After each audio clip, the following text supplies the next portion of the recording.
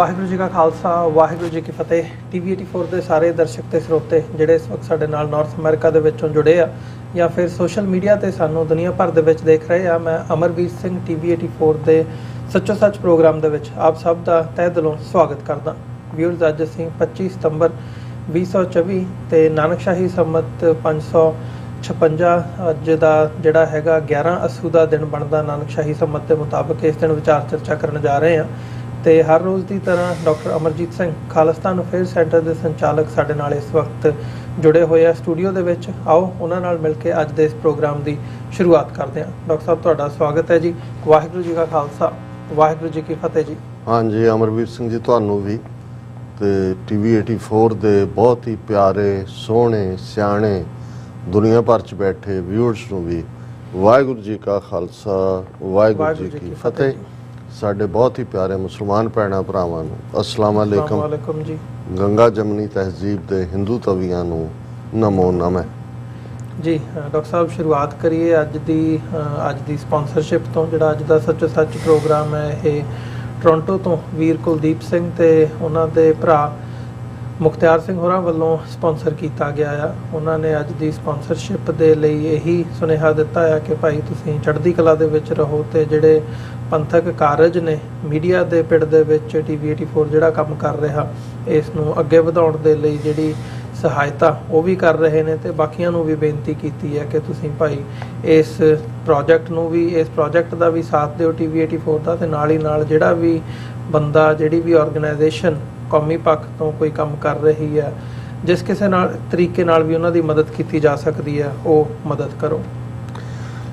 ਦੇਖੋ, ਇਸ ਲਗਭਗ 12 ਸਾਲ ਦੇ TV 84 ਦੇ ਸਫ਼ਰ ਦੇ ਵਿੱਚ ਕੁਝ ਵੀਰ ਭੈਣਾਂ ਐਸੇ ਜਿਹੜੇ ਬਹੁਤ ਹੀ ਮੋਟੀਵੇਟਡ ਹੋ ਕੇ ਨਾਲ ਜੁੜੇ ਔਰ ਇਸ ਕਦਰ ਜੁੜੇ ਕਿ ਉਹ TV 84 ਦੀ ਫੈਮਿਲੀ ਵਾਂਗ ਹੀ ਨੇ। ਉਹਨਾਂ 'ਚੋਂ ਸਾਡੇ ਇਹ ਵੀਰ ਕੁਲਦੀਪ ਸਿੰਘ ਔਰ ਉਹਨਾਂ ਦੇ ਭਰਾਤਾ ਮੁਖਤਿਆਰ ਸਿੰਘ ਇਹ ਉਸ ਮੁਕਾਮ ਨੂੰ ਪਹੁੰਚੇ ਨੇ। ਔਰ ਇਕੱਲਾ ਇਹੀ ਨਹੀਂ ਕਿ ਇਹ ਆਪਣੀ ਕਿਰਤ ਕਰਕੇ ਜਦੋਂ ਮੌਂਟਰੀਆਲ ਸਨ ਉਦੋਂ ਵੀ TV 84 ਦੀ ਸਪੋਰਟ ਕਰਦੇ ਸਨ ਜੀ। ਹੁਣ ਟੋਰਾਂਟੋ 'ਚ ਨੇ ਔਰ ਜਦੋਂ ਵੀ ਕੋਈ ਖਾਸ ਇਵੈਂਟ ਹੁੰਦੀ ਹੈ, ਜਿਵੇਂ ਪਿਛਲੇ ਦਿਨਾਂ 'ਚ ਮੋਦੀ ਦੀ ਵਿਜ਼ਿਟ ਨੂੰ ਲੈ ਕੇ ਜਿਹੜੇ ਪ੍ਰੋਗਰਾਮ ਉਲੀਕੇ ਹੋਏ ਸਨ, ਸੋ ਆਲ ਦਾ ਵੇ ਡਰਾਈਵ ਕਰਕੇ ਦੋਵੇਂ ਵੀਰ ਆਏ। TV 84 ਦੇ ਸਟੂਡੀਓ ਵੀ ਆਏ ਔਰ ਕੁਦਰਤੀ ਕਿਉਂਕਿ ਸੰਡੇ ਵਾਲੇ ਪ੍ਰੋਗਰਾਮ 'ਚ ਡਾਕਟਰ ਇਕਤਦਾਰ ਕਰਾਮਤ ਚੀਮਾ ਆਏ ਹੋਏ ਸਨ UK ਤੋਂ ਔਰ ਬਾਕੀ ਸਾਰੇ ਵੀ ਭਾਈ ਜਾਫੀ ਸਿੰਘ ਔਰ ਦੂਸਰੇ। ਸੋ ਲੰਚ ਅਸੀਂ ਇਕੱਠਿਆਂ ਕੀਤਾ। ਕੱਲ੍ਹ ਵੀ ਜਿਹੜਾ ਉਹ ਸਾਡੇ ਸਟੂਡੀਓ 'ਚ ਸਨ ਔਰ ਇਹ ਸਾਰੇ ਦੇ ਚਲਦਿਆਂ ਉਹਨਾਂ ਵੱਲੋਂ ਜਿਹੜੀ ਮਦਦ ਹੈ, ਇਕੱਲਾ ਇਹੀ ਨਹੀਂ ਕਿ ਉਹ ਖੁਦ ਮੋਟੀਵੇਟ ਹੋਏ ਨੇ, ਸਗੋਂ ਉਹਨਾਂ ਨੇ ਇਸ ਪੀਰੀਅਡ ਦੇ ਵਿੱਚ ਜਿਵੇਂ ਅਸੀਂ ਭਾਈ ਸੰਤੋਖ ਸਿੰਘ ਪਾਊ ਉਹਨਾਂ ਨੂੰ ਐਪਰੀਸ਼ੀਏਟ ਕਰਦੇ ਹਾਂ ਕਿ ਉਹਨਾਂ ਵਿੱਚ ਵੀ ਸ਼ਾਇਰੀ ਦਾ ਜਿਹੜਾ ਗੁਣ ਸੀ ਉਹ ਇਸ ਪੀਰੀਅਡ ਦੇ ਵਿੱਚ ਖਾਸ ਤੌਰ 'ਤੇ ਜਿਵੇਂ ਉਹਨਾਂ ਦੱਸਿਆ ਸੀ ਕਿ ਦੀਪ ਸਿੱਧੂ ਦੇ ਮੌਕੇ ਜਦੋਂ ਕਿ ਉਹ ਐਕਟਿਵ ਸਨ ਉਹ ਸਾਹਮਣੇ ਆਇਆ। ਇਵੇਂ ਹੀ ਵੀਰ ਕੁਲਦੀਪ ਸਿੰਘ ਉਹਨਾਂ ਦੇ ਵਿੱਚ ਗੁਣ ਹੈ ਔਰ ਉਹਨਾਂ ਨੇ ਕੁਝ ਕਵਿਤਾਵਾਂ ਜਿਹੜੀਆਂ ਸਾਨੂੰ ਭੇਜੀਆਂ ਵੀ ਨੇ, ਕਿਉਂਕਿ ਅੱਜ ਕੱਲ੍ਹ ਅਸੀਂ ਇੱਕ ਡਿਫਰੈਂਟ ਫਾਰਮੈਟ 'ਚ ਜਿਹੜਾ ਇਸ ਪ੍ਰੋਗਰਾਮ ਨੂੰ ਕਰ ਰਹੇ ਹਾਂ। ਆਉਣ ਵਾਲੇ ਦਿਨਾਂ 'ਚ ਅਸੀਂ ਸਾਂਝੀ ਕਰਾਂਗੇ ਔਰ ਦਰਸ਼ਕਾਂ ਨੇ ਉਹ ਪਿਕਚਰ ਵੀ ਦੇਖੀ ਹੋਏਗੀ ਜਦੋਂ ਕਿ ਸਾਡੇ ਵੀਰ ਇੱਥੇ ਆਏ ਔਰ ਉਹਨਾਂ ਨੇ ਸਾਨੂੰ ਨਿਵਾਜਿਆ। ਅਸੀਂ ਦੋਨਾਂ ਵੀਰਾਂ ਦਾ ਹੀ ਸ਼ੁਕਰੀਆ ਅਦਾ ਕਰਦੇ ਹਾਂ ਕਿ ਜਿਸ ਸਪਿਰਿਟ ਔਰ ਤਨਦੇਹੀ ਦੇ ਨਾਲ ਉਹਨਾਂ ਦੇ ਲਈ ਵੀ ਚੱਤੇ ਪੈਰ ਹੁਣ ਜਿਹੜਾ ਖਾਲਿਸਤਾਨ ਦਾ ਮੁੱਦਾ ਹੀ ਉਹਨਾਂ ਦੀ ਜ਼ਿੰਦਗੀ ਦਾ ਮਿਸ਼ਨ ਵੀ ਹੈ, ਮਹਾਰਾਜ ਇਸ ਪ੍ਰੀਤ ਨੂੰ ਤੋੜ ਨਿਭਾਏ ਜੀ। ਡਾਕਟਰ ਸਾਹਿਬ, ਜਿਵੇਂ ਇਹਨਾਂ ਭਰਾਵਾਂ ਨੇ ਵੀ ਸਾਡਾ ਸਪਾਂਸਰ ਕਰਦੇ ਆ ਅੱਜ ਦਾ ਜਿਹੜਾ ਪ੍ਰੋਗਰਾਮ ਹੈ ਸੁਨੇਹਾ ਦਿੱਤਾ ਆ ਵੀ ਭਾਈ ਜਿਹੜੀ ਮੀਡੀਆ ਦੀ ਇੰਪੋਰਟੈਂਸ ਹੈਗੀ ਹੈ ਉਹਨੂੰ ਸਮਝਣ ਦੀ ਲੋੜ ਹੈ। ਤੇ ਨਾਲ ਹੀ ਨਾਲ ਜਦੋਂ ਅਸੀਂ ਓਵਰਆਲ ਸਿੱਖ ਮੀਡੀਆ ਦਾ ਵਰਤਾਰਾ ਦੇਖਦੇ ਹਾਂ, ਜਿਸ ਹਿਸਾਬ ਨਾਲ ਅਸੀਂ ਥੋੜ੍ਹੇ ਰਿਸੋਰਸਿਸ ਦੇ ਨਾਲ TV 84 ਦੀ ਸ਼ੁਰੂਆਤ ਹੁੰਦੀ ਹੈ ਜਾਂ ਜਿਹੜੇ ਬਾਕੀ ਅਦਾਰੇ ਨੇ ਉਸ ਪੱਖ ਤੋਂ ਦੇਖਦੇ ਹਾਂ ਤੇ ਪਿਛਲੇ ਲੰਬੇ ਸਮੇਂ ਦੇ ਵਿੱਚ ਜੇ ਅਸੀਂ 84 ਤੋਂ ਬਾਅਦ ਦਾ ਟਾਈਮ ਪੀਰੀਅਡ ਦੇਖੀਏ ਤੇ ਇਹ ਉਹ ਸਮਾਂ ਆ ਜਦੋਂ ਅਸੀਂ ਇੰਡੀਅਨ ਸਟੇਟ ਦੇ ਨਾਲ ਵਾਰ ਦੀ ਸਿਚੁਏਸ਼ਨ ਦੇ ਵਿੱਚ ਹੈਗੇ ਆ ਤੇ ਉਹਨਾਂ ਦਾ ਜਿਹੜਾ ਪ੍ਰੋਪੇਗੈਂਡਾ ਆ ਉਹ ਇਸ ਲੈਵਲ ਦੇ ਉੱਤੇ ਆ। ਅੱਜ ਉਹ ਚੀਜ਼ਾਂ ਅਸੀਂ ਜਦੋਂ ਡਾਕੂਮੈਂਟਸ ਡੀਕਲਾਸੀਫਾਈ ਹੋਏ ਆ ਜਾਂ ਅਦਰਵਾਈਜ਼ ਅਸੀਂ ਦੇਖਦੇ ਹਾਂ ਮੀਡੀਆ ਦੇ ਵਿੱਚ, ਅਸੀਂ ਸਮਝ ਸਕਦੇ ਹਾਂ ਵੀ ਈਵਨ ਉਹਨਾਂ ਨੇ ਤੇ ਜਿਹੜੀ ਇਹ ਤਿਆਰੀ ਹੈਗੀ ਹੈ ਡਿਸਇਨਫੋਰਮੇਸ਼ਨ ਦੀ, ਉਹ 84 ਤੋਂ ਪਹਿਲਾਂ ਤਿਆਰ ਕਰਨੀ ਸ਼ੁਰੂ ਕਰ ਦਿੱਤੀ ਸੀ। ਪੁਲੰਦੇ ਬਣਾ ਕੇ ਮੁੜ ਕੇ ਡਾਕੂਮੈਂਟਸ ਡੋਜ਼ੀਅਰਸ ਦੇ ਰੂਪ ਦੇ ਵਿੱਚ ਭੇਜੇ ਗਏ, ਪਰ ਸਿੱਖਾਂ ਕੋਲ, ਕੌਮ ਕੋਲ ਉਸ ਕਿਸਮ ਦੇ ਰਿਸੋਰਸਿਸ ਜਾਂ ਉਸ ਕਿਸਮ ਦੇ ਅਦਾਰੇ ਨਹੀਂ ਸੀ ਜਿਨ੍ਹਾਂ ਦੇ ਨਾਲ ਉਸ ਇੱਕ ਵੱਡੀ ਮਸ਼ੀਨਰੀ ਦਾ ਜਿਹੜੀ ਸਿੱਖਾਂ ਦੇ ਖਿਲਾਫ ਪ੍ਰੋਪੇਗੈਂਡਾ ਕਰ ਰਹੀ ਹੈ, ਪੰਜਾਬ ਦੇ ਖਿਲਾਫ ਪ੍ਰੋਪੇਗੈਂਡਾ ਕਰ ਰਹੀ ਹੈ, ਉਹਦਾ ਜਵਾਬ ਦਿੱਤਾ ਜਾ ਸਕੇ। ਪਰ ਜਿਹੜੇ ਛੋਟੇ-ਛੋਟੇ ਥੋੜ੍ਹੇ ਬਹੁਤ ਜਿਹੜੀਆਂ ਕੋਸ਼ਿਸ਼ਾਂ ਹੋਈਆਂ ਨੇ ਆਪਣੇ ਪੱਧਰ ਦੇ ਉੱਤੇ, ਉਹਨਾਂ ਦੇ ਵਿੱਚੋਂ ਇੱਕ ਅੱਜ ਦੀ ਆਵਾਜ਼ ਰੇਡੀਓ ਪ੍ਰੋਗਰਾਮ ਜਿਹੜਾ ਤੁਸੀਂ ਜਿਹਦੇ ਹੋਸਟ ਸਰਦਾਰ ਸੁਖਦੇਵ ਸਿੰਘ ਗਿੱਲ ਹੈਗੇ ਆ ਟੋਰਾਂਟੋ ਦੇ ਵਿੱਚ, ਤੁਸੀਂ ਉਹਦੇ ਗੈਸਟ ਰਹੇ ਹੋ ਤੇ ਅੱਜ ਵੀ ਉਹ ਪ੍ਰੋਗਰਾਮ ਚੱਲ ਰਿਹਾ ਹੈ। ਅੱਜ ਦੇ ਦਿਨ ਉਸ ਦੀ ਸ਼ੁਰੂਆਤ ਹੋਈ ਸੀ 1996 ਦੇ ਵਿੱਚ, ਅੱਜ ਜਦੋਂ ਅਸੀਂ 25 ਸਤੰਬਰ ਨੂੰ ਗੱਲ ਕਰ ਰਹੇ ਹਾਂ।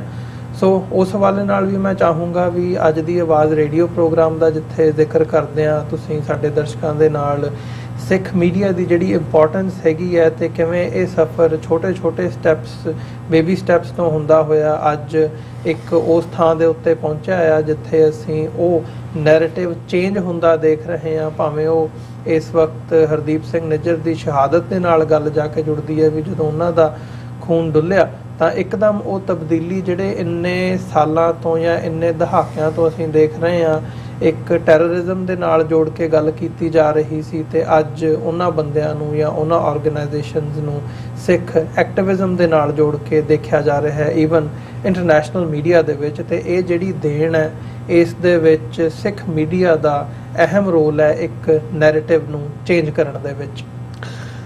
ਦੇਖੋ, ਅੱਜ ਮੈਂ ਸਮਝਦਾ ਵੀ ਇਨ ਵੇ ਇਤਿਹਾਸਕ ਦਿਨ ਹੈ ਔਰ ਮੈਨੂੰ ਵੀ ਅੱਜ ਜਦੋਂ ਮੈਂ ਅੱਜ ਦੀ ਆਵਾਜ਼ ਰੇਡੀਓ ਪ੍ਰੋਗਰਾਮ ਤੇ ਗਿਆ ਤੇ ਯਾਦ ਦਹਾਨੀ ਭਾਈ ਸੁਖਦੇਵ ਸਿੰਘ ਗਿੱਲ ਜਿਹੜੇ ਪਿਛਲੇ 28 ਸਾਲ ਤੋਂ ਸਟੈਡਫਾਸਟਲੀ ਮਜ਼ਬੂਤੀ ਨਾਲ ਸਾਬਤ ਕਦਮਾਂ ਨਾਲ ਇਸ ਰਸਤੇ ਤੇ ਤੁਰਦੇ ਆ, ਇਸ ਮੀਡੀਆ ਰਾਹੀਂ ਦੁਨੀਆ ਦੇ ਵਿੱਚ ਜਿੱਥੇ ਖਾਲਿਸਤਾਨ ਦਾ ਨੈਰੇਟਿਵ ਸਿਰਜਣ ਦੇ ਵਿੱਚ ਸਹਾਈ ਹੋਏ ਨੇ, ਉੱਥੇ ਇਹਦੇ ਬਾਵਜੂਦ ਕਿ ਬਹੁਤ ਸਾਰੀਆਂ ਕੰਪਲੇਂਟਸ ਇਸ ਪੀਰੀਅਡ 'ਚ ਹੋਈਆਂ ਰੇਡੀਓ ਸਟੇਸ਼ਨ ਨੂੰ ਲੈ ਉਹਨਾਂ ਦੇ ਮਾਲਕਾਂ ਨੂੰ ਲੈ ਕੇ, ਔਰ ਦੂਸਰਾ ਕਿ ਭਾਈ ਇਹ ਹੀਟ ਪ੍ਰੋਪੇਗੈਂਡਾ ਹੈ, ਨਫ਼ਰਤ ਦਾ ਪ੍ਰੋਪੇਗੈਂਡਾ ਹੈ, ਲੇਕਿਨ ਉਹਨਾਂ ਦੇ ਕਦਮ ਸਾਬਤ ਰਹੇ। ਉਹਨਾਂ ਨੇ ਇਹ ਯਾਦ ਦਹਾਨੀ ਕਰਵਾਈ ਕਿ ਅੱਜ ਦਾ ਦਿਨ ਹੀ ਹੈ ਜਦੋਂ ਕਿ 25 ਸਤੰਬਰ 1996 ਨੂੰ ਪਹਿਲਾ ਪ੍ਰੋਗਰਾਮ ਅੱਜ ਦੀ ਆਵਾਜ਼ ਦਾ ਜਿਹੜਾ ਉਹ ਰਿਲੇ ਹੋਇਆ ਸੀ ਔਰ ਐਗਜ਼ੈਕਟ 28 ਸਾਲ।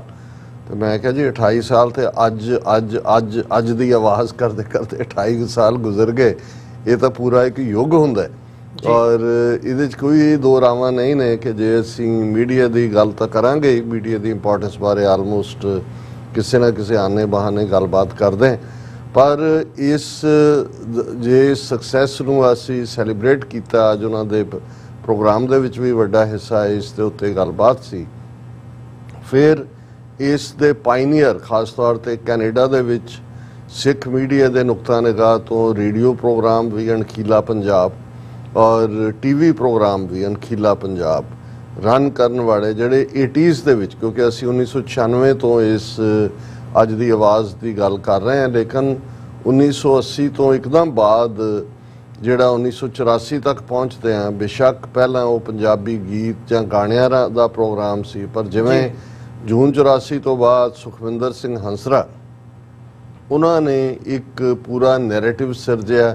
ਉਹਨਾਂ ਦੀ ਕੜਕਵੀਂ ਆਵਾਜ਼, ਬੜੀ ਆਰਟੀਕੂਲੇਟ ਢੰਗ ਦੇ ਨਾਲ ਉਹਨਾਂ ਦੀ ਪੇਸ਼ਕਾਰੀ ਔਰ ਖਾਲਿਸਤਾਨ ਪ੍ਰਤੀ ਕੋਈ ਇਫ ਐਂਡ ਬਟ ਦੀ ਸਿਚੁਏਸ਼ਨ ਦਾ ਨਾ ਹੋਣਾ, ਉਸ ਨੇ ਜਿੱਥੇ ਉਹਨਾਂ ਨੂੰ ਇੱਕ ਹੀਰੋ ਬਣਾਇਆ। ਔਰ ਜ਼ਾਹਰ ਹੈ ਕਿ ਵੀ ਇਹ ਸੁਖਵਿੰਦਰ ਸਿੰਘ ਹੰਸਰਾ ਦੇ ਹਿੱਸੇ ਹੀ ਆਇਆ ਸੀ ਕਿ 24 ਘੰਟੇ ਦੇ ਨੋਟਿਸ ਦੇ ਉੱਤੇ ਉਹ ਕਿਤੇ ਵੀ ਜਿਹੜਾ ਆਪਣਾ ਅਣਖੀਲਾ ਪੰਜਾਬ ਰੇਡੀਓ ਦੇ ਮਾਧਿਅਮ ਨੂੰ ਯੂਜ਼ ਕਰਕੇ ਵੱਡਾ ਇਕੱਠ ਕਰ ਸਕਦੇ ਸੀ, ਪ੍ਰੋਟੈਸਟ ਆਰਗੇਨਾਈਜ਼ ਕਰਦੇ ਸੀ। ਔਰ ਇਹ ਸਫ਼ਰ ਉਹਨਾਂ ਦਾ ਲਗਾਤਾਰਤਾ ਨਾਲ ਰਿਹਾ। ਕੁਝ ਅਰਸਾ ਪਹਿਲਾਂ ਹੀ ਉਹ ਸਾਨੂੰ ਕੈਂਸਰ ਦੀ ਬਿਮਾਰੀ ਤੋਂ ਬਾਅਦ ਲੰਬਾ ਵਕਤ ਜੂਝਦੇ ਆ, ਲੇਕਿਨ ਉਸ ਦੌਰ 'ਚ ਵੀ ਉਹ ਪਾਕਿਸਤਾਨ ਦੇ ਗੁਰਦੁਆਰਿਆਂ ਦੇ ਦਰਸ਼ਨਾਂ ਲਈ ਗਏ, ਵਾਪਸ ਆਏ। ਫਿਰ ਉਹਨਾਂ ਨੇ ਉਹਨਾਂ ਦਿਨਾਂ 'ਚ, ਇਹ 2-3 ਸਾਲ ਪਹਿਲਾਂ ਦੀ ਗੱਲ ਹੈ, ਅਸੀਂ ਕ੍ਰਾਈਸਿਸ 'ਚੋਂ ਗੁਜ਼ਰ ਰਹੇ ਸੀ TV 84, ਉਹਨਾਂ ਨੇ ਕਿਹਾ ਜੀ ਮੈਂ ਪਾਕਿਸਤਾਨ ਵੀ ਗਿਆ, ਜਿੱਥੇ ਵੀ ਗਿਆ ਹਰ ਇੱਕ ਨੇ TV 84 ਦੀ ਗੱਲ ਕੀਤੀ ਹੈ। ਅਸੀਂ ਇੱਥੇ ਅਣਖੀਲਾ ਪੰਜਾਬ ਟੀਵੀ ਪ੍ਰੋਗਰਾਮ ਸ਼ੁਰੂ ਕੀਤਾ। ਹਾਲਾਂ ਉਹਨੂੰ ਇੱਕ ਪੂਰੀ ਆਰਗੇਨਾਈਜੇਸ਼ਨ ਦੀ ਬੈਕਿੰਗ ਸੀ, ਪਰ ਕਹਿੰਦੇ ਵੀ ਅਸੀਂ ਸਸਟੇਨ ਨਹੀਂ ਸੀ ਕਰ ਸਕੇ। ਪਰ ਜੋ ਨੈਰੇਟਿਵ ਟੀਵੀ 84 ਨੇ ਹੁਣ ਸਿਰਜ ਦਿੱਤਾ ਔਰ ਜਿੰਨਾ ਵੱਡਾ ਐਡਮਾਇਰਿੰਗ ਬਲੌਕ ਹੈ, ਤੁਸੀਂ ਫਿਕਰ ਨਾ ਕਰੋ, ਅਸੀਂ ਇਸ ਨੂੰ ਜਿਹੜਾ ਉਹ ਬੰਦ ਨਹੀਂ ਹੋਣ ਦਿੰਦੇ।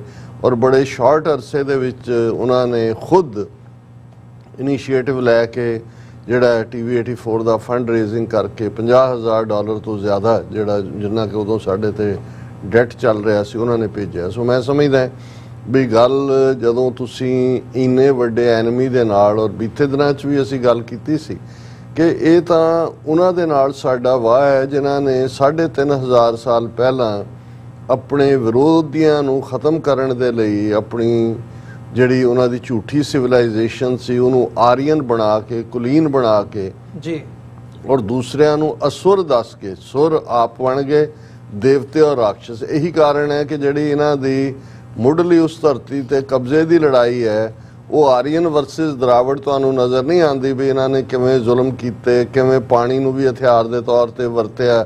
ਔਰ ਤੁਹਾਨੂੰ ਈਵਨ ਇਹਨਾਂ ਦੀਆਂ ਕਹਾਣੀਆਂ ਚੋਂ ਤੁਸੀਂ ਜੇ ਇਹਨਾਂ ਦੇ ਦੇਵਤਿਆਂ ਦਾ ਕਿਰਦਾਰ ਦੇਖਣਾ, ਸੁਰਾਂ ਦਾ, ਜਿਨ੍ਹਾਂ ਨੂੰ ਸੁਰ ਕਿਹਾ, ਉਹ ਬਲਾਤਕਾਰੀ ਵੀ ਨੇ, ਉਹ ਜ਼ਬਰਦਸਤੀ ਕਰਨ ਵਾਲੇ ਵੀ ਨੇ, ਆਪਣੇ ਪਰਿਵਾਰਾਂ 'ਚ ਵੀ ਉਹਨਾਂ ਦਾ ਜੋ ਜਿਸ ਕਿਸਮ ਦਾ ਵਰਤਾਰ ਹੈ।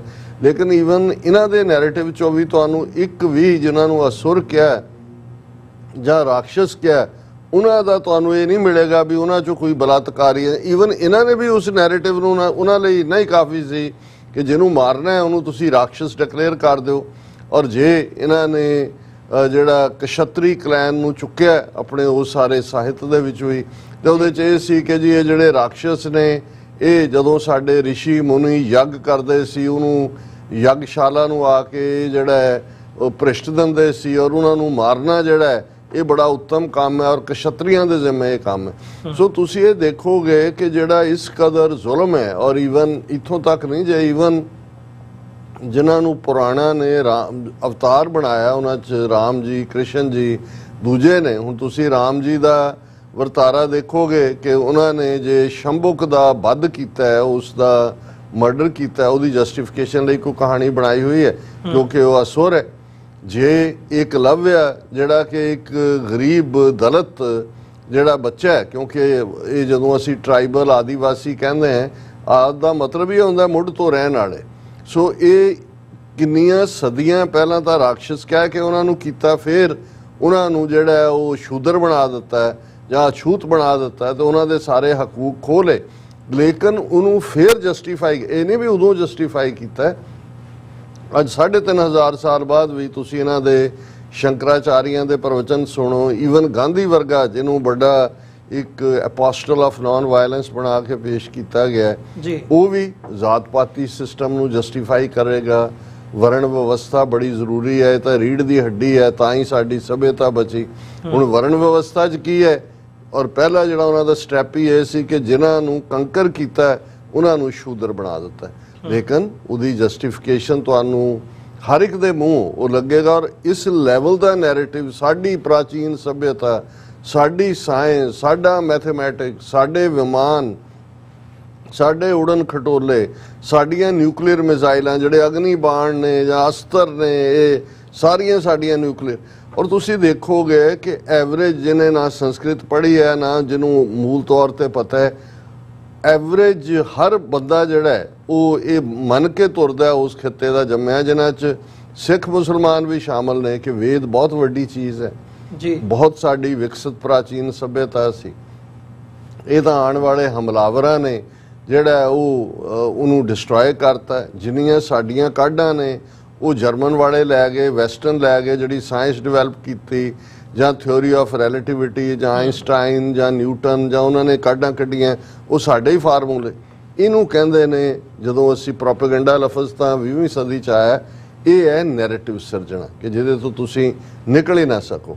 ਹੁਣ ਇਹੀ ਨੈਰੇਟਿਵ ਜਦੋਂ ਉਹਨਾਂ ਨੇ ਇੱਕ ਪਾਸੇ ਤਾਂ ਦਰਾਵੜਾਂ ਜਾਂ ਦੂਜਿਆਂ ਨੂੰ ਡਿਸਟਰੋਏ ਕਰਨ ਲਈ ਵਰਤਿਆ, ਫਿਰ ਤੁਸੀਂ ਮੁਸਲਮਾਨ ਮੁਹੰਮਦ ਬਿਨ ਕਾਸਮ ਜਿਹੜਾ ਉਹ ਜਦੋਂ ਮੁਲਤਾਨ ਔਰ ਸਿੰਧ ਕੰਕਰ ਕਰਦਾ ਔਰ ਬਾਅਦ ਦੇ ਵਿੱਚ ਮਹਿਮੂਦ ਗਜ਼ਨਵੀ ਔਰ ਦੂਸਰਾ ਦੌਰ ਸ਼ੁਰੂ ਹੁੰਦਾ, ਤੇ ਇਹਨਾਂ ਨੇ ਕਿਸ ਖੂਬਸੂਰਤੀ ਨਾਲ ਪਹਿਲਾਂ ਹੀ ਵਰਣ ਵਿਵਸਥਾ ਦੇ ਥੱਲੇ ਜਿਹੜੇ ਵੀ ਉਹਨਾਂ ਦੇ ਭੂਮੀ ਖੰਡ ਤੋਂ ਬਾਹਰੋਂ ਆਉਣ ਵਾਲੇ ਸੀ ਉਹਨਾਂ ਨੂੰ ਤਾਂ ਪਹਿਲਾਂ ਹੀ ਅਨਾਰੀਆ ਕਹਿ ਦਿੱਤਾ ਸੀ, ਔਰ ਨਾਲ ਦੀ ਨਾਲ ਇਹ ਕਿਹਾ ਸੀ ਕਿ ਭਾਈ ਜਿਹੜਾ ਈਵਨ ਇਹਨਾਂ ਦੇ ਭੂਖੰਡ ਤੋਂ ਬਾਹਰ ਜਾਏਗਾ ਉਹ ਵੀ ਬਰਾਦਰੀ ਤੋਂ ਬਾਹਰ। ਔਰ ਮੁਸਲਮਾਨਾਂ ਦੇ ਲਈ ਜਿਹੜਾ ਲਫ਼ਜ਼ ਉਹਨਾਂ ਨੇ ਮਲੇਚ ਘੜਿਆ ਕਿ ਡਰਟ ਦੇ ਨਾਲ ਜੁੜਿਆ ਹੋਇਆ, ਔਰ ਫਿਰ ਉਸ ਨੈਰੇਟਿਵ ਨੂੰ ਕਿਸ ਕਦਰ ਐਕਸੈਪਟੇਬਲ ਬਣਾ ਦਿੱਤਾ ਕਿ ਭਾਈ ਇਹਨਾਂ ਦੇ ਹੱਥ ਦਾ ਛੋਇਆ ਪਾਣੀ ਤੱਕ ਨਹੀਂ ਹੈ। ਬਹੁਤ ਵਾਰ ਪਾਕਿਸਤਾਨ ਬਣਨ ਦੀ ਕਹਾਣੀ ਜਦੋਂ ਹੁੰਦੀ ਹੈ ਤਾਂ ਇਹ ਕੋਈ ਆਲ ਆਫ ਏ ਸਡਨ ਨਹੀਂ ਸੀ ਕਿ ਰੈਡ ਕਲਿਫ ਆਇਆ ਜੀ ਔਰ ਉਹਨੇ ਲੀਕ ਖਿੱਚ ਦਿੱਤੀ ਜਾਂ ਜਿਨ੍ਹਾਂ ਨੇ ਲਾਹੌਰ ਰੈਜ਼ੋਲੂਸ਼ਨ ਕਰਤਾ। ਔਰ ਇਹਦੇ ਪਿੱਛੇ ਉਹ ਪੂਰਾ ਕਈ ਸਦੀਆਂ ਦਾ 1000 ਸਾਲ ਦਾ ਨੈਰੇਟਿਵ ਹੈ ਬ੍ਰਾਹਮਣਾਂ ਦਾ, ਜਿਹਦੇ 'ਚ ਕਿ ਹਿੰਦੂ ਪਾਣੀ ਮੁਸਲਮਾਨ ਪਾਣੀ।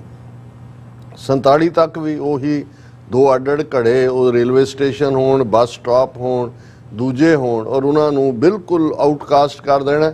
ਲੇਕਿਨ ਉਹਨੂੰ ਫਿਰ ਜਸਟੀਫਾਈ ਕਰਨ ਦੇ ਲਈ ਜਿਹੜਾ ਉਹ ਆਪਣੀਆਂ ਕਹਾਣੀਆਂ ਬਣਾਉਣੀਆਂ। ਔਰ ਇਹੀ ਜੇ ਅਸੀਂ ਪੋਲੀਟੀਕਲ ਲਹਿਰਾਂ ਦੇ ਹਵਾਲੇ ਨਾਲ ਦੇਖੀਏ 47 ਤੋਂ ਬਾਅਦ ਇਹ ਕਿਹਾ ਜਾਏਗਾ ਜੀ ਚਲੋ ਵਰਣ ਵਿਵਸਥਾ ਦੇਖੋ ਹੁਣ 1 ਮੈਨ 1 ਵੋਟ ਆ ਗਿਆ, ਸਾਰਾ ਪਾਰਟ ਹੋ ਗਿਆ।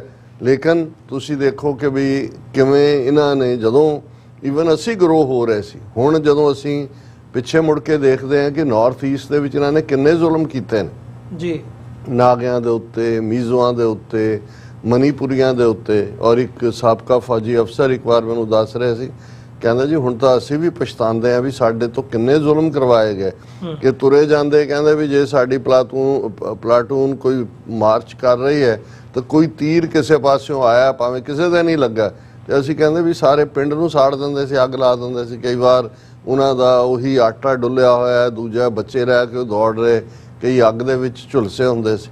ਔਰ ਬਾਕੀ ਰੈਸਟ ਨੂੰ ਪਤਾ ਹੀ ਨਹੀਂ ਸੀ ਹੁੰਦਾ ਕਿ ਵੀ ਕੀ ਚੱਲ ਰਿਹਾ ਰੈਸਟ ਆਫ ਇੰਡੀਆ ਦੇ ਲੋਕਾਂ ਨੂੰ, ਕਿਉਂਕਿ ਉਹਨੂੰ ਉਹਨਾਂ ਨੇ ਰਿਸਟ੍ਰਿਕਟ ਕੀਤਾ ਹੋਇਆ ਸੀ। ਔਰ ਪ੍ਰਚਾਰ ਇਸ ਕਿਸਮ ਦਾ ਹੀ ਸੀ ਕਿ ਜੀ ਇਹ ਨਾਰਥ ਈਸਟ ਔਰ ਇਹ ਈਸਾਈਆਂ ਨੇ ਪੈਸਾ ਔਰ ਲਾਲਚ ਦੇ ਕੇ ਕਨਵਰਟ ਕਰਤੇ। ਔਰ ਦੂਜਾ ਹੁਣ ਜਦੋਂ ਅਸੀਂ ਉਹਨਾਂ ਦਾ ਪ੍ਰਾਊਡ ਇਤਿਹਾਸ ਦੇਖਦੇ ਹਾਂ ਕਿ ਵੀ ਨਾਗਿਆਂ ਦਾ ਕੀ ਸੀ, ਮੀਜ਼ੋਆਂ ਦਾ ਕੀ ਸੀ, ਨਾਗਿਆਂ ਨਾਲ ਵੀ ਕਿਵੇਂ ਉਹੀ ਪ੍ਰੋਮਿਸ ਕੀਤੇ ਗਏ ਸੀ ਜੋ ਕਸ਼ਮੀਰੀਆਂ ਨਾਲ ਕੀਤੇ ਗਏ ਜਾਂ ਜੋ ਸਿੱਖਾਂ ਦੇ ਨਾਲ ਕੀਤੇ ਗਏ, ਔਰ ਕਿਵੇਂ ਉਹ ਬਿਟਰੇਲ ਹੋਈ। ਪਰ ਇਹਦੇ ਬਾਵਜੂਦ ਅਸੀਂ ਵੱਡੇ ਦੇਸ਼ ਭਗਤ ਬਣੇ ਹੋਏ ਸੀ। ਸਾਡੇ ਲੱਗਦਾ ਸੀ ਕਿ ਜੀ ਅਸੀਂ, ਔਰ ਮੈਂ ਅੱਗੇ ਵੀ ਸ਼ਾਇਦ ਇਹ ਜ਼ਿਕਰ ਕੀਤਾ ਸੀ ਕਿ ਜਦੋਂ 1971 ਦੀ ਜਿਹੜੀ ਹੈ ਉਹ ਜੰਗ ਦੇ ਵਿੱਚ ਜਿਹੜੀ ਭਾਰਤ ਨੇ ਆਪਣੀ ਫੌਜ ਭੇਜ ਕੇ ਪਹਿਲਾਂ ਮੁਕਤੀ ਬਾਹਿਨੀ ਟ੍ਰੇਨਡ ਕੀਤੀ, ਬੰਗਲਾਦੇਸ਼ ਬਣਾ ਦਿੱਤਾ, ਤੇ ਕੁਝ ਸਿੱਖ ਸਟੂਡੈਂਟ ਔਰ ਇੱਕ ਦੋ ਇੰਟੈਲੈਕਚੁਅਲ ਸਰ ਕਪੂਰ ਸਿੰਘ ਨੂੰ ਮਿਲਣ ਆਏ ਔਰ ਬੜੇ ਖੁਸ਼ ਸੀ ਕਿ ਦੇਖੋ ਜੀ ਅਸੀਂ ਸਾਡੇ ਜਨਰਲ ਅਰੋੜਾ ਦੇ ਸਾਹਮਣੇ ਜਨਰਲ ਨਿਆਜ਼ੀ ਨੇ ਸਰੈਂਡਰ ਕੀਤਾ, ਅਸੀਂ 93,000 ਫੌਜੀ ਔਰ ਸਿਵਿਲੀਅਨ ਦਾ ਸਰੈਂਡਰ ਲਿਆ। ਕਿੰਨੀ ਪ੍ਰਾਊਡ ਮੂਮੈਂਟ ਹੈ ਸਿੱਖਾਂ ਦੇ ਲਈ ਔਰ ਦੂਜੇ ਤੀਜੇ ਦੇ ਲਈ। ਉਹ ਬੜੀ ਸੈਲੀਬ੍ਰੇਟਰੀ ਮੂਡ 'ਚ ਸਰਦਾਰ ਕਪੂਰ ਸਿੰਘ ਬਿਲਕੁਲ ਚੁੱਪ ਮੁਦਰਾ 'ਚ ਸੀ ਔਰ ਬੜੀ ਗੰਭੀਰਤਾ ਦੇ ਨਾਲ ਉਹਨਾਂ ਨੇ ਅਖੀਰ 'ਚ ਕਿਹਾ ਕਿ ਹੁਣ ਸਿੱਖਾਂ ਦੀ ਸ਼ਾਮਤ ਆਏਗੀ। ਹੁਣ ਉਹ ਸਮਝ ਰਹੇ ਸੀ ਕਿ ਪਾਕਿਸਤਾਨ ਦਾ ਮਜ਼ਬੂਤ ਰਹਿਣਾ, ਕਿਉਂਕਿ 3000 ਕਿਲੋਮੀਟਰ ਤੋਂ ਜ਼ਿਆਦਾ ਬਾਰਡਰ ਇੱਧਰ ਲੱਗਦਾ ਸੀ, ਕਿ ਜੇ ਹੁਣ ਇਹਨਾਂ ਨੇ ਪਾਕਿਸਤਾਨ ਨੂੰ ਹੀ ਤੋੜ ਦਿੱਤਾ ਤੇ ਇਹਦਾ ਮਤਲਬ ਇਹ ਹੈ ਕਿ ਹੁਣ, ਔਰ ਅਸੀਂ ਇਹ 1971 ਤੋਂ ਬਾਅਦ ਵਿਦਿਨ ਤੁਸੀਂ 14 ਇਅਰਸ 14 ਸਾਲ ਦੇ ਵਿੱਚ ਤੁਸੀਂ ਦੇਖਦੇ ਹੋ ਕਿ ਭਾਈ ਉਹਨਾਂ ਨੇ ਸਿੱਖਾਂ ਦੇ ਖਿਲਾਫ, ਹਾਲਾਂ ਸ਼ੁਰੂਆਤ ਤਾਂ ਅਕਤੂਬਰ 'ਚ ਕਰਤੀ 1947 'ਚ ਜਦੋਂ ਕ੍ਰਿਮੀਨਲ ਟ੍ਰਾਈਬਲ ਆਉਂਦੇ ਆ, ਪਰ 37 ਸਾਲ ਬਾਅਦ ਫੁੱਲ ਸਕੇਲ ਟੋਟਲ ਵਾਰ ਜਿਹੜੀ ਅੱਜ ਓਪਨ ਵਾਰ ਦੇ ਵਿੱਚ ਬਦਲ ਦਿੱਤੀ ਗਈ। ਪਰ ਤੁਸੀਂ ਇਹ ਦੇਖੋ ਕਿ ਜੂਨ 84 ਤੱਕ ਪਹੁੰਚਣ ਤੋਂ ਪਹਿਲਾਂ ਕ੍ਰਿਮੀਨਲ ਟ੍ਰਾਈਬ ਦੇ ਨੈਰੇਟਿਵ ਦੇ ਥੱਲੇ ਉਹਨਾਂ ਨੇ ਸੈੱਟ ਕਰ ਦਿੱਤਾ ਸੀ ਕਿ ਉਹਨਾਂ ਨੇ ਹੁਣ ਜਦੋਂ ਸਿੱਖਾਂ ਨੂੰ ਮਾਰਨਾ ਹੈ ਤੇ ਜ਼ਰਾਇਮ ਪੇਸ਼ਾ ਕਬੀਲਾ, ਤੇ ਜਿਹੜਾ ਜ਼ਰਾਇਮ ਪੇਸ਼ਾ ਹੁੰਦਾ ਹੈ ਉਹਦੇ ਲਈ ਜੇਲ੍ਹਾਂ ਬੜੀਆਂ ਹੁੰਦੀਆਂ, ਉਹਨਾਂ ਨੂੰ ਵੀ ਮਾਰਨਾ ਹੁੰਦਾ। ਸੋ ਕਿਸੇ ਨੇ ਜੇ ਮਾਸਟਰ ਤਾਰਾ ਸਿੰਘ ਜਾਂ ਦੂਸਰਾ ਪਹਿਲੀ ਵਾਰੀ 1948 ਦੇ ਵਿੱਚ ਨਰੇਲਾ ਸਟੇਸ਼ਨ ਤੇ ਫੜੇ ਜਾਂਦੇ ਨੇ, ਦਿੱਲੀ 'ਚ ਪ੍ਰੋਟੈਸਟ ਰੱਖਿਆ ਸੀ ਤੇ ਉਹਨਾਂ ਦੇ ਖਿਲਾਫ ਉਹੀ ਕਾਨੂੰਨ ਜਿਹੜਾ ਅੰਗਰੇਜ਼ਾਂ ਦੇ ਵੇਲੇ ਦਾ, ਐਵੇਂ ਨਹੀਂ ਉਹਨਾਂ ਨੇ ਅੰਗਰੇਜ਼ਾਂ ਦੇ ਵੇਲੇ ਦੇ ਕਾਨੂੰਨ ਉਹ ਦੇਸ਼ ਧਰੋਹ ਦਾ ਹੋਏ, ਸੈਡੀਸ਼ਨ ਜਦ ਉਹ ਖਤਮ ਹੀ ਨਹੀਂ ਕੀਤੇ, ਕਿਉਂਕਿ ਉਹਨਾਂ ਨੂੰ ਸੀ ਕਿ ਵੀ ਹੁਣ ਅਸੀਂ ਉਹਨਾਂ ਦਾ ਸਹਾਰਾ ਲੈ ਕੇ ਆਵਾਜ਼ ਨੂੰ ਦਬਾਉਣਾ। ਸੋ ਇਹ ਪਾਰਟ ਲਗਾਤਾਰਤਾ ਦੇ ਨਾਲ ਜਾਰੀ ਰਿਹਾ। ਔਰ ਅਸੀਂ ਜੇ ਇਸ ਮੂਵਮੈਂਟ ਨੂੰ 40 ਸਾਲ ਪਿੱਛੇ ਮੁੜ ਕੇ ਦੇਖੀਏ ਜਾਂ 40 ਤੋਂ ਵੀ 13 ਅਪ੍ਰੈਲ 1978 ਤੋਂ ਹੀ ਜੇ ਅਸੀਂ ਲੈ ਜਾਈਏ ਆਲਮੋਸਟ ਜਿਹੜਾ ਹੈ ਉਹ 46 ਸਾਲ ਪਹਿਲਾਂ, ਤੇ ਅਸੀਂ ਨਾ ਬਹਾਦਰੀ 'ਚ ਕਮੀ ਰਹੀ, ਨਾ ਕੋਈ ਸਿੱਖਾਂ ਦੇ ਜਾਂ ਨੌਜਵਾਨਾਂ ਦੇ ਅੱਗੇ ਆ ਕੇ ਆਪਣਾ ਆਪਾ ਕੁਰਬਾਨ ਕਰਨ 'ਚ ਰਹੀ। ਜੇ ਸਾਡਾ ਇੱਕ ਕਮਜ਼ੋਰ ਪੱਖ ਸੀ ਉਦੋਂ ਵੀ, ਹੁਣ ਵੀ ਭਾਵੇਂ ਅਸੀਂ ਉਹਨੂੰ ਵਿਦ ਮੀਗਰ ਰਿਸੋਰਸਿਸ ਰਨ ਕਰਨ ਦੀ ਗੱਲ ਕਰ ਰਹੇ ਹਾਂ, ਪਰ ਅੱਜ ਘੱਟੋ ਘੱਟ ਇੱਕ ਅਸੀਂ ਨੈਰੇਟਿਵ ਸਿਰਜਣ ਦੇ ਕਾਬਿਲ ਹੋਏ ਜੀ। ਤੇ ਜੇ ਮੈਨੂੰ ਪੁੱਛੇ ਕਿ ਬਈ ਸਾਰੇ 'ਚ ਸਾਡਾ ਕੀ ਪਾਰਟ ਰਿਹਾ ਕਿ ਵੀ ਅਸੀਂ ਸੱਤਵਾਦੀ ਹੁੰਦੇ ਹੋਏ ਵੀ ਦੁਨੀਆ ਨੂੰ ਦੱਸਣ ਤੋਂ ਅਸਮਰਥ ਰਹੇ, ਕਿਉਂਕਿ ਸਾਡੇ ਕੋਲ ਮੀਡੀਆ ਨਹੀਂ ਸੀ। ਸਾਡੇ ਕੋਲ ਹੁਣ ਅੱਜ ਹੀ ਕਿਸੇ ਟਵੀਟ ਤੇ ਜਾਂ ਐਕਸ ਦੇ ਉੱਤੇ ਚੱਲ ਰਿਹਾ ਸੀ ਕਿ ਜੀ ਹਿੰਦੁਸਤਾਨ ਟਾਈਮਜ਼ ਜਦੋਂ ਅਖਬਾਰ ਕੱਢੀ, ਕਿੰਨੇ ਲੱਖ ਰੁਪਇਆ ਕੈਨੇਡਾ ਦੀਆਂ ਸਿੱਖ ਸੰਗਤਾਂ ਨੇ ਭੇਜਿਆ, ਕਿਹੜੇ ਸਰਦਾਰ ਲਾਇਲਪੁਰੀ ਨੇ ਕਿ ਕਿੰਨਾ ਲੱਖ ਦਿੱਤਾ, ਔਰ ਬਾਅਦ ਚੋਂ ਮਦਨ ਮੋਹਨ ਮਾਲਵੀਆ ਦੇ ਪੇਟੇ ਪਾਈ। ਹਾਲਾਂ ਉਹ ਇੰਡੀਅਨ ਨੈਰੇਟਿਵ ਸਿਰਜਣ ਦੇ ਲਈ ਸੀਗਾ, ਲੇਕਿਨ ਸਾਡੇ ਕੋਲ ਤਾਂ ਕੁਝ ਵੀ ਨਹੀਂ ਸੀ। ਇਹੀ ਕਾਰਨ ਸੀ ਕਿ 1978 ਤੋਂ 13 ਅਪ੍ਰੈਲ 1978 ਦੇ ਜਿਹੜਾ ਸਾਕਾ ਅੰਮ੍ਰਿਤਸਰ ਤੋਂ ਲੈ ਕੇ ਜੂਨ 84 ਤੱਕ 6 ਸਾਲ 'ਚ ਉਹ ਨੈਗੇਟਿਵ ਨੈਰੇਟਿਵ ਸਿਰਜ ਦਿੱਤਾ ਸੀ, ਜਿਹਦੇ ਲਈ ਖਾਸ ਲਫ਼ਜ਼ ਜੇ ਸੁਰ ਜਾਂ ਰਾਖਸ਼ਸ ਲਫ਼ਜ਼ ਇਹ ਟਰਮੀਨੋਲੋਜੀ ਘੜੀ ਗਈ। ਤੁਸੀਂ ਦੇਖੋਗੇ ਕਿ ਉਹਨਾਂ ਦੇ ਮੀਡੀਏ ਜਾਂ ਉਹਨਾਂ ਦੇ ਲਿਖਾਰੀਆਂ ਜਾਂ ਉਹਨਾਂ ਦੀ ਹਿੰਦੀ ਜ਼ਬਾਨ ਦੇ ਵਿੱਚ ਆਤੰਕਵਾਦੀ, ਅਲਗਾਵਵਾਦੀ, ਉਗਰਵਾਦੀ ਲਫ਼ਜ਼ ਪਹਿਲਾਂ ਕਦੇ ਇਸਤੇਮਾਲ ਨਹੀਂ ਕੀਤੇ ਗਏ। ਇਹ ਸਭ ਤੋਂ ਪਹਿਲਾਂ ਸਿੱਖਾਂ ਦੇ ਲਈ ਕੀਤੇ ਗਏ। ਆਤੰਕਵਾਦ ਟੈਰਰਿਜ਼ਮ ਦੇ ਲਈ, ਆਤੰਕ ਔਰ ਅਲਗਾਵ ਸੈਪਰੇਟਿਸਟ। ਉਦੋਂ ਨਾਗਿਆਂ ਨੂੰ ਸੈਪਰੇਟਿਸਟ ਨਹੀਂ ਸੀ ਕਹਿੰਦੇ, ਉਹਨਾਂ ਨੂੰ ਤਾਂ ਉਹ ਈਸਾਈ ਔਰ ਫੌਰਨ ਔਰ ਦੂਜੀ ਸਾਜ਼ਿਸ਼ ਔਰ ਉਗਰਵਾਦ ਐਕਸਟ੍ਰੀਮਿਜ਼ਮ। ਹੁਣ ਇਹ ਸਿੱਖਾਂ ਦੇ ਲਈ ਕਿਵੇਂ ਇਹਨਾਂ ਨੂੰ ਫਿੱਟ ਕੀਤਾ ਗਿਆ। ਔਰ ਫਿਰ ਜਦੋਂ ਅਸੀਂ ਗੱਲ ਕਰਦੇ ਹਾਂ ਵੀ ਈਵਨ ਕੱਲੀ ਇਹ ਨਹੀਂ ਹੈ ਵੀ ਉਹਨਾਂ ਨੇ ਇੱਕ ਨੈਰੇਟਿਵ ਸਿਰਜਿਆ, ਉਸ ਲੈਵਲ ਦੇ ਐਕਸ਼ਨ ਕਰਾਏ ਗਏ ਜਿਨ੍ਹਾਂ 'ਚ ਸਿੱਖ ਫਿੱਟ ਹੁੰਦੇ ਸੀ, ਉਹਨਾਂ ਨੂੰ ਫਿੱਟ ਕੀਤਾ ਗਿਆ, ਜਿਵੇਂ ਕਨਿਸ਼ਕਾ ਕਾਂਡ ਹੈ ਏਅਰ ਇੰਡੀਆ ਦਾ ਔਰ ਉਹ ਸਾਰੇ 'ਚੋਂ। ਸੋ ਇਹਨਾਂ ਸਾਰੇ ਹੈਵੀ ਆਰਡਸ ਦੇ ਸਾਹਮਣੇ ਜਦੋਂ ਕਿ ਇੱਕ ਪੂਰੇ, ਫਿਰ ਇਹੀ ਨਹੀਂ, ਉਦੋਂ ਅਜੇ ਇਹ ਤਾਂ ਬਾਅਦ 'ਚ ਇਹਨਾਂ ਨੇ ZTV ਜਾਂ ਦੂਜੇ ਤੀਜੇ ਸ਼ੁਰੂ ਕੀਤੇ, ਲੇਕਿਨ ਇੰਡੀਅਨ ਐਮਬੈਸੀਜ਼ ਕੌਂਸੂਲੇਟਸ ਨੇ ਬਹੁਤ ਵੱਡੀ ਗਿਣਤੀ 'ਚ ਵੀਡੀਓ ਕੈਸਟਸ ਬਣਾ ਕੇ ਇਨ ਥਾਊਜ਼ੈਂਡਸ ਇੱਥੋਂ ਦੇ ਲਾਅ ਮੇਕਰਸ ਨੂੰ ਭੇਜੀਆਂ, ਜੂਨ 84 ਨੂੰ ਜਸਟੀਫਾਈ ਕੀਤਾ। ਔਰ ਉਹਦਾ ਸਾਰਾ ਨੈਰੇਟਿਵ ਇਹੀ ਬਣਾਇਆ ਗਿਆ ਕਿ ਜੀ ਭਿੰਡਰਾਂ ਵਾਲੇ ਹੋਲਡ ਅਪ ਸੀ ਦਰਬਾਰ ਸਾਹਿਬ ਦੇ ਅੰਦਰ, ਆਤੰਕਵਾਦੀਆਂ ਨੇ ਕਬਜ਼ਾ ਕਰ ਲਿਆ ਸੀ। ਔਰ ਜਿਵੇਂ ਇੰਦਰਾ ਗਾਂਧੀ ਨੇ ਕਿਹਾ ਸੀ ਕਿ ਸਾਡੀ ਫੌਜ ਨੰਗੇ ਪੈਰੀਂ ਔਰ ਪ੍ਰੇਅਰਸ ਔਨ ਦੇਅਰ ਲਿਪਸ ਉਹ ਗਏ ਲਿਬਰੇਟ ਕਰਾਉਣ, ਔਰ ਈਵਨ ਉਹ ਸਾਰੇ ਹਮਲੇ ਤੋਂ ਬਾਅਦ ਕਿਹਾ ਕਿ ਦਰਬਾਰ ਸਾਹਿਬ ਦੀ ਪਵਿੱਤਰਤਾ ਬਹਾਲ ਕਰ ਦਿੱਤੀ ਗਈ ਹੈ। ਔਰ ਇਹ ਸਾਰਾ ਪਾਰਟ, ਔਰ ਅੱਜ ਜਦੋਂ ਅਸੀਂ 25 ਸਤੰਬਰ ਨੂੰ ਗੱਲ ਕਰ ਰਹੇ, ਜੂਨ 84 ਤੋਂ 25 ਸਤੰਬਰ ਤੱਕ ਦਰਬਾਰ ਸਾਹਿਬ ਅਕਾਲ ਤਖਤ ਦਾ ਮੁਕੰਮਲ ਕੰਟਰੋਲ ਫੌਜ ਦੇ ਕੋਲ ਸੀ, ਔਰ ਕਿਵੇਂ ਉਹਨਾਂ ਨੇ ਮਨਮਾਨੀਆਂ ਕੀਤੀਆਂ, ਕੀ ਕੁਛ ਕੀਤਾ। ਲੇਕਿਨ ਨੈਰੇਟਿਵ ਇਹੀ ਸੀ ਕਿ ਜੇ ਅਸੀਂ ਉਹਦੀ ਪਵਿੱਤਰਤਾ ਬਹਾਲ ਕਰ ਦਿੱਤੀ। ਇਹ ਬਿਲਕੁਲ ਠੀਕ ਉਵੇਂ ਹੀ ਸੀ ਜਿਵੇਂ ਬੁੱਧ ਧਰਮ ਦਾ ਖਾਤਮਾ ਕਰਕੇ ਹਿੰਸਾ ਦੇ ਨਾਲ, ਵਾਇਲੈਂਸ ਦੇ ਨਾਲ ਉਹਨਾਂ ਨੇ ਕਿਹਾ ਜੀ ਅਹਿੰਸਾ ਪਰਮੋ ਧਰਮ। ਇਹ ਬੁੱਧ ਦਾ ਮੈਸੇਜ ਸੀ, ਔਰ ਉਹਨਾਂ ਨੇ ਕਿਹਾ ਜੀ ਅਸੀਂ ਅਹਿੰਸਾ 'ਚ ਯਕੀਨ ਰੱਖਦੇ।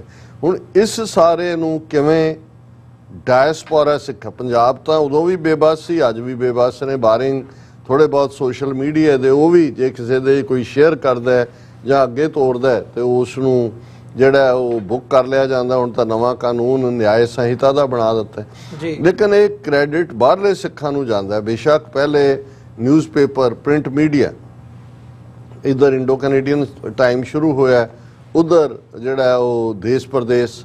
ਹਾਲਾਂ ਇਹ ਵੱਖਰੀ ਕਹਾਣੀ ਹੈ ਕਿ ਦੋਨੋਂ ਹੀ, ਇੰਡੋ ਕੈਨੇਡੀਅਨ ਦਾ ਤਾਰਾ ਹੇਅਰ ਔਰ ਦੇਸ਼ ਪ੍ਰਦੇਸ਼ ਦਾ ਪੁਰੇਵਾਲ, ਦੋਨਾਂ ਦਾ ਹੀ ਮਰਡਰ ਹੋਇਆ। ਔਰ ਜ਼ਾਹਰ ਹੈ ਇੰਡੀਅਨ ਏਜੰਸੀਆਂ ਨੇ ਪਹਿਲਾਂ, ਕਿਉਂਕਿ ਪਹਿਲਾਂ ਉਹਨਾਂ ਨੇ ਸਿੱਖ ਫੀਲਡ ਦੇ ਵਿੱਚ ਸਿੱਖ ਇਨਿੰਗਸ ਖੇਡੀਆਂ, ਲੇਕਿਨ ਕਿਵੇਂ ਉਹਨਾਂ ਨੂੰ over A period of time ਜਿਹੜਾ ਫਿਰ ਭਾਰਤੀ ਹਕੂਮਤ ਨੇ ਖਰੀਦਿਆ, ਫਿਰ ਉਹਨਾਂ ਦੇ ਅਦਾਰੇ ਖਾਸ ਤੌਰ ਤੇ ਇੰਡੋ ਕੈਨੇਡੀਅਨ, ਕਿਵੇਂ ਸਿੱਖਾਂ ਦੇ ਖਿਲਾਫ ਭੁਗਤਾਇਆ ਗਿਆ, ਸੰਤਾਂ ਦੇ ਖਿਲਾਫ ਭੁਗਤਾਇਆ ਗਿਆ, ਔਰ ਦੋਨਾਂ ਦਾ ਹੀ ਮਰਡਰ ਕਰ ਦਿੱਤਾ ਗਿਆ। ਜਿਵੇਂ ਬਾਅਦ ਦੇ ਵਿੱਚ ਅਸੀਂ ਰਿਪੁਦਮਨ ਸਿੰਘ ਮਲਿਕ ਜਾਂ ਉਹਨਾਂ ਦੇ ਮਰਡਰ ਦੀ ਵੀ ਦੇਖਦੇ ਹਾਂ ਕਿ ਕਿਵੇਂ ਭਾਰਤੀ ਏਜੰਸੀਆਂ ਦੇ ਬਿਹਾਈਂਡ ਨੇ। ਔਰ ਉਸ ਪੀਰੀਅਡ 'ਚ ਹੀ ਫਿਰ ਚੜ੍ਹਦੀ ਕਲਾ ਇੰਟਰਨੈਸ਼ਨਲ ਦੀ ਜਿਹੜੀ ਹੈ ਉਹ ਪਬਲੀਕੇਸ਼ਨ ਸ਼ੁਰੂ ਹੁੰਦੀ ਹੈ ਸਰੀ ਤੋਂ। ਇਹ ਪਹਿਲਾ ਪ੍ਰਿੰਟ ਜਿਹਨੇ ਕਵਰ ਪੇਜ ਦੇ ਉੱਤੇ ਜਿਹੜਾ ਸ਼ਹੀਦ ਸਿੰਘਾਂ ਦੀਆਂ ਤਸਵੀਰਾਂ ਔਰ ਉਹਦਾ ਨੈਰੇਟਿਵ, ਔਰ ਮੈਨੂੰ ਇਹ ਗੁਰੂ ਦੀ ਰਹਿਮਤ ਨਾਲ ਇਹ ਫਖਰ ਹਾਸਲ ਹੈ ਕਿ 1993 ਦੇ ਵਿੱਚ ਮੈਂ ਪਹਿਲਾ ਐਡੀਟੋਰੀਅਲ ਚੜ੍ਹਦੀ ਕਲਾ ਲਈ ਲਿਖਿਆ, ਔਰ ਫਿਰ ਉਸ ਦੇ ਐਡੀਟਰ ਇਨ ਚੀਫ ਦੇ ਤੌਰ ਤੇ ਕੋਵਿਡ ਤੱਕ, ਕਿਉਂਕਿ ਹੁਣ ਉਹਦੀ ਪ੍ਰਿੰਟ ਐਡੀਸ਼ਨ ਬੰਦ ਹੈ, ਲਗਾਤਾਰਤਾ ਨਾਲ ਇੰਨੇ ਦਹਾਕਿਆਂ 'ਚ 3 ਕਾਲਮ ਜਿਹੜੇ ਚੜ੍ਹਦੀ ਕਲਾ ਦਾ ਸ਼ਿੰਗਾਰ ਸਨ, ਖਾਲਿਸਤਾਨ ਕਾਲਿੰਗ ਅੰਗਰੇਜ਼ੀ ਦੇ ਵਿੱਚ, ਪੰਜਾਬੀ ਦੇ ਵਿੱਚ, ਔਰ ਜ਼ਾਹਰ ਹੈ ਕਿ ਐਡੀਟੋਰੀਅਲ। ਹੁਣ ਉਸ ਤੋਂ ਬਾਅਦ ਇਹ ਜਿਹੜਾ, ਜਿਵੇਂ ਮੈਂ ਸੁਖਵਿੰਦਰ ਸਿੰਘ ਹੰਸਰਾਣਾ ਦਾ ਜ਼ਿਕਰ ਕੀਤਾ ਵੀ ਉਹਨਾਂ ਨੇ ਅਣਖੀਲਾ ਪੰਜਾਬ ਦੇ ਥੱਲੇ ਕੀਤਾ, ਔਰ ਉਹਨਾਂ ਦੀ ਮੈਂਟੋਰਸ਼ਿਪ ਦੇ ਥੱਲੇ ਹੀ ਪਹਿਲਾਂ ਭਾਈ ਬਲਕਰਨ ਸਿੰਘ ਗਿੱਲ ਜਿਨ੍ਹਾਂ ਨੇ ਕੁਝ ਵਕਤ ਇਹਨੂੰ ਰਨ ਕੀਤਾ ਪ੍ਰੋਗਰਾਮ ਨੂੰ, ਔਰ ਅੱਜ ਤੋਂ 25 ਸਤੰਬਰ 1996 ਤੋਂ ਫਿਰ ਸੁਖਦੇਵ ਸਿੰਘ ਗਿੱਲ ਉਹਨਾਂ ਨੇ ਅੱਜ ਦੀ ਆਵਾਜ਼। ਔਰ ਇਸ ਪੀਰੀਅਡ 'ਚ ਸਾਡਾ, ਕਿਉਂਕਿ ਬੁੱਧਵਾਰ 1 ਘੰਟੇ ਦਾ ਸ਼ੋਅ ਹੁੰਦਾ ਹੈ, ਆਲਮੋਸਟ ਹਰ ਕੋਈ ਵਰਾ ਨਹੀਂ ਬੀਤਿਆ ਹੋਏਗਾ ਕਿ ਵੱਡੀ ਗਿਣਤੀ 'ਚ ਕੰਪਲੇਨਸ ਮੈਨੇਜਮੈਂਟ ਨੂੰ, ਕਿਉਂਕਿ ਉਹਨਾਂ ਦਾ ਕੰਟਰੋਲ ਬੋਰਡ ਹੈ ਜਿਹੜਾ ਉਹਨੂੰ ਵਿਚਾਰਦਾ ਹੈ ਜੀ, ਫਿਰ ਉਹਨਾਂ ਨੇ ਵੀ ਉਸ ਦੀ ਟਰਾਂਸਲੇਸ਼ਨ ਕਰ ਕਰਕੇ ਅੰਗਰੇਜ਼ੀ 'ਚ ਇਹ ਕਹਿਣਾ ਕਿ ਭਾਈ ਇਹ ਕੋਈ ਕਿਸੇ ਧਰਮ ਦੇ ਖਿਲਾਫ ਨਫ਼ਰਤ ਨਹੀਂ ਹੈ, ਤਾਂ ਸਟੇਟ ਦੇ ਖਿਲਾਫ ਹੈ। ਸੋ ਅਸੀਂ ਸਮਝਦੇ ਹਾਂ ਵੀ ਇਹ ਭਾਵੇਂ ਛੋਟੇ ਛੋਟੇ ਕਦਮ ਸੀ, ਲੇਕਿਨ ਉਹਦੇ 'ਚੋਂ ਹੀ ਇਲੈਕਟ੍ਰੋਨਿਕ ਮੀਡੀਆ 'ਚ ਰੇਡੀਓ ਵੇਵਜ਼ ਨੇ ਆਪਣਾ ਰੋਲ ਅਦਾ ਕੀਤਾ। ਔਰ ਫਿਰ ਅਸੀਂ ਜਦੋਂ ਇਹ ਮਹਿਸੂਸ ਕੀਤਾ ਕਿ ਭਾਈ ਹੁਣ ਜਿਹੜਾ ਵਿਜ਼ੂਅਲ ਮੀਡੀਆ ਦੀ ਇੱਕ ਆਪਣੀ ਇੰਪੋਰਟੈਂਸ ਇੰਡੀਆ ਨੇ ਕਿਸ ਲੈਵਲ ਦੇ ਚੈਨਲ ਫਲੋਟ ਕੀਤੇ, ਸੋ TV 84 ਇੱਕ 12 ਵਰ੍ਹੇ ਪਹਿਲਾਂ ਦਸੰਬਰ 2012 'ਚ ਇਸ ਦੀ ਸ਼ੁਰੂਆਤ ਹੋਈ, ਔਰ ਸਾਡੇ ਵਿਊਅਰ ਇਸ ਗੱਲ ਦੀ ਟੈਸਟੀਮਨੀ ਨੇ। ਔਰ ਅੱਜ ਹੀ ਭਾਈ ਗੁਰਦੇਵ ਸਿੰਘ ਕਹਿ ਰਹੇ ਸੀ, ਔਰ ਭਾਈ ਸੁਖਦੇਵ ਸਿੰਘ ਹੋਰਾਂ ਨੇ ਵੀ ਕਿਹਾ ਜੀ ਵੀ ਇਸ ਵਾਰ ਜਿਵੇਂ ਮੋਦੀ ਵਿਜ਼ਿਟ ਨੂੰ TV 84 ਨੇ ਕਵਰ ਕੀਤਾ ਹੈ, ਔਰ ਜਿੰਨਾ ਵੀ ਇਹੀ ਸਾਡੇ ਕੋਲ ਸੋਲਿਡ ਸੋਰਸ ਸੀ, ਔਰ ਸਾਡੇ ਬਹੁਤ ਸਾਰੇ ਵਿਊਅਰਸ ਨੇ ਵੀ ਕਿਹਾ। ਸੋ ਮੈਂ ਸਮਝਦਾ ਵੀ ਜਿੱਥੇ ਅਸੀਂ ਅੱਜ ਸੈਲੀਬ੍ਰੇਟ ਕਰ ਰਹੇ ਹਾਂ 28 ਸਾਲ ਅੱਜ ਦੀ ਆਵਾਜ਼ ਦੀ ਫਾਊਂਡਿੰਗ ਨੂੰ, ਉੱਥੇ ਭਾਈ ਸੁਖਦੇਵ ਸਿੰਘ ਗਿੱਲ ਵਧਾਈ ਦੇ ਹੱਕਦਾਰ ਨੇ ਕਿ ਉਹਨਾਂ ਨੇ ਪੂਰਾ, ਔਰ ਮੈਂ ਉਹਨਾਂ ਨੂੰ ਹਮੇਸ਼ਾ ਕਹਿੰਦਾ ਵੀ ਤੁਹਾਡਾ ਸਰੀਰ ਤਾਂ ਬੜਾ ਕਹਿਰਾ ਜਿਹਾ ਪਤਲਾ ਹੈ, ਪਰ ਤੁਹਾਡਾ ਜਿਗਰਾ ਔਰ ਤੁਹਾਡਾ ਵਜੂਦ ਬੜਾ ਮਜ਼ਬੂਤ ਹੈ ਕਿ ਤੁਸੀਂ ਇਹਦੇ ਬਾਵਜੂਦ ਆਪਣੀ ਕਿਰਤ ਵੀ ਕਰਦੇ ਹੋ, ਔਰ ਜਿਹੜਾ ਕਿਵੇਂ ਤੁਸੀਂ ਇਸ ਸਾਰੇ ਨੂੰ ਇਕਨੋਮਿਕਲੀ ਸਸਟੇਨੇਬਲ ਬਣਾਇਆ, ਕਿਉਂਕਿ ਇਹ ਸੌਖਾ ਨਹੀਂ ਹੁੰਦਾ। ਔਰ ਫਿਰ ਉਹਦੇ 'ਚ ਅਸੀਂ ਜਿਵੇਂ ਜੇ ਸਾਡੇ ਸਪਾਂਸਰ ਨਾ ਹੋਣ, ਕਰਨ ਵਾਲੇ ਵੀਰ ਭੈਣਾਂ ਨਾ ਹੋਣ, ਤਾਂ ਅਸੀਂ ਇਹਨੂੰ ਜਾਰੀ ਨਹੀਂ ਰੱਖ ਸਕਦੇ। ਸੋ ਈਵਨ ਇਹਨਾਂ 28 ਵਰ੍ਹਿਆਂ 'ਚ ਜਿਨ੍ਹਾਂ ਨੇ ਅੱਜ ਦੀ ਆਵਾਜ਼ ਨੂੰ ਸਪਾਂਸਰ ਕੀਤਾ, ਔਰ ਵੱਡੀ ਗਿਣਤੀ ਦੇ ਵਿੱਚ ਜਿਹੜੀ ਹੈ ਉਸ ਦੀ ਜਿਹੜੀ ਹੈ ਉਹ ਲਿਸਨਰਸ਼ਿਪ ਹੈ, ਉਹਦੇ ਲਿਸਨਰ ਨੇ, ਸੋ ਅਸੀਂ ਵਧਾਈ ਵੀ ਦਿੰਦੇ ਹਾਂ। ਔਰ ਅਸੀਂ ਇਹ ਯਾਦ ਦਹਾਨੀ ਵੀ ਕਰਵਾਉਂਦੇ ਹਾਂ ਕਿ ਅਲਟੀਮੇਟਲੀ ਅੱਜ ਦੇ ਜ਼ਮਾਨੇ ਦੇ ਵਿੱਚ ਜਿਹੜੀਆਂ ਲੜਾਈਆਂ ਨੇ ਉਹ ਬਿਰਤਾਂਤ ਦੀਆਂ ਨੇ, ਨੈਰੇਟਿਵ ਦੀਆਂ ਨੇ, ਔਰ ਉਸ ਬਿਰਤਾਂਤ ਜਾਂ ਨੈਰੇਟਿਵ 'ਚੋਂ ਹੀ ਤੁਹਾਡੀ ਸਪੋਰਟ ਔਰ ਤੁਹਾਡੀ ਜਿਹੜੀ ਹੈ ਹਮਾਇਤ ਨਿਕਲਦੀ ਹੈ। ਔਰ ਜਿਹੜਾ ਵੀ ਜਿੱਥੇ ਜਿੱਥੇ ਇਹ ਨਹੀਂ ਹੈ ਵੀ ਅਸੀਂ ਮੀਆਂ ਮਿੱਠੂ ਬਣ ਰਹੇ ਹਾਂ, ਇਸ ਤੋਂ ਇਲਾਵਾ ਵੀ ਬਹੁਤ ਸਾਰਿਆਂ ਦੀ ਕੰਟਰੀਬਿਊਸ਼ਨ ਹੈ, ਪਰ ਅਸੀਂ ਤਾਂ ਆਪਣੇ ਬਾਰੇ ਜਿਸ ਸਾਰੇ 'ਚੋਂ ਗੁਜ਼ਰੇ ਹਾਂ ਉਹਦਾ ਹੀ ਜ਼ਿਕਰ ਕਰ ਸਕਦੇ ਹਾਂ। ਅਸੀਂ ਸਮਝਦੇ ਹਾਂ ਵੀ ਜਿਹੜਾ ਵੀ ਜਿੱਥੇ ਵੀ ਪੰਥ ਦੇ ਏਜੰਡੇ ਨੂੰ ਪ੍ਰਮੋਟ ਕਰਦਾ ਹੈ, ਸਿੱਖੀ ਵੈਲਿਊਜ਼ ਨੂੰ, ਕੌਮੀ ਖਾਲਿਸਤਾਨ ਦੀ ਵੈਲਿਊਜ਼ ਨੂੰ, ਉਹਨਾਂ ਦੀ ਖੁੱਲ੍ਹ ਕੇ ਮਦਦ ਕਰੋ, ਇਹੀ ਅਸੀਂ ਅਪੀਲ ਕਰਦੇ ਹਾਂ। ਜੀ ਡਾਕਟਰ ਸਾਹਿਬ, ਬਿਲਕੁਲ। ਸੋ ਇਹਨਾਂ ਹੀ ਸ਼ਬਦਾਂ ਦੇ ਨਾਲ ਵਿਊਅਰਸ ਤੁਸੀਂ ਸਾਡੇ ਨਾਲ ਇਸੇ ਤਰ੍ਹਾਂ ਜੁੜੇ ਰਹੋ, ਤੇ ਇੱਕ ਛੋਟੇ ਜਿਹੇ ਕਮਰਸ਼ੀਅਲ ਬ੍ਰੇਕ ਤੋਂ ਬਾਅਦ ਦੁਬਾਰਾ ਗੱਲਬਾਤ ਨੂੰ ਅੱਗੇ ਤੋਰਦੇ ਹਾਂ।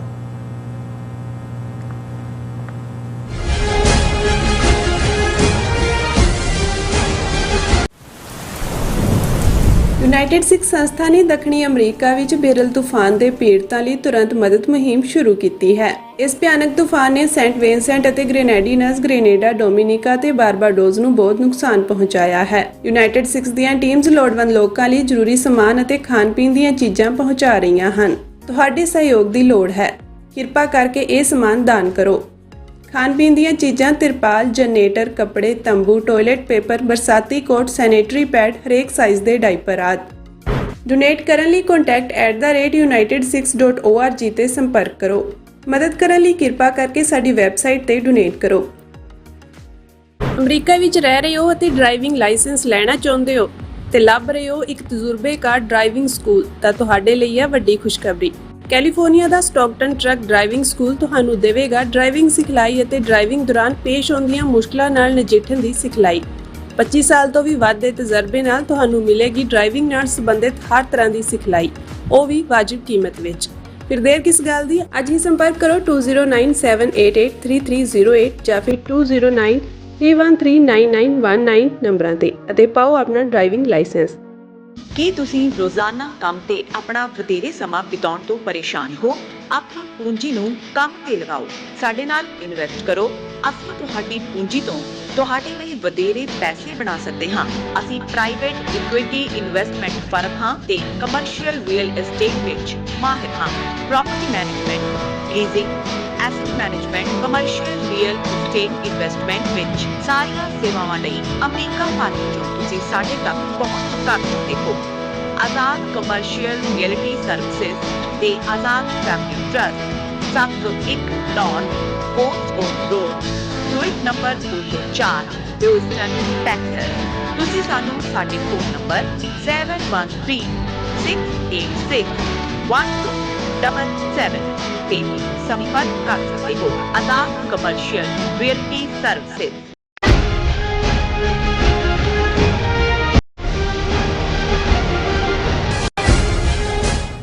ਵਿਊਅਰਸ, ਬ੍ਰੇਕ ਤੋਂ ਬਾਅਦ ਤੁਹਾਡਾ ਸਾਰਿਆਂ ਦਾ ਸਵਾਗਤ ਹੈ। ਗੱਲਬਾਤ ਨੂੰ ਅੱਗੇ ਤੋਰਦੇ ਹਾਂ। ਡਾਕਟਰ ਸਾਹਿਬ, ਹੁਣ ਅਸੀਂ ਗੱਲ ਕਰੀਏ, ਅਸੀਂ ਇਸ ਵਕਤ ਜਦੋਂ ਗੱਲ ਕਰ ਰਹੇ ਹਾਂ, ਯੂਨਾਈਟਿਡ ਨੇਸ਼ਨਸ ਦਾ ਸੈਸ਼ਨ ਚੱਲ ਰਿਹਾ ਤੇ ਅੱਜ ਜਿਵੇਂ ਅਸੀਂ ਬੀਤੀ ਕੱਲ੍ਹ ਵੀ ਗੱਲ ਕੀਤੀ ਸੀਗੀ, ਜਿਹੜੀ ਜੀਓਪੋਲਿਟਿਕਸ ਹੈਗੀ ਹੈ ਉਹ ਕਿਸ ਹਿਸਾਬ ਨਾਲ ਚੇਂਜ ਹੋ ਰਹੀ ਹੈ। ਖਾਸ ਤੌਰ 'ਤੇ ਇਸ ਵਕਤ ਜਿਹੜਾ ਫੋਕਸ ਹੈ ਉਹ ਸਾਊਥ ਈਸਟ ਏਸ਼ੀਆ ਦਾ ਉਹ ਖਿੱਤਾ ਬਣਿਆ ਹੋਇਆ, ਜਾਂ ਸਾਊਥ ਏਸ਼ੀਆ ਇਨ ਬ੍ਰੌਡਰ ਕੰਟੈਕਸਟ ਕਹਿ ਲਿਆ ਜਾਵੇ, ਜਿਸ ਖਿੱਤੇ ਦੇ ਵਿੱਚ ਸਿੱਖ ਵਸਦੇ ਆ। ਪੰਜਾਬ ਦੀ ਜਿਹੜੀ ਹੋਂਦ ਹੈ ਉਸ ਖਿੱਤੇ ਦੇ ਵਿੱਚ ਇੱਕ ਅਹਿਮ ਥਾਂ ਰੱਖਦੀ ਹੈ, ਅਹਿਮ ਸਥਾਨ ਦੇ ਉੱਤੇ ਹੈਗੀ ਹੈ ਜੇ ਅਸੀਂ ਜਿਓਗ੍ਰਾਫਿਕਲੀ ਗੱਲ ਕਰਨੀ ਹੋਵੇ।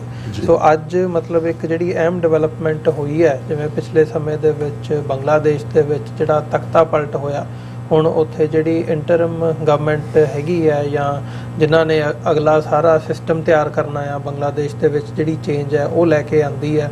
ਉਹਨਾਂ ਦੇ ਮੁਖੀ ਮੁਹੰਮਦ ਯੂਨਸ ਹੁਣ ਯੂਨਾਈਟਿਡ ਨੇਸ਼ਨਸ ਦੇ ਵਿੱਚ ਜਾਂ ਇਸ ਜਨਰਲ ਅਸੈਂਬਲੀ ਦੇ ਇਜਲਾਸ ਦੇ ਲਈ ਇੱਥੇ ਆਏ ਤੇ ਉਹਨਾਂ ਦੀ ਜਿਹੜੀ ਮੀਟਿੰਗ ਹੈ ਉਹਨਾਂ ਦੀ ਮੁਲਾਕਾਤ ਅਮਰੀਕੀ ਪ੍ਰਧਾਨ ਬਾਈਡਨ ਦੇ ਨਾਲ ਹੁੰਦੀ ਹੈ। ਨਾਲ ਹੀ ਜਿਹੜੇ ਸਾਬਕਾ ਪ੍ਰਧਾਨ ਕਲਿੰਟਨ ਹੈਗੇ ਆ, ਬਿਲ ਕਲਿੰਟਨ, ਉਹਨਾਂ ਦੇ ਨਾਲ ਵੀ ਉਹ ਮਿਲਦੇ ਆ। ਸੋ ਇਹ ਇੱਕ ਅਹਿਮ ਡਿਵੈਲਪਮੈਂਟ ਹੈਗੀ ਹੈ ਕਿ ਹੁਣ ਇਹ ਦੇਖਿਆ ਜਾ ਰਿਹਾ ਹੈ ਤੇ ਇੱਕ ਇਹ ਸਾਰੀ ਜਿਹੜੀ ਬਿਆਨਬਾਜ਼ੀ ਹੈਗੀ ਹੈ ਜਾਂ ਖਬਰਾਂ ਸਾਰੇ ਮੀਡੀਆ ਦੇ ਵਿੱਚ ਲੱਗੀਆਂ ਨੇ। ਸੋ ਹੁਣ ਇਹ ਦੇਖਿਆ ਜਾ ਰਿਹਾ ਵੀ ਅਮਰੀਕਾ ਨੇ ਬੰਗਲਾਦੇਸ਼ ਦੇ ਵਿੱਚ ਆਪਣਾ ਪੈਰ ਧਰਾਵਾ ਕਰ ਲਿਆ ਆ ਤੇ ਆਉਣ ਵਾਲੀ ਜਿਹੜਾ ਉੱਥੇ ਦਾ ਸਿਸਟਮ ਡਿਵੈਲਪ ਹੋਣਾ ਆ ਉਹ ਅਮਰੀਕਾ ਦੀ ਸਹਿਮਤੀ ਦੇ ਨਾਲ, ਜਾਂ ਇਹ ਕਹਿ ਲਓ ਵੀ ਅਮਰੀਕਾ ਦੇ ਜਿਸ ਹਿਸਾਬ ਦੀ ਅਮਰੀਕਾ ਚਾਹੁੰਦਾ ਆ ਉੱਥੇ ਸਾਰਾ ਸਿਸਟਮ ਬੰਗਲਾਦੇਸ਼ ਦੇ ਵਿੱਚ ਉਹ ਹੋਣਾ।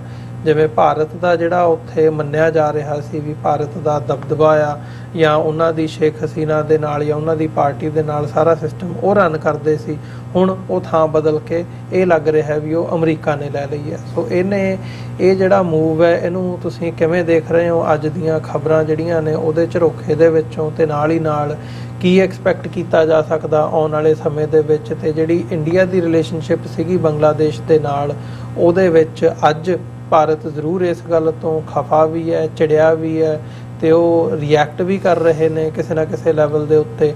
ਓਵਰਆਲ ਉਸ ਪੱਖ ਤੋਂ ਇਹਨੂੰ ਕਿਵੇਂ ਦੇਖਿਆ ਜਾਵੇ? ਦੇਖੋ, ਤੁਸੀਂ ਬੜਾ ਗੰਭੀਰ ਮੁੱਦਾ ਵੀ ਹੈ ਔਰ ਸਾਡੇ ਲਈ ਇਹ ਸਟ੍ਰੈਟੇਜਿਕ ਔਰ ਪੋਲੀਟੀਕਲ ਦੋਨੋਂ ਐਂਗਲਸ ਤੋਂ, ਸਿੱਖ ਐਂਗਲ ਤੋਂ ਵੀ ਇਸ ਦੇ ਉੱਤੇ ਚਰਚਾ ਕਰਨੀ ਬਣਦੀ ਹੈ। ਜਦੋਂ ਕਿ ਹੁਣ ਜਿਹੜਾ 77ਵਾਂ ਸੈਸ਼ਨ ਚੱਲ ਰਿਹਾ ਹੈ UN ਜਨਰਲ ਅਸੈਂਬਲੀ ਦਾ ਜੀ, ਔਰ ਉਹਦੇ 'ਚ ਜ਼ਾਹਰ ਹੈ 193 ਮੁਲਕਾਂ ਦੇ ਪ੍ਰੈਜ਼ੀਡੈਂਟ, ਪ੍ਰਾਈਮ ਮਿਨਿਸਟਰ ਔਰ ਫੋਰਨ ਮਿਨਿਸਟਰ ਐਡਰੈਸ ਕਰ ਰਹੇ ਨੇ।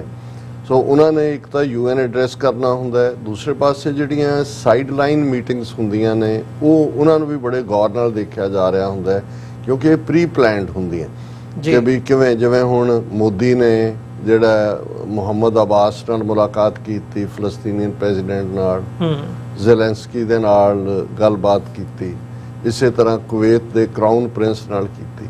ਪਰ ਹੁਣ ਤੁਸੀਂ ਦੇਖੋਗੇ ਕਿ ਬੰਗਲਾਦੇਸ਼ ਦਾ ਪ੍ਰੈਜ਼ੀਡੈਂਟ ਮੁਹੰਮਦ ਯੂਨਸ ਮੌਜੂਦ ਹੈ ਨਿਊਯਾਰਕ ਦੇ ਵਿੱਚ, ਉਹਦੀ ਔਰ ਮੋਦੀ ਦੀ ਮੁਲਾਕਾਤ ਨਹੀਂ ਹੁੰਦੀ। ਇਸ ਦੇ ਉਲਟ ਜਦੋਂ ਕਿ UN ਜਨਰਲ ਸੈਸ਼ਨ ਚੱਲ ਰਿਹਾ ਹੈ, ਜਿਹੜਾ ਬੰਗਲਾਦੇਸ਼ ਦਾ ਫੋਰਨ ਆਫਿਸ ਹੈ ਉਹ ਇੰਡੀਅਨ ਹਾਈ ਕਮਿਸ਼ਨਰ ਨੂੰ ਜਿਹੜਾ ਢਾਕਾ 'ਚ ਉਹ ਤਲਬ ਕਰ ਰਿਹਾ, ਸਮਨ ਕਰ ਰਿਹਾ ਕਿ ਵੀ ਤੁਹਾਡੇ ਹੋਮ ਮਿਨਿਸਟਰ ਨੇ ਜਿਹੜਾ ਝਾਰਖੰਡ ਕੈਂਪੇਨ ਦੇ ਵਿੱਚ, ਚੋਣ ਕੈਂਪੇਨ ਵੇਲੇ ਬੰਗਲਾਦੇਸ਼ੀਆਂ ਦੇ ਖਿਲਾਫ ਕਿਹਾ, ਔਰ ਮੈਂ ਇਹ ਕਿ ਕਿਵੇਂ ਮੁਹੰਮਦ ਯੂਨਸ ਦੇ ਨਾਲ ਬਿਲ ਕਲਿੰਟਨ ਦਾ ਪਬਲਿਕ ਫੋਰਮ ਤੇ ਮਿਲਣਾ। ਉਸ ਤੋਂ ਵੀ ਇਲਾਵਾ ਈਵਨ ਬਾਈਡਨ ਦਾ ਨਾ ਸਿਰਫ ਮੁਲਾਕਾਤ ਔਰ ਇਸ ਸੰਬੰਧੀ ਵਾਈਟ ਹਾਊਸ ਦੀ ਜਿਹੜੀ ਹੈ ਸਪੈਸ਼ਲ ਸਟੇਟਮੈਂਟ ਇਹ ਗੱਲ ਦੱਸਦੀ ਹੈ ਕਿ ਬਈ ਅਮਰੀਕਾ ਨੇ ਇਕੱਲਾ ਇਹੀ ਨਹੀਂ ਵੀ ਫੁੱਟ ਹੋਲਡ ਬਣਾ ਲਿਆ ਜਾਂ ਬੰਗਲਾਦੇਸ਼ ਦੀ ਨੀਤੀ ਨੂੰ ਇਨਫਲੂਐਂਸ ਕਰ ਰਹੇ ਨੇ। ਪਿਛਲੇ ਦਿਨਾਂ 'ਚ ਅਸੀਂ ਦੇਖਿਆ ਕਿ ਅਮਰੀਕਾ ਨੇ ਲਿਬਰਲ ਫਾਈਨੈਂਸ਼ੀਅਲ ਗ੍ਰਾਂਟ ਵੀ ਦਿੱਤੀ ਹੈ। ਹੁਣ ਪੋਲੀਟੀਕਲ ਅਲਾਇੰਸ ਔਰ ਮੁਹੰਮਦ ਯੂਨਸ ਦੀ ਜਿਵੇਂ ਤਾਰੀਫ ਦੇ ਪੁੱਲ ਬੰਨੇ ਗਏ, ਉਸ ਤੋਂ ਇਹ ਬੜਾ ਜ਼ਾਹਰ ਹੈ ਕਿ ਰਿਲੇਸ਼ਨਸ਼ਿਪ ਕਿੱਧਰ ਨੂੰ ਜਾ ਰਹੀ ਹੈ। ਪਰ ਇਸ ਤੋਂ ਪਹਿਲਾਂ ਮੈਂ ਦੱਸਦੇ ਹਾਂ ਵੀ ਭਾਰਤ ਇਹ ਹੁੰਦਾ ਹੈ ਕਿ ਵੀ ਜਦੋਂ ਕੋਈ ਬੰਦਾ ਗੁਨਾਹ ਕਰਦਾ ਹੈ, ਪਹਿਲਾ ਗੁਨਾਹ ਫਿਰ ਕਰੀ ਤੁਰਿਆ ਜਾਂਦਾ ਹੈ, ਕਿਉਂਕਿ ਉਸ ਨੂੰ ਇਹ ਪਤਾ ਹੀ ਨਹੀਂ ਲੱਗ ਰਿਹਾ ਹੁੰਦਾ ਕਿ ਉਹ ਕੀ ਕਰ ਰਿਹਾ। ਭਾਰਤ ਦੀ ਜਿਹੜੀ ਬੰਗਲਾਦੇਸ਼ ਨੀਤੀ ਸੀ, ਅਸੀਂ ਦੇਖਿਆ ਕਿ ਕਿਵੇਂ ਉਹਨਾਂ ਨੇ ਬੰਗਲਾਦੇਸ਼ ਨੂੰ ਆਪਣੇ 30ਵੇਂ ਸੂਬੇ ਵਾਂਗ ਡੀਲ ਕੀਤਾ। ਸ਼ੇਖ ਹਸੀਨਾ ਨੂੰ ਬਲਾਈਂਡ ਸਪੋਰਟ ਹੀ ਨਹੀਂ, ਰਾਦਰ ਉਹ ਇਹਨਾਂ ਦੀ ਬਿਲਕੁਲ ਹੀ ਕਠਪੁਤਲੀ ਔਰ ਡਾਇਰੈਕਟ ਸਾਰੀ ਉਸ ਨੂੰ ਰਨ ਕਰ ਰਹੇ ਸੀ। ਕਿਵੇਂ ਉਹਨਾਂ ਨੇ ਬਾਰਡਰਸ ਨਾਲ ਛੇੜਛਾੜ ਕੀਤੀ, ਦੂਸਰਾ ਕੀਤਾ।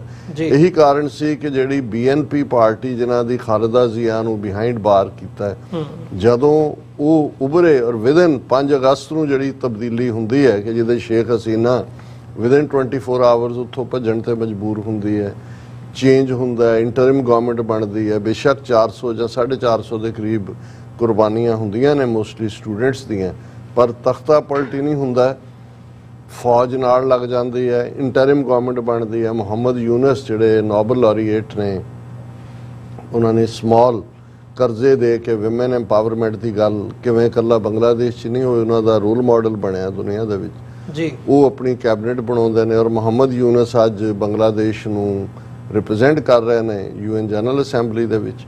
ਔਰ ਇਹ ਨਹੀਂ ਹੈ ਕਿ ਵੀ ਬੇਸ਼ੱਕ ਉਹਨੂੰ ਇੰਟਰਿਮ ਗਵਰਨਮੈਂਟ ਕਿਹਾ ਗਿਆ, ਅੰਤਰਿਮ ਗਵਰਨਮੈਂਟ, ਪਰ ਈਵਨ ਉਹਨਾਂ ਦੇ ਫੌਜੀ ਜਨਰਲ ਨੇ ਵੀ ਕੱਲ ਜਿਹੜਾ ਮੈਪ ਦਿੱਤਾ ਹੈ ਕਿ ਜੀ ਅਗਲੇ 18 ਮਹੀਨੇ ਦੇ ਵਿੱਚ ਇਲੈਕਸ਼ਨ ਦਾ ਹੋਣਾ ਚਾਹੀਦਾ, ਕਿਉਂਕਿ ਇਸ ਇੰਟਰਿਮ ਕੈਬਨਿਟ ਨੇ ਕਿਹਾ ਕਿ ਵੀ ਜਦੋਂ ਤੱਕ ਅਸੀਂ ਜੋ ਕੁਛ ਇੰਡੀਆ ਨੇ ਵਿੱਚ ਕੀਤਾ ਹੋਇਆ ਉਹਨੂੰ ਵਾਪਸ ਨਹੀਂ ਕਰਦੇ ਜਾਂ ਜਿਹਨੂੰ ਉਹਨਾਂ ਨੇ ਰਿਫਾਰਮ ਦਾ ਨਾਂ ਦਿੱਤਾ ਹੈ ਜੀ, ਅਸੀਂ ਇਲੈਕਸ਼ਨਸ ਵੱਲ ਨਹੀਂ ਵਧਾਂਗੇ।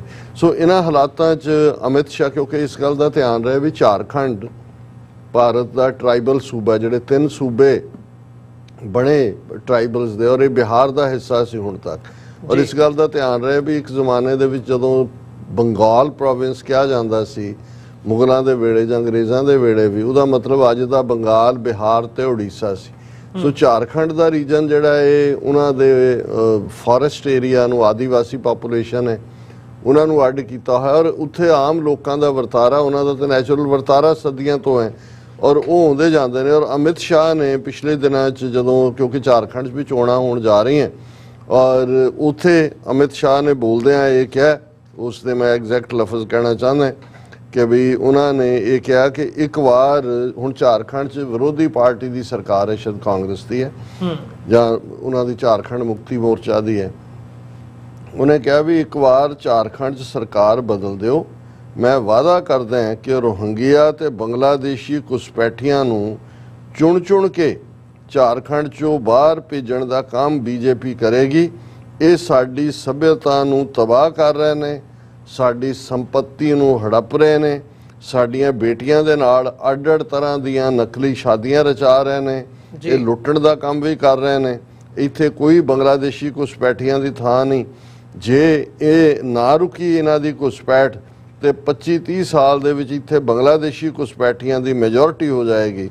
ਹੁਣ ਇਹ ਪਬਲਿਕ ਸਟੇਟਮੈਂਟ ਮੁਲਕ ਦੇ ਵਾਸੀਆਂ ਦਾ ਨਾਂ ਲੈ ਕੇ ਅਮਿਤ ਸ਼ਾਹ ਦੇ ਰਿਹਾ ਔਰ ਇਹ ਬੰਗਲਾਦੇਸ਼ ਦੇ ਵਿੱਚ ਜਿਹੜੀ ਨਵੀਂ ਤਬਦੀਲੀ ਆਈ, ਉਹ ਪਹਿਲਾਂ ਹੀ ਸੱਤੇ ਬੈਠੇ ਨੇ। ਜਦੋਂ ਹੁਣ ਆ ਫਲੱਡਸ ਲਿਆਂਦੇ ਗਏ, ਉਹਨਾਂ ਨੂੰ ਵਾਰ ਨਹੀਂ ਕੀਤਾ ਗਿਆ ਤਾਂ ਉਹਨਾਂ ਨੇ ਕਿਹਾ ਕਿ ਵੀ ਇਹ ਸਾਡੇ ਤੇ ਹੜ੍ਹ ਲਿਆਂਦੇ ਗਏ ਨੇ। ਹੁਣ ਇਸ ਸਾਰੇ ਦੇ ਚੱਲਦਿਆਂ ਜਦੋਂ ਹੀ ਇਹ ਸਟੇਟਮੈਂਟ ਆਈ, ਉਸ ਤੋਂ ਬਾਅਦ ਉਹਨਾਂ ਦੀ ਬੰਗਲਾਦੇਸ਼ ਦੀ ਫੋਰਨ ਮਿਨਿਸਟਰੀ ਨੇ ਉਹਨਾਂ ਨੂੰ ਜਿਹੜਾ ਤਲਬ ਕੀਤਾ, ਜਿਹਦੇ ਤੇ ਇੰਡੀਆ ਬਹੁਤ, ਜਿਹਦੇ ਲਈ ਅੰਗਰੇਜ਼ੀ ਦਾ ਲਫ਼ਜ਼ ਇਰਕਡ ਹੁੰਦਾ ਹੈ, ਬਟ ਈਵਨ ਇਸ ਦੇ ਉੱਤੇ ਆਪਣੇ ਆਪ 'ਚ ਉਹਨਾਂ ਨੇ ਮੈਸੇਜ ਦਿੱਤਾ ਕਿ ਵੀ ਉਹ ਤੁਹਾਡਾ ਹੁਣ ਇਹ ਸ਼ੇਖ ਹਸੀਨਾ ਦਾ ਜ਼ਮਾਨਾ ਲੰਘ ਗਿਆ, ਹੁਣ ਤੁਸੀਂ ਇਸ ਦੇ ਲਈ ਜਵਾਬਦੇਹ ਹੋਵੋਗੇ। ਇਕੱਲੀ ਇਹੀ ਗੱਲ ਨਹੀਂ, ਈਵਨ ਅਸੀਂ ਦੇਖਦੇ ਹਾਂ ਕਿ ਵੀ ਇੱਕ ਜਿਹੜੀ ਖਬਰ ਨੂੰ ਅਸੀਂ ਡਿਸਕਸ ਕੀਤਾ ਸੀ ਕਿ ਜੀ ਇੱਕ ਜਵਾਨ BSF ਦਾ ਦੂਸਰੇ ਪਾਸੇ ਚਲਾ ਗਿਆ ਤਾਂ ਉਹਨੂੰ ਉਹਨਾਂ ਨੇ ਵਾਪਸ ਮੋੜਿਆ, ਪਰ ਹੁਣ ਇਹ ਸਾਹਮਣੇ ਆਉਂਦਾ ਕਿ ਵੀ ਉਹ ਉਹਨਾਂ ਨੇ ਅਗਵਾ ਕੀਤਾ ਬੰਗਲਾਦੇਸ਼ ਵਾਲਿਆਂ ਨੇ ਉਸ ਨੂੰ। ਔਰ ਇਹ ਆਇਆ Bangladesh yet to respond to BSF protest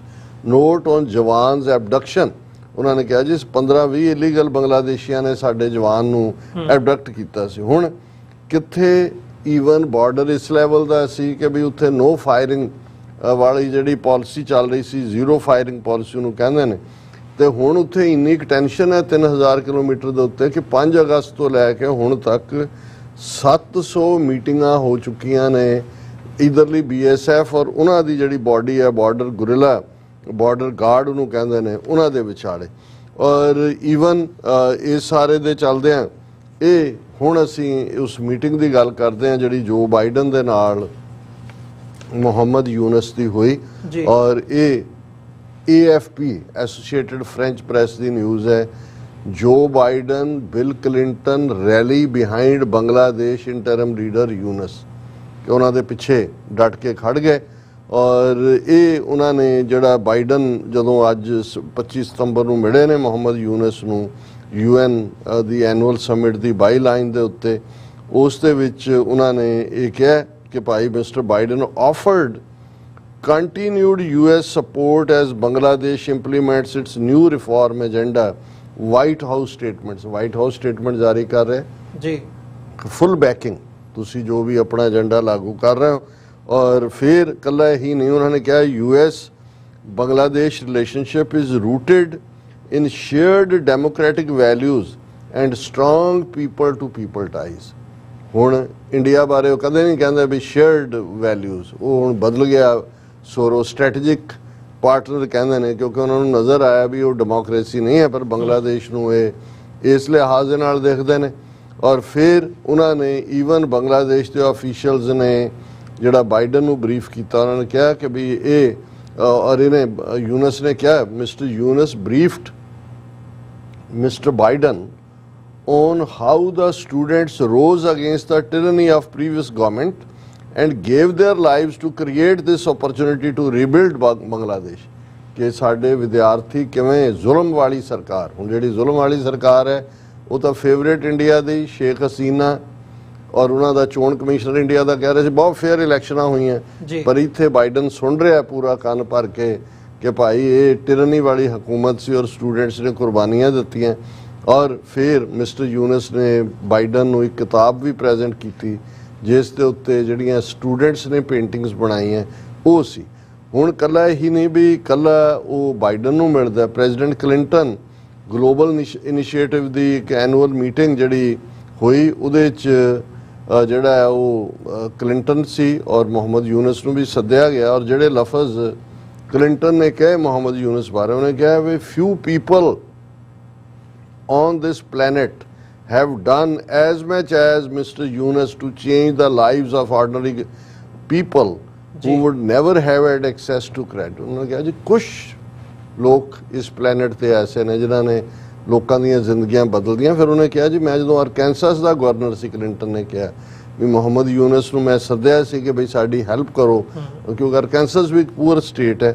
ਔਰ ਇਹ ਫਿਰ ਪੂਰੇ ਸੋਲੇ ਗਾਉਂਦੇ ਗਾਉਂਦੇ ਜਿਹੜਾ ਇਸ ਤੋਂ ਅਸੀਂ ਅੰਦਾਜ਼ਾ ਲਾ ਸਕਦੇ ਹਾਂ ਕਿ ਭਾਈ ਕਿਵੇਂ ਇਹ ਸਾਰਾ ਜਿਹੜਾ ਉੱਥੋਂ ਦਾ ਮਾਹੌਲ ਹੈ ਉਹ ਬਦਲਿਆ। ਬੰਗਲਾਦੇਸ਼ ਹੁਣ ਪੂਰੀ ਤਰ੍ਹਾਂ ਅਮਰੀਕਾ ਨੇ ਆਪਣੇ ਖੰਭਾਂ ਥੱਲੇ ਲੈ ਲਿਆ, ਇੰਡੀਆ ਨੂੰ ਵੀ ਟਿਕਾਣੇ ਰੱਖਿਆ ਜੀ। ਜ਼ਾਹਰ ਹੈ ਚਾਈਨਾ ਨੂੰ 3000 ਕਿਲੋਮੀਟਰ ਜਿਹੜਾ ਛੋਟਾ ਬਾਰਡਰ ਨਹੀਂ ਹੁੰਦਾ, ਔਰ ਕਿਉਂਕਿ 7 ਜਿਹੜੀਆਂ ਸਟੇਟਸ ਨੇ ਜਿਨ੍ਹਾਂ ਨੂੰ ਸਿਸਟਰ ਸਟੇਟਸ ਕਹਿੰਦੇ ਨੇ, ਉਹਨਾਂ ਨੂੰ ਕਿਵੇਂ ਨੀਤੀ ਪ੍ਰਭਾਵਿਤ ਕਰੇਗੀ।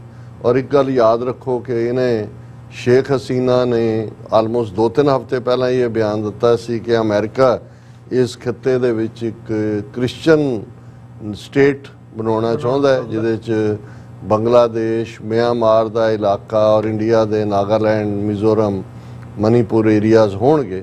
ਸੋ ਜੇ ਇੱਕ ਪ੍ਰਾਈਮ ਮਿਨਿਸਟਰ ਉਸ ਵੇਲੇ ਦੀ, ਹੁਣ ਤਾਂ ਐਕਸ ਹੋ ਗਈ, ਉਹਦੀ ਐਕਸਟ੍ਰੈਡੀਸ਼ਨ ਵੀ ਮੰਗੀ ਹੋਈ ਹੈ, ਜੇ ਇਸ ਲੈਵਲ ਦੇ ਉੱਤੇ ਉਹਨੂੰ ਇਹ ਜਾਣਕਾਰੀ ਸੀ। ਸੋ ਇਹਦਾ ਮਤਲਬ ਇਹ ਹੈ ਕਿ ਅਮਰੀਕਾ ਨੇ ਹੁਣ ਪੱਕਾ ਫੁੱਟ ਹੋਲਡ ਬਣਾਇਆ। ਔਰ ਸਿੱਖ ਨੁਕਤਾ ਨਿਗਾਹ ਤੋਂ ਵੀ ਇਹ ਇੱਕ ਪੋਜ਼ਿਟਿਵ ਡਿਵੈਲਪਮੈਂਟ ਹੈ, ਕਿਉਂਕਿ ਭਾਰਤ ਦੇ ਖੰਭ ਕੁਤਰਨੇ ਬੜੇ ਜ਼ਰੂਰੀ ਸੀ। ਜੇ ਬੰਗਲਾਦੇਸ਼ ਨੂੰ ਅਮਰੀਕਾ ਨੇ ਆਪਣੇ ਵਿੰਗਸ ਥੱਲੇ ਲਿਆ ਤੇ ਭਾਰਤ ਦੇ ਖੰਭ ਉਹਨਾਂ ਨੇ ਕੁਤਰੇ ਨੇ, ਕਿਉਂਕਿ ਉਹ ਚਲਾਕੀਆਂ ਕਰ ਰਹੇ ਸੀ ਸ਼ੇਖ ਹਸੀਨਾ ਰਾਹੀਂ ਵੀ ਔਰ ਅਦਰਵਾਈਜ਼ ਵੀ ਅਮਰੀਕਾ ਨੂੰ ਜਿਹੜਾ ਹੈ ਉਹ ਡਬਲ ਕ੍ਰਾਸ ਕਰ ਰਹੇ ਸੀ। ਸੋ ਉਹਨਾਂ ਨੇ ਅਮਰੀਕਾ ਨੇ, ਜਿਹਨੂੰ ਅੰਗਰੇਜ਼ੀ 'ਚ ਕਹਿੰਦੇ ਆ, ਪੁੱਟ ਇੰਡੀਆ ਇਨਟੂ ਇਟਸ ਪਲੇਸ। ਜੀ ਡਾਕਟਰ ਸਾਹਿਬ, ਬਿਲਕੁਲ। ਸੋ ਇਹਨਾਂ ਹੀ ਸ਼ਬਦਾਂ ਦੇ ਨਾਲ ਵਿਊਅਰਸ ਇੱਥੇ ਇੱਕ ਛੋਟੇ ਜਿਹੇ ਕਮਰਸ਼ੀਅਲ ਬ੍ਰੇਕ ਦੇ ਲਈ ਰੁਕਦੇ ਹਾਂ। ਬ੍ਰੇਕ ਤੋਂ ਬਾਅਦ ਗੱਲਬਾਤ ਅੱਗੇ ਤੋਰਦੇ ਹਾਂ।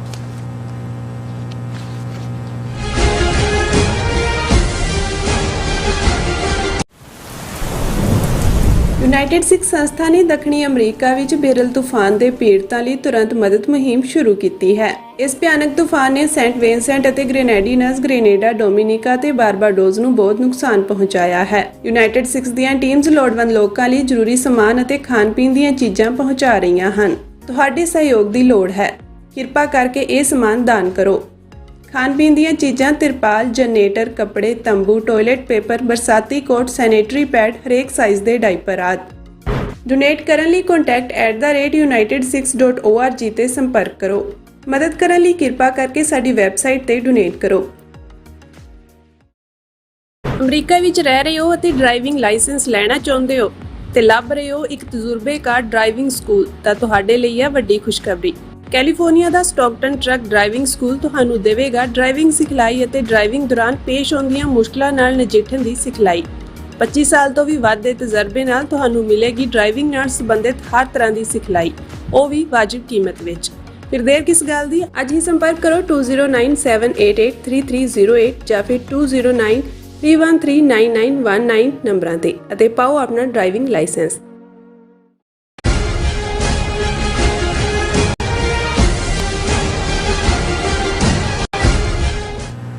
ਵਿਊਅਰਸ, ਬ੍ਰੇਕ ਤੋਂ ਬਾਅਦ ਤੁਹਾਡਾ ਸਾਰਿਆਂ ਦਾ ਸਵਾਗਤ ਹੈ। ਗੱਲਬਾਤ ਨੂੰ ਅੱਗੇ ਤੋਰਦੇ ਹਾਂ। ਜੀ ਡਾਕਟਰ ਸਾਹਿਬ, ਹੁਣ ਅਸੀਂ ਗੱਲ ਕਰੀਏ ਜਿੱਥੇ ਅਸੀਂ ਬੰਗਲਾਦੇਸ਼ ਦੀ ਗੱਲ ਕੀਤੀ ਹੈ, ਭਾਰਤ ਤੇ ਬੰਗਲਾਦੇਸ਼ ਦੇ ਵਿਗੜੇ ਸਬੰਧਾਂ ਦੀ ਗੱਲ ਕੀਤੀ ਹੈ ਬੀਤੇ ਸੈਗਮੈਂਟ ਦੇ ਵਿੱਚ। ਇਸ ਸੈਗਮੈਂਟ ਦੇ ਵਿੱਚ ਚੀਨ ਦੇ ਹਵਾਲੇ ਨਾਲ ਵੀ ਅਸੀਂ ਕੁਝ ਅਜਿਹਾ ਵਾਪਰਦਾ ਦੇਖ ਰਹੇ ਹਾਂ ਜਿਹਨੂੰ ਸਮਝਣ ਦੀ ਲੋੜ ਲੱਗਦੀ ਹੈ, ਕਿਉਂਕਿ ਇਸ ਵਕਤ ਜਿਹੜੀ ਭਾਰਤ ਦੇ ਲੀਡਰਸ ਹੈਗੇ ਆ, ਨਰਿੰਦਰ ਮੋਦੀ ਹੋ ਕੇ ਗਏ ਆ America, United nation general assembly ਦੇ ਹਵਾਲੇ ਨਾਲ ਵੀ ਤੇ ਅਦਰਵਾਈਜ਼ ਵੀ ਜਦੋਂ ਅਸੀਂ ਦੇਖਦੇ ਹਾਂ ਕੁਆਡ ਦੀ ਮੀਟਿੰਗ ਸੀਗੀ, ਤੇ ਹੁਣ ਜਿਹੜੇ ਉੱਥੋਂ ਦੇ ਫੋਰਨ ਮਿਨਿਸਟਰ ਨੇ ਐਸ ਜੈਸ਼ੰਕਰ, ਉਹ ਅਮਰੀਕਾ ਇੱਥੇ ਨੇ ਤੇ ਆਉਣ ਵਾਲੇ ਦਿਨਾਂ ਦੇ ਵਿੱਚ ਉਹਨਾਂ ਨੇ ਐਡਰੈਸ ਵੀ ਕਰਨਾ ਯੂਨਾਈਟਿਡ ਨੇਸ਼ਨਸ ਨੂੰ ਜਦੋਂ ਭਾਰਤ ਦੀ ਵਾਰੀ ਆਉਣੀ ਹੈ। ਸੋ ਹੁਣ ਉਹਨਾਂ ਦੀਆਂ ਜਿਹੜੀਆਂ ਮੀਟਿੰਗਸ ਨੇ ਸਾਈਡਲਾਈਨਸ ਦੇ ਉੱਤੇ ਆਪਣੇ ਹਮਰੁਤਬ ਜਿਹੜੇ ਵੱਖਰੇ ਵੱਖਰੇ ਮੁਲਕਾਂ ਦੇ ਹੈਗੇ ਆ ਫੋਰਨ ਮਿਨਿਸਟਰਸ ਤੇ ਫੋਰਨ ਅਫੇਅਰਸ ਮਿਨਿਸਟਰੀ ਦੇ ਨਾਲ ਸੰਬੰਧਿਤ ਉਹ ਚੱਲ ਰਹੀਆਂ ਨੇ, ਜਾਂ ਜਿਹੜੇ ਹੋਰ ਇਕਨੋਮਿਕ ਫੋਰਮ ਦੇ ਨਾਲ ਸੰਬੰਧਿਤ ਜਾਂ ਮੀਡੀਆ ਦੇ ਨਾਲ ਸੰਬੰਧਿਤ ਹੋਰ ਅਦਾਰੇ ਹੈਗੇ ਆ, ਉਹਦੇ ਵਿੱਚ ਜਾ ਕੇ ਉਹਨਾਂ ਦੀਆਂ ਜਿਹੜੀਆਂ ਮੀਟਿੰਗਸ ਨੇ ਉਹ ਚੱਲ ਰਹੀਆਂ ਨੇ। ਸੋ ਇਹ ਇੱਕ ਨਾਰਮਲ ਉਹ ਹੈਗਾ। ਪਰ ਚੀਨ ਦੇ ਹਵਾਲੇ ਨਾਲ ਜਦੋਂ ਅਸੀਂ ਦੇਖਦੇ ਹਾਂ, ਖਾਸ ਤੌਰ 'ਤੇ ਜਦੋਂ ਤੋਂ ਅਮਰੀਕਾ ਨੇ ਭਾਰਤ ਨੂੰ ਜਿਹਨੂੰ ਕਹਿੰਦੇ ਆ ਵੀ ਤੁਖਨੀ ਦੇਣੀ ਸ਼ੁਰੂ ਕੀਤੀ ਵੀ ਭਾਈ ਤੁਸੀਂ ਮੂਹਰੇ ਲੱਗੋ ਤੇ ਚੀਨ ਦੇ ਖਿਲਾਫ ਸਾਡਾ ਪੈਰ ਧਰਾਵਾ ਉਸ ਖਿੱਤੇ ਦੇ ਵਿੱਚ ਹੋਵੇ, ਭਾਰਤ ਨੇ ਉਸ ਪਾਸਿਓਂ ਉਨੇ ਪੈਰ ਨਹੀਂ ਲਾਏ ਜਿਵੇਂ ਅਮਰੀਕਾ ਚਾਹੁੰਦਾ ਸੀ। ਤੇ ਹੁਣ ਉਹ ਗਲਵਾਨ ਵੈਲੀ ਤੋਂ ਲੈ ਕੇ ਜਿਹੜਾ ਸਾਰਾ ਸਟੈਂਡ ਆਫ ਦੀ ਲਾਈਨ ਹੈ ਉਹਦਾ ਅਸੀਂ ਜ਼ਿਕਰ ਕਰਦੇ ਹਾਂ, ਕਿਵੇਂ ਚੀਨ ਸਾਰਾ ਜਿਹੜਾ ਅਰੁਣਾਚਲ ਤੋਂ ਲੈ ਕੇ ਇੱਧਰ ਹਿਮਾਲਿਆਜ਼ ਤੱਕ, ਜੰਮੂ ਕਸ਼ਮੀਰ ਤੱਕ ਦੀ ਜਿਹੜੀ ਸਾਰੀ ਬੈਲਟ ਹੈਗੀ ਆ, ਉੱਥੇ ਕਿਵੇਂ ਉਹ ਸਿਟੀਜ਼ ਡਿਵੈਲਪ ਕਰ ਰਿਹਾ, ਲੋਕਾਂ ਨੂੰ ਲਿਆ ਕੇ ਉੱਥੇ ਵਸਾ ਰਿਹਾ, ਇਨਫਰਾਸਟ੍ਰਕਚਰ ਡਿਵੈਲਪ ਹੋ ਰਿਹਾ, ਰੋਡਸ ਦਾ ਇੱਕ ਨੈਟਵਰਕ ਵਿਛਾਇਆ ਗਿਆ। ਉਹਦੀਆਂ ਖਬਰਾਂ ਜਿਹੜੀਆਂ ਨੇ ਉਹ ਚੀਨ ਦੇ ਜਿਹੜੇ ਮੀਡੀਆ ਆਊਟਲੈਟਸ ਹੈਗੇ ਨੇ ਉੱਥੋਂ ਤੋਂ ਲੈ ਕੇ ਗਾਰਡੀਅਨ ਤੱਕ ਜਾਂ ਨਿਊਯਾਰਕ ਟਾਈਮਸ ਤੱਕ ਛਪਦੀਆਂ ਨੇ, ਉਹਦੇ ਤੋਂ ਇਨਕਾਰ ਨਹੀਂ ਕੀਤਾ ਜਾ ਸਕਦਾ। ਪਰ ਭਾਰਤ ਦੇ ਨਾਲ ਜਿਹੜੇ ਸਬੰਧ ਹੈਗੇ ਆ, ਮਤਲਬ ਚੀਨ ਸਟੈਪ ਬਾਏ ਸਟੈਪ ਅੰਦਰ ਆਉਂਦਾ ਨਜ਼ਰ ਆ ਰਿਹਾ ਹੈ। ਸੋ ਹੁਣ ਇਹ ਗੱਲ ਕਿਤੇ ਨਾ ਕਿਤੇ ਭਾਰਤ ਨੂੰ ਵੀ ਦਿਖ ਰਹੀ ਹੈ, ਜਾਂ ਉਹ ਐਡਮਿਟ ਤੇ ਨਹੀਂ ਕਰਦੇ ਹੈਗੇ ਪਬਲਿਕਲੀ ਉਸ ਲੈਵਲ ਦੇ ਉੱਤੇ ਜਾ ਕੇ।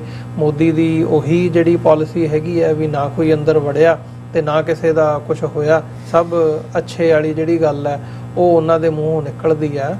ਪਰ ਹੁਣ ਜਿਹੜੀ ਜੈਸ਼ੰਕਰ ਦੀ ਬਿਆਨਬਾਜ਼ੀ ਹੈ, ਮੰਨਦੇ ਤੇ ਇਹ ਹੈਗੇ ਆ ਕਿ ਬਾਰਡਰ ਡਿਸਪਿਊਟ ਹੈ ਚਾਈਨਾ ਦੇ ਨਾਲ, ਸਾਡੀ ਮਾਰਕੀਟਡ ਲਾਈਨ ਨਹੀਂ ਹੈਗੀ ਤੇ ਡਿਸਟਰਬੈਂਸ ਹੈਗੀ ਆ, ਇਹ ਬੜੀ ਰਿਲੇਸ਼ਨਸ਼ਿਪ ਸਾਡੀ ਇਸ ਵਕਤ ਡਿਸਟਰਬਡ ਹੈ ਜੇ ਉਸ ਭਾਸ਼ਾ ਦੇ ਵਿੱਚ ਕਿਹਾ ਹੋਵੇ। ਪਰ ਅੱਜ ਉਹਨਾਂ ਨੇ ਇੱਕ ਬੜਾ ਬਿਆਨ ਦਿੱਤਾ ਆ ਕਿ ਜਿਹੜੀ ਏਸ਼ੀਆ ਦੇ ਫਿਊਚਰ ਦੇ ਲਈ ਇੰਡੀਆ ਤੇ ਚਾਈਨਾ ਦੀ ਜਿਹੜੀ ਪਾਰਟਨਰਸ਼ਿਪ ਹੈ ਉਹ ਬਹੁਤ ਜ਼ਰੂਰੀ ਹੈ, ਬਹੁਤ ਲਾਹੇਵੰਦ ਹੈ। ਇਹ ਇਕੱਲੀ ਏਸ਼ੀਆ ਦੇ ਫਿਊਚਰ ਨੂੰ ਨਹੀਂ ਇੰਪੈਕਟ ਕਰੂਗੀ, ਬਲਕਿ ਦੁਨੀਆ ਦੇ ਫਿਊਚਰ ਨੂੰ ਇੰਪੈਕਟ ਕਰੂਗੀ।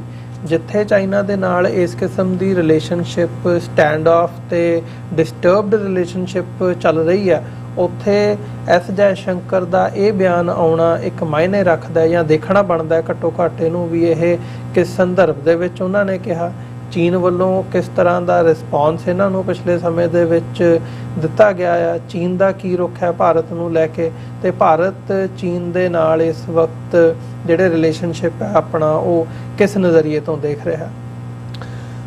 ਦੇਖੋ, ਵੈਸੇ ਭਾਰਤ ਇੱਕ ਸਰਕਸ ਦਾ ਜੋਕਰ ਹੈ, ਲੇਕਿਨ ਉਹ ਆਪਣੇ ਆਪ ਨੂੰ ਸਰਕਸ ਦੇ ਪਹਿਲਵਾਨ ਦੇ ਨਾਲ ਤਸ਼ਬੀਹ ਦੇ ਕੇ ਬੜਾ ਖੁਸ਼ ਹੁੰਦਾ ਹੈ ਕਿ ਉਹ ਬਹੁਤ ਵੱਡਾ ਜਿਹੜਾ ਹੈ ਉਹ ਪਹਿਲਵਾਨ ਹੈ।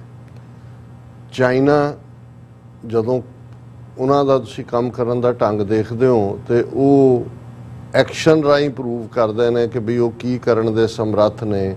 ਉਹ ਬਿਆਨਬਾਜ਼ੀ ਬਹੁਤ ਘੱਟ ਕਰਦੇ ਨੇ, ਉਹ ਬੋਸਟਿੰਗ ਨਹੀਂ ਕਰਦੇ, ਬਿਆਨਬਾਜ਼ੀ ਨਹੀਂ ਕਰਦੇ ਜੀ।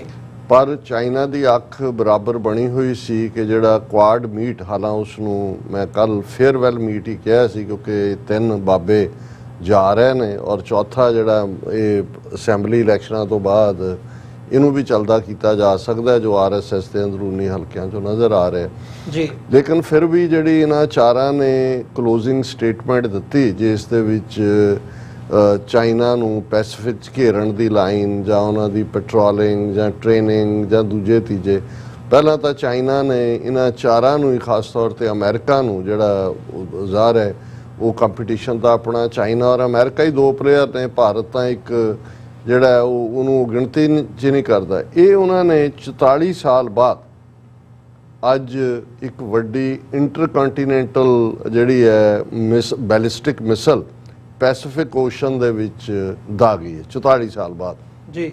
ਤੁਸੀਂ ਇੰਟਰਕੰਟੀਨੈਂਟਲ ਬੈਲਿਸਟਿਕ ਮਿਸਲ, ਹਾਲਾਂ ਉਹਦਾ ਡੰਪ ਸੀ ਵਾਰ ਹੈਡ, ਉਹਦੇ ਤੇ ਨਿਊਕਲੀਅਰ ਚੜ੍ਹਦਾ ਹੈ। ਹੁਣ ਕੰਟੀਨੈਂਟ ਅਸੀਂ ਜਿਹੜਾ ਉਹ ਮਹਾਦੀਪ ਨੂੰ ਕਹਿੰਦੇ ਆ, ਹੁਣ ਇੰਟਰਕੰਟੀਨੈਂਟਲ ਦਾ ਹੈ ਕਿ ਏਸ਼ੀਆ ਤੋਂ ਯੂਰਪ ਜਾਂ ਏਸ਼ੀਆ ਤੋਂ ਅਫਰੀਕਾ ਜਾਂ ਏਸ਼ੀਆ ਤੋਂ ਸਾਊਥ ਅਮਰੀਕਾ, ਔਰ ਚਾਈਨਾ ਨੇ ਉਸ ਨੂੰ ਉਵੇਂ ਹੀ ਇਸਤੇਮਾਲ ਇਹਨਾਂ 44 ਸਾਲਾਂ 'ਚ 80s ਦੇ ਵਿੱਚ ਚਾਈਨਾ ਨੇ ਪਹਿਲਾਂ ਇਸ ਦੇ ਉੱਤੇ ਕੀਤਾ ਸੀ ਔਰ ਚਾਈਨਾ ਨੇ ਕਿਹਾ ਜੀ ਅਸੀਂ ਕੋਈ ਉਸਾ ਮਟੀਰੀਅਲ ਨਹੀਂ ਵਰਤਿਆ, we have not violated international law ਔਰ ਐਨੀਥਿੰਗ। ਪਰ ਇਹ ਮੈਸੇਜ ਔਰ ਇਹ ਜਿਹੜੀ ਖਬਰ ਕਿ ਵੀ ਚਾਈਨਾ ਨੇ ਟੈਸਟ ਫਾਇਰ ਕੀਤੀ ਇੰਟਰਕੰਟੀਨੈਂਟਲ ਬੈਲਿਸਟਿਕ ਮਿਸਲ, ਇਸ ਦੇ ਉੱਤੇ ਜਿਹੜਾ ਅੱਡ ਉਹਨਾਂ ਦੇ ਐਕਸਪਰਟ ਨੇ, ਉਹਨਾਂ ਨੇ ਜਿਹੜੇ ਇੰਟਰਨੈਸ਼ਨਲ ਨੇ, ਉਹਨਾਂ ਨੇ ਕਿਹਾ ਕਿ ਵੀ ਇਹ ਚਾਈਨਾ ਨੇ ਮੈਸੇਜ ਦਿੱਤਾ ਹੈ ਕਿ ਵੀ ਵੈਨ ਦੇ haven't done something for 44 years and then they do it, that is significant। Mister Acton ਉਹ ਜਿਹੜੇ ਨੇ ਉਹ ਇਸ ਦੇ ਕੋ ਡਾਇਰੈਕਟਰ ਨੇ ਨਿਊਕਲੀਅਰ ਪਾਲਿਸੀ ਪ੍ਰੋਗਰਾਮ ਦੇ, senior fellow Carnegie Endowment International Peace ਦੇ, ਉਹਨਾਂ ਨੇ ਇਹ ਕਮੈਂਟ ਕੀਤਾ ਕਿ ਵੀ ਇਹ ਚਾਈਨਾ ਨੇ ਮੈਸੇਜ ਦਿੱਤਾ ਹੈ ਔਰ ਚਾਈਨਾ ਨੇ ਕਿਹਾ ਕਿ we are entering a new age, we are entering an age where US and China are engulfed in what feel like an arms race. ਇਹ ਜੈਫਰੀ ਲੈਵਿਸ ਨੇ, missile expert, James Martin Center non proliferation studies, Middlebury Institute International Studies ਦੇ US ਦੇ ਵਿੱਚ। ਸੋ ਇਹ ਆਪਣੇ ਆਪ ਦੇ ਵਿੱਚ ਹਾਲਾਂ ਜਿਹੜੀ ਜੁਆਇੰਟ ਸਟੇਟਮੈਂਟ ਆਈ ਉਸ ਤੋਂ ਬਾਅਦ ਇੰਡੀਆ ਦੀ ਫੋਰਨ ਮਿਨਿਸਟਰੀ ਨੇ ਜਿਹੜੀ ਸਟੇਟਮੈਂਟ ਦਿੱਤੀ ਉਹਦੇ 'ਚ ਕੋਈ ਚਾਈਨਾ ਦਾ ਜ਼ਿਕਰ ਨਹੀਂ ਸੀ, ਜਾਂ ਜਿਵੇਂ ਉਹਨਾਂ ਦੀ ਪੋਲੀਟੀਕਲ ਸਟੇਟਮੈਂਟ ਤੋਂ ਮੋਦੀ ਤੋਂ ਲੈ ਕੇ ਨਾ ਕੋਈ ਆਇਆ, ਨਾ ਕੋਈ ਗਿਆ, ਨਾ ਕੋਈ ਘੁੱਸਾ, ਨਾ ਕਿਸੇ ਕੋ ਮਾਰਾ, ਇਹ ਸਾਰੇ ਦੇ। ਹੁਣ ਅਸੀਂ ਗੱਲ ਕਰਦੇ ਹਾਂ ਵੀ ਇੰਡੀਆ ਦੀ ਪੋਜੀਸ਼ਨ ਚਾਈਨਾ ਵਿਜ਼ਾਵੀ ਅਮਰੀਕਾ। ਪਹਿਲਾਂ ਤਾਂ ਇੰਡੀਆ 2 ਬੇੜੀਆਂ ਤੇ ਪੈਰ, ਚਾਈਨਾ ਵਿਜ਼ਾਵੀ ਰਸ਼ੀਆ, ਅਮਰੀਕਾ ਵਿਜ਼ਾਵੀ ਰਸ਼ੀਆ, ਯੂਕਰੇਨ ਦੇ ਇਸ਼ੂ ਤੇ ਅਸੀਂ ਦੇਖਿਆ ਜੀ ਕਿਸ ਲੈਵਲ ਦੇ ਛੱਤਰ ਖਾਦੇ। ਫਿਰ ਅਮਰੀਕਨ ਦਬਾਅ ਥੱਲੇ ਜਾ ਕੇ ਜ਼ੈਲੈਂਸਕੀ ਨੂੰ ਯੂਕਰੇਨ 'ਚ ਵੀ ਮਿਲਿਆ ਔਰ ਉਹਨੇ ਅਜੇ ਉਹ ਯੂਕਰੇਨ ਦੀ ਟੈਰੀਟਰੀ ਤੇ ਸੀ। ਮੋਦੀ ਜਦੋਂ ਜ਼ੈਲੈਂਸਕੀ ਨੇ ਇੰਡੀਆ ਨੂੰ ਨਕਸ਼ਾ ਜਿਹੜਾ ਸ਼ੀਸ਼ਾ ਦਿਖਾਇਆ ਵੀ ਤੁਹਾਡੀ ਔਕਾਤ ਕੀ ਹੈ, ਹੁਣ ਵੀ ਸਾਈਡ ਲਾਈਨ ਦੇ ਉੱਤੇ ਭਾਵੇਂ 3 ਦਿਨ ਦੀ ਮੋਦੀ ਦੀ ਵਿਜ਼ਿਟ ਸੀ, ਜ਼ੈਲੈਂਸਕੀ ਨੂੰ ਮਿਲਣਾ ਪਿਆ। ਇਹ ਕਿਉਂਕਿ ਇਹ ਜਦੋਂ ਤੁਸੀਂ ਦੋਵਾਂ ਬੇੜੀਆਂ 'ਚ ਪੈਰ ਰੱਖਦੇ ਹੋ, ਸੋ ਇਹ ਰਸ਼ੀਆ ਔਰ ਅਮਰੀਕਾ ਦੇ ਹਵਾਲੇ ਨਾਲ। ਹੁਣ ਜੇ ਅਸੀਂ ਗੱਲ ਚਾਈਨਾ ਅਮਰੀਕਾ ਦੇ ਹਵਾਲੇ ਨਾਲ ਕਰੀਏ, ਜਦੋਂ ਕੁਆਡ ਨੂੰ ਇੰਡੀਆ ਨੇ ਜੁਆਇਨ ਕੀਤਾ ਉਦੋਂ ਹੀ ਸਿਆਣਿਆਂ ਨੇ ਕਿਹਾ ਸੀ ਕਿ ਬਈ ਇਹਨਾਂ ਨੇ ਜਿਹੜਾ ਨਾਨ ਅਲਾਈਨਮੈਂਟ ਦੇ ਪ੍ਰਿੰਸੀਪਲ ਨੂੰ ਲੰਘ ਦਿੱਤਾ ਹੈ। ਹੁਣ ਇਹ ਅਮਰੀਕਾ ਦੇ ਖੈਮੇ 'ਚ ਜਾ ਕੇ ਚਾਈਨਾ ਨੂੰ ਜਿਹੜਾ ਹੈ ਉਹ ਇਹਨਾਂ ਨੇ ਵੰਗਾਰ ਦਿੱਤਾ ਜੀ। ਹੁਣ ਪਰ ਅਸਲੀਅਤ ਵੀ ਇਹਨਾਂ ਨੂੰ ਪਤਾ ਹੈ। ਜੇ ਇਹਨਾਂ ਦੇ ਹਿੰਦੂਤਵੀ ਆਈਡੀਆਲੋਗ ਸੁਬਰਾਮਨੀਅਮ ਸਵਾਮੀ ਦੀ ਗੱਲ ਕਰੀਏ, 4060 ਕਿਲੋਮੀਟਰ ਟੈਰੀਟਰੀ ਜਿਹੜੀ ਚਾਈਨਾ ਨੇ ਖਾਧੀ ਹੈ ਉਸ ਦਾ ਜ਼ਿਕਰ ਕਰਦਾ ਹੈ। ਔਰ ਅੱਜ ਹੀ ਉਹਦਾ ਸੁਬਰਾਮਨਿਅਮ ਸਵਾਮੀ ਦਾ ਪਿਛਲੇ ਕੱਲ ਇੱਕ ਟਵੀਟ ਸੀ ਜਿਹਦੇ 'ਚ ਉਹਨੇ ਕਿਹਾ ਕਿ ਵੀ ਜੇ ਮੋਦੀ ਨਹੀਂ ਮੰਨਦਾ ਔਰ ਚਾਈਨਾ ਦੇ ਨਾਲ ਜਿਹੜਾ ਅੱਗੋਂ ਰਿਲੇਸ਼ਨਸ਼ਿਪ ਜਾਂ ਕੋਈ ਡੀਲ ਕਰਨ ਵੱਲ ਜਾਂਦਾ ਹੈ ਤੇ ਇਸ ਦੇ ਉੱਤੇ ਟ੍ਰੈਚਰੀ ਗਦਾਰੀ ਦਾ ਮੁਕੱਦਮਾ ਚਲਾਇਆ ਜਾਏ, ਕਿਉਂਕਿ ਟ੍ਰੀਜਨ ਕਰ ਰਿਹਾ, ਗਦਾਰੀ ਕਰ ਰਿਹਾ। ਹੁਣ ਇਸ ਕੌਨਟੈਕਸਟ ਦੇ ਵਿੱਚ ਜਿਹੜੀ ਐਸ ਜੈ ਸ਼ੰਕਰ ਜਿਹਨੇ 28 ਸਤੰਬਰ ਕਮਿੰਗ ਸੈਚਰਡੇ 5 ਵਜੇ ਐਡਰੈਸ ਕਰਨਾ UN ਜਨਰਲ ਅਸੈਂਬਲੀ ਨੂੰ, ਤੇ ਹੁਣ ਵਿਚਾਲੇ ਦਿਨ ਨੇ ਆਇਆ ਤਾਂ ਮੋਦੀ ਦੇ ਨਾਲ ਹੀ ਹੋਇਆ, ਵਕਤ ਦਾ ਗੁਜ਼ਾਰਨਾ ਹੀ ਹੈ। ਸੋ ਏਸ਼ੀਆ ਸੁਸਾਇਟੀ ਹੈ ਨਿਊਯਾਰਕ ਦੀ, ਉਹਦੇ 'ਚ ਇੱਕ ਸੈਮੀਨਾਰ ਉਹਨਾਂ ਨੇ ਰੱਖਿਆ ਏਸ਼ੀਆ ਸੁਸਾਇਟੀ ਨੇ, India Asia and the world. ਇਸ ਦੇ ਵਿੱਚ ਇਹ ਕੀਨੋਟ ਸਪੀਕਰ ਹੈ ਔਰ ਇਹ ਉਸ ਹਾਲਾਤ ਦੇ ਵਿੱਚ ਜਦੋਂ ਕਿ 3000 ਕਿਲੋਮੀਟਰ ਬਾਰਡਰ ਬਾਰੇ ਐਸ ਜੈ ਸ਼ੰਕਰ ਇਸ 'ਚ ਕਹਿੰਦਾ ਕਿ ਆਲ ਇਜ਼ ਡਿਸਪਿਊਟਡ ਔਰ ਇਹਦੇ 'ਚ ਕੋਈ ਸ਼ੱਕ ਨਹੀਂ ਹੈ ਕਿ 60 ਹਜ਼ਾਰ ਤੋਂ ਜ਼ਿਆਦਾ ਫੌਜੀ ਦੋਨੋਂ ਪਾਸਿਓਂ ਜਿਹੜੇ ਨੇ ਪੱਕੀਆਂ ਐਨਕੈਂਪਮੈਂਟ ਬਣਾ ਕੇ ਬੈਠੇ ਹੋਏ ਨੇ ਦੋਨੋਂ, ਜਿਹੜੀ ਵਾਰ ਲਾਈਕ ਸਿਚੁਏਸ਼ਨ ਜਾਂ ਪ੍ਰੋਵੋਕੇਸ਼ਨ ਦੀ ਸਿਚੁਏਸ਼ਨ। ਹਾਲਾਂ ਆਪਣੀ ਆਡੀਅנס ਨੂੰ ਤਾਂ ਇਹਨਾਂ ਨੇ ਕਹਿ ਦਿੱਤਾ ਸੀ ਕਿ ਜੀ ਕੋਈ ਆਇਆ ਨਹੀਂ, ਕੋਈ ਗਿਆ ਨਹੀਂ, ਲੇਕਿਨ ਇਸ ਮੌਕੇ ਦੇ ਉੱਤੇ ਪਾਰਸ਼ੀਅਲ ਟਰੂਥ ਐਸ ਜੈ ਸ਼ੰਕਰ ਬੋਲ ਕੇ ਕਹਿੰਦਾ ਹੈ ਕਿ ਜੀ ਇਹ ਜਿਹੜੀ ਡਿਸਐਨਗੇਜਮੈਂਟ ਸੀ ਜਿਹੜੀ ਗਲਵਾਨ ਵੈਲੀ ਦੇ ਟਕਰਾਅ ਤੋਂ ਬਾਅਦ ਹੋਈ 75% ਜਿਹੜੀ ਹੈ that has been sorted out. ਇਹ ਪਹਿਲਾਂ ਬਿਆਨ ਇੱਕ ਦੇ ਚੁੱਕਾ ਸੀ, ਇਹਦੇ ਤੇ ਉਹਨੂੰ ਫੜ ਲਿਆ ਉਹਨਾਂ ਨੇ ਕਿ ਵੀ 75% ਕਿਹੜੀ ਸੌਰਟ ਆਊਟ ਹੋਈ। ਫਿਰ ਉਹਨੇ ਕਿਹਾ ਜੀ ਟੈਨਸ਼ਨ ਬਣੀ ਹੋਈ ਹੈ, ਅਸੀਂ ਜਿਹੜਾ ਮੈਂ ਹੁਣ ਉਹਦੇ ਹੀ ਲਫ਼ਜ਼ਾਂ 'ਚ ਕਹਿਣਾ ਚਾਹੁੰਦਾ ਕਿ ਵੀ ਜਿਹਦੇ 'ਚ ਉਹਨੇ ਕਿਹਾ ਕਿ ਜੀ ਇਹ ਕਿਉਂਕਿ ਜਿਹੜੇ ਪੈਟਰੋਲਿੰਗ ਪੁਆਇੰਟ ਨੇ, he said once we deal with the disengagement there is a larger issue as both of us has brought a very large number of troops up to the border, so there is what we call the de-escalation issue, and then there is the next step is really how do you deal with the rest of the relationship। ਉਹਨੂੰ ਕਹਿੰਦਾ ਜੀ ਕਿ ਇਹ ਮੰਨਣ ਨੂੰ ਤਿਆਰ ਨਹੀਂ ਹੈ ਵੀ 4000 ਸਕੁਅਰ ਕਿਲੋਮੀਟਰ ਟੈਰੀਟਰੀ ਅਸੀਂ ਗਵਾਈ ਹੈ। ਉਹ ਕਹਿੰਦਾ ਜੀ ਇਹ ਸਾਰਾ ਹੀ ਡਿਸਪਿਊਟਡ ਹੈ ਔਰ ਇਸ ਦੇ ਉੱਤੇ ਜਿਹੜੇ ਪੈਟਰੋਲਿੰਗ ਪੁਆਇੰਟ ਨੇ ਉਹਨਾਂ ਨੂੰ ਲੈ ਕੇ ਜਿਹੜਾ ਉਹ ਝਗੜਾ ਹੈਗਾ ਜਿਹਨੂੰ ਅਸੀਂ ਡਿਸਐਨਗੇਜ ਕਰਨਾ ਚਾਹੁੰਦੇ ਹਾਂ। ਵੀ ਅਸੀਂ ਜਿਹੜਾ ਜਦੋਂ ਇਹ ਚਾਈਨਾ ਨੇ ਐਗਰੈਸ਼ਨ ਕੀਤਾ ਔਰ ਉਦੋਂ ਕਿਉਂਕਿ ਅਸੀਂ in the midst of Covid ਸੀ, we moved a large number of forces in violation of these agreements, the line of ਕਿ ਚੀਨ ਨੇ ਜਿਹੜੀ ਅੰਡਰਸਟੈਂਡਿੰਗ ਇਹਨਾਂ ਦੇ ਨਾਲ ਸੀ ਉਹਨੂੰ ਵਾਇਲੇਟ ਕੀਤਾ, ਵੱਡੀ ਗਿਣਤੀ 'ਚ ਇਸ ਨੂੰ ਮੂਵ ਕੀਤਾ ਔਰ ਅਸੀਂ ਜਿਹੜਾ ਹੁਣ ਇਹਨੂੰ ਡਿਸਐਨਗੇਜ ਕਰ ਰਹੇ ਹਾਂ 75% ਅਸੀਂ ਕਰ। ਤੁਸੀਂ ਜਿੰਨੀ ਸੌਫਟ ਲੈਂਗੁਏਜ ਦੇਖ ਰਹੇ ਹੋ ਇਹ ਤਾਂ ਲੱਗਦਾ ਵੀ ਚਾਈਨਾ ਦੇ ਪੈਰ ਹੀ ਪੈ ਰਹੇ ਨੇ, ਕਿਉਂਕਿ ਇਹਨਾਂ ਨੂੰ ਇਹ ਹੁਣ ਨਜ਼ਰ ਆ ਰਿਹਾ ਵੀ ਇਹ ਮੋਦੀ ਦੀ ਵਿਜ਼ਿਟ ਵੇਲੇ ਜਿਹੜਾ ਅਮਰੀਕਾ ਨੇ ਬਾਂਹ ਮਰੋੜੀ ਹੈ। 3 ਇਸ਼ੂ ਤਾਂ ਸਿੱਖਾਂ ਨਾਲ ਸੰਬੰਧਿਤ ਸੀ, ਅਸੀਂ ਜ਼ਿਕਰ ਕੀਤਾ ਕਿ ਵੀ ਕਾਂਗਰਸਮੈਨਾਂ ਨੇ ਮੂਵ ਕੀਤਾ ਜਿਹੜਾ ਟਰਾਂਸਨੈਸ਼ਨਲ ਰਿਪਰੈਸ਼ਨ ਦੇ ਉੱਤੇ। ਵਾਈਟ ਹਾਊਸ ਨੇ 2 ਦਿਨ ਪਹਿਲਾਂ ਸਿੱਖ ਡੈਲੀਗੇਸ਼ਨ ਦੇ ਨਾਲ ਮੁਲਾਕਾਤ ਕੀਤੀ ਔਰ ਡਿਸਟ੍ਰਿਕਟ ਕੋਰਟ ਨਿਊਯਾਰਕ ਨੇ ਸੰਮਨ, ਔਰ ਅੱਜ ਕੱਲ੍ਹ ਤਾਂ ਹੁਣ ਉਹਨਾਂ ਦੇ ਮੀਡੀਆ 'ਚ ਚੱਲ ਰਹੀਆਂ ਨੇ ਖਬਰਾਂ ਵੇਅਰ ਇਜ਼ ਅਜੀਤ ਡੋਵਲ, ਕਿ ਹੁਣ ਅਜੀਤ ਡੋਵਲ ਕਦੇ ਵੀ ਅਮਰੀਕਾ ਨਹੀਂ ਆ, ਜਦੋਂ ਆਇਆ ਉਹਨੂੰ ਸਮਨ ਸਰਵ ਹੋਣਗੇ। ਈਵਨ ਜਿਹੜੇ ਉਹਦੇ ਹਮਦਰਦੀ ਰੱਖਣ ਵਾਲੇ ਨੇ ਉਹਨਾਂ ਨੇ ਕਿਹਾ ਜੀ ਕਿ now Ajit Doval is being made the scapegoat and he is being thrown under the bus, ਕਿ ਜੀ ਉਹਨੂੰ ਬਲੀ ਦਾ ਬੱਕਰਾ ਬਣਾਇਆ ਜਾ ਰਿਹਾ ਜਾਂ ਦੂਜਾ। ਇਹ ਅੱਜ ਤੱਕ ਪਹਿਲਾਂ ਕਦੇ ਨਹੀਂ ਹੋਇਆ ਕਿ ਨੈਸ਼ਨਲ ਸਿਕਿਉਰਿਟੀ ਐਡਵਾਈਜ਼ਰ ਕਿਸੇ ਮੁਲਕ ਦਾ ਦੂਸਰੇ ਮੁਲਕ ਦੇ ਕੋਰਟ ਜਿਹੜੀ ਹੈ ਉਹਨੂੰ ਜਿਹੜੀ ਹੈ ਉਹ ਸਮਨ ਕਰੇ ਔਰ ਇੱਕ ਕੇਸ ਦੇ ਵਿੱਚ ਉਸ ਦੇ ਉੱਤੇ ਸਮਨ ਨੇ। ਸੋ ਇਸ ਸਾਰੇ ਦੇ ਚੱਲਦੇ ਆ, ਜਿਵੇਂ ਅਸੀਂ ਬੰਗਲਾਦੇਸ਼ ਦਾ ਜ਼ਿਕਰ ਕੀਤਾ ਹੱਥੋਂ ਨਿਕਲਿਆ, ਮਿਆਂਮਾਰ ਦੇ ਵਿੱਚ ਵੀ ਉੱਥੇ ਆਪਣੀ ਕਿਸਮ ਦੀ ਸਟਰਗਲ ਚੱਲ ਰਹੀ ਹੈ। ਔਰ ਇਕੱਲਾ ਇਹੀ ਨਹੀਂ ਕਿ ਵੀ ਉਹਨੇ ਇਸ ਏਸ਼ੀਆ ਕੌਂਸਲ ਦੀ ਮੀਟਿੰਗ 'ਚ ਕੀ ਕਿਹਾ, ਅਸੀਂ ਦੇਖ ਰਹੇ ਹਾਂ ਕਿ India is not trying to control every political move of every neighbour. Jaishankar ਕਿਸੇ ਹੋਰ ਇਕੱਠ ਦੇ ਵਿੱਚ ਉਹ ਕਹਿ ਰਿਹਾ ਜੀ ਇਹ ਸਾਡੇ ਤੇ ਇਲਜ਼ਾਮ ਠੀਕ ਨਹੀਂ ਹੈਗਾ, ਅਸੀਂ ਕੋਈ ਨੇਬਰਸ ਦੀਆਂ ਪਾਲਿਸੀ 'ਚ ਦਖਲਅੰਦਾਜ਼ੀ ਨਹੀਂ ਕਰ ਰਹੇ। ਹੁਣ ਅਸੀਂ ਸ੍ਰੀਲੰਕਾ 'ਚ ਵੀ ਦੇਖਿਆ ਕਿ ਲੈਫਟਿਸਟ ਜਿੱਤ ਗਿਆ। ਹੁਣ ਇਹ ਬੈਕਗਰਾਉਂਡ ਹੈ ਕਿ ਕਿੱਥੇ ਈਵਨ ਪਾਕਿਸਤਾਨ ਬਾਰੇ ਵੀ ਇਹਨਾਂ ਦਾ ਐਟੀਟਿਊਡ ਕਿੰਨਾ ਹੌਸਟਾਈਲ ਨਫ਼ਰਤ ਵਾਲਾ ਸੀ। ਪਰ ਹੁਣ ਇਹਨਾਂ ਦਾ ਮੀਡੀਆ ਕਹਿੰਦਾ government mulls decision to send Jaishankar for Shanghai Cooperation Organisation meet in Islamabad. ਉਹਨੇ ਕਿਹਾ ਜੀ ਇਹ ਜਿਹੜੀ ਨੈਕਸਟ ਮੰਥ ਹੋਣੀ ਹੈ ਅਕਤੂਬਰ 'ਚ, ਉਹਦੇ 'ਚ ਇੰਡੀਆ ਸੋਚ ਰਿਹਾ ਵੀ ਮੋਦੀ ਤਾਂ ਸ਼ਾਇਦ ਨਾ ਜਾਏ ਪਰ ਐਸ ਜੈ ਸ਼ੰਕਰ ਨੂੰ ਭੇਜਿਆ ਜਾਏ।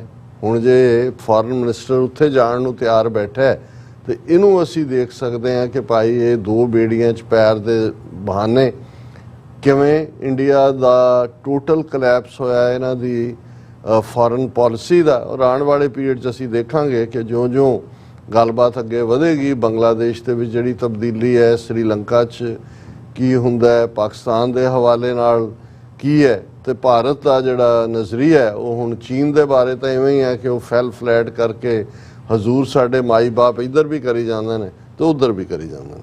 ਜੀ ਡਾਕਟਰ ਸਾਹਿਬ, ਬਿਲਕੁਲ ਜਿਵੇਂ ਤੁਸੀਂ ਕਿਹਾ ਵੀ ਆਉਣ ਵਾਲੇ ਦਿਨਾਂ ਦੇ ਵਿੱਚ ਜਿਹੜੀਆਂ ਡਿਵੈਲਪਮੈਂਟਸ ਨੇ ਉਹ ਦੇਖਣ ਵਾਲੀਆਂ ਹੋਣਗੀਆਂ। ਇਹਦੇ ਜਿਹੜੇ ਇਹਨਾਂ ਮੀਟਿੰਗਸ ਦੇ ਯੂਨਾਈਟਿਡ ਨੇਸ਼ਨਸ ਦੀਆਂ ਜਨਰਲ ਅਸੈਂਬਲੀ ਦੀ ਸਾਈਡਲਾਈਨਸ ਦੇ ਉੱਤੇ ਹੋ ਰਹੀ ਹੈ, ਇਹਦੇ ਫੋਲੋ ਅਪਸ ਜਿਹੜੇ ਹੈਗੇ ਨੇ ਜਦੋਂ ਹੋਣੇ ਆ। ਸੋ ਇਹਨਾਂ ਹੀ ਸ਼ਬਦਾਂ ਦੇ ਨਾਲ ਵਿਊਅਰਸ ਇੱਕ ਛੋਟੇ ਜਿਹੇ ਕਮਰਸ਼ੀਅਲ ਬ੍ਰੇਕ ਦੇ ਲਈ ਇੱਥੇ ਰੁਕਦੇ ਹਾਂ। ਬ੍ਰੇਕ ਤੋਂ ਬਾਅਦ ਗੱਲਬਾਤ ਅੱਗੇ ਤੋਰਦੇ ਹਾਂ।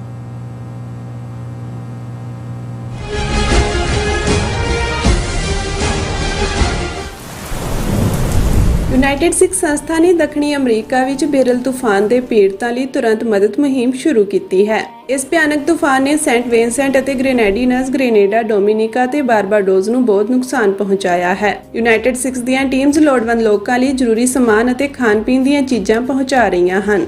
ਤੁਹਾਡੇ ਸਹਿਯੋਗ ਦੀ ਲੋੜ ਹੈ। ਕਿਰਪਾ ਕਰਕੇ ਇਹ ਸਮਾਨ ਦਾਨ ਕਰੋ। ਖਾਣ-ਪੀਣ ਦੀਆਂ ਚੀਜ਼ਾਂ, ਤਿਰਪਾਲ, ਜਨਰੇਟਰ, ਕੱਪੜੇ, ਤੰਬੂ, ਟਾਇਲਟ ਪੇਪਰ, ਬਰਸਾਤੀ ਕੋਟ, ਸੈਨੇਟਰੀ ਪੈਡ, ਹਰੇਕ ਸਾਈਜ਼ ਦੇ ਡਾਈਪਰ ਆਦਿ। ਡੋਨੇਟ ਕਰਨ ਲਈ contact@united6.org ਤੇ ਸੰਪਰਕ ਕਰੋ। ਮਦਦ ਕਰਨ ਲਈ ਕਿਰਪਾ ਕਰਕੇ ਸਾਡੀ ਵੈਬਸਾਈਟ ਤੇ ਡੋਨੇਟ ਕਰੋ। ਅਮਰੀਕਾ ਵਿੱਚ ਰਹਿ ਰਹੇ ਹੋ ਅਤੇ ਡਰਾਈਵਿੰਗ ਲਾਇਸੈਂਸ ਲੈਣਾ ਚਾਹੁੰਦੇ ਹੋ ਤੇ ਲੱਭ ਰਹੇ ਹੋ ਇੱਕ ਤਜਰਬੇਕਾਰ ਡਰਾਈਵਿੰਗ ਸਕੂਲ, ਤਾਂ ਤੁਹਾਡੇ ਲਈ ਹੈ ਵੱਡੀ ਖੁਸ਼ਖਬਰੀ। ਕੈਲੀਫੋਰਨੀਆ ਦਾ ਸਟਾਕਟਨ ਟਰੱਕ ਡਰਾਈਵਿੰਗ ਸਕੂਲ ਤੁਹਾਨੂੰ ਦੇਵੇਗਾ ਡਰਾਈਵਿੰਗ ਸਿਖਲਾਈ ਅਤੇ ਡਰਾਈਵਿੰਗ ਦੌਰਾਨ ਪੇਸ਼ ਆਉਂਦੀਆਂ ਮੁਸ਼ਕਲਾਂ ਨਾਲ ਨਜਿੱਠਣ ਦੀ ਸਿਖਲਾਈ।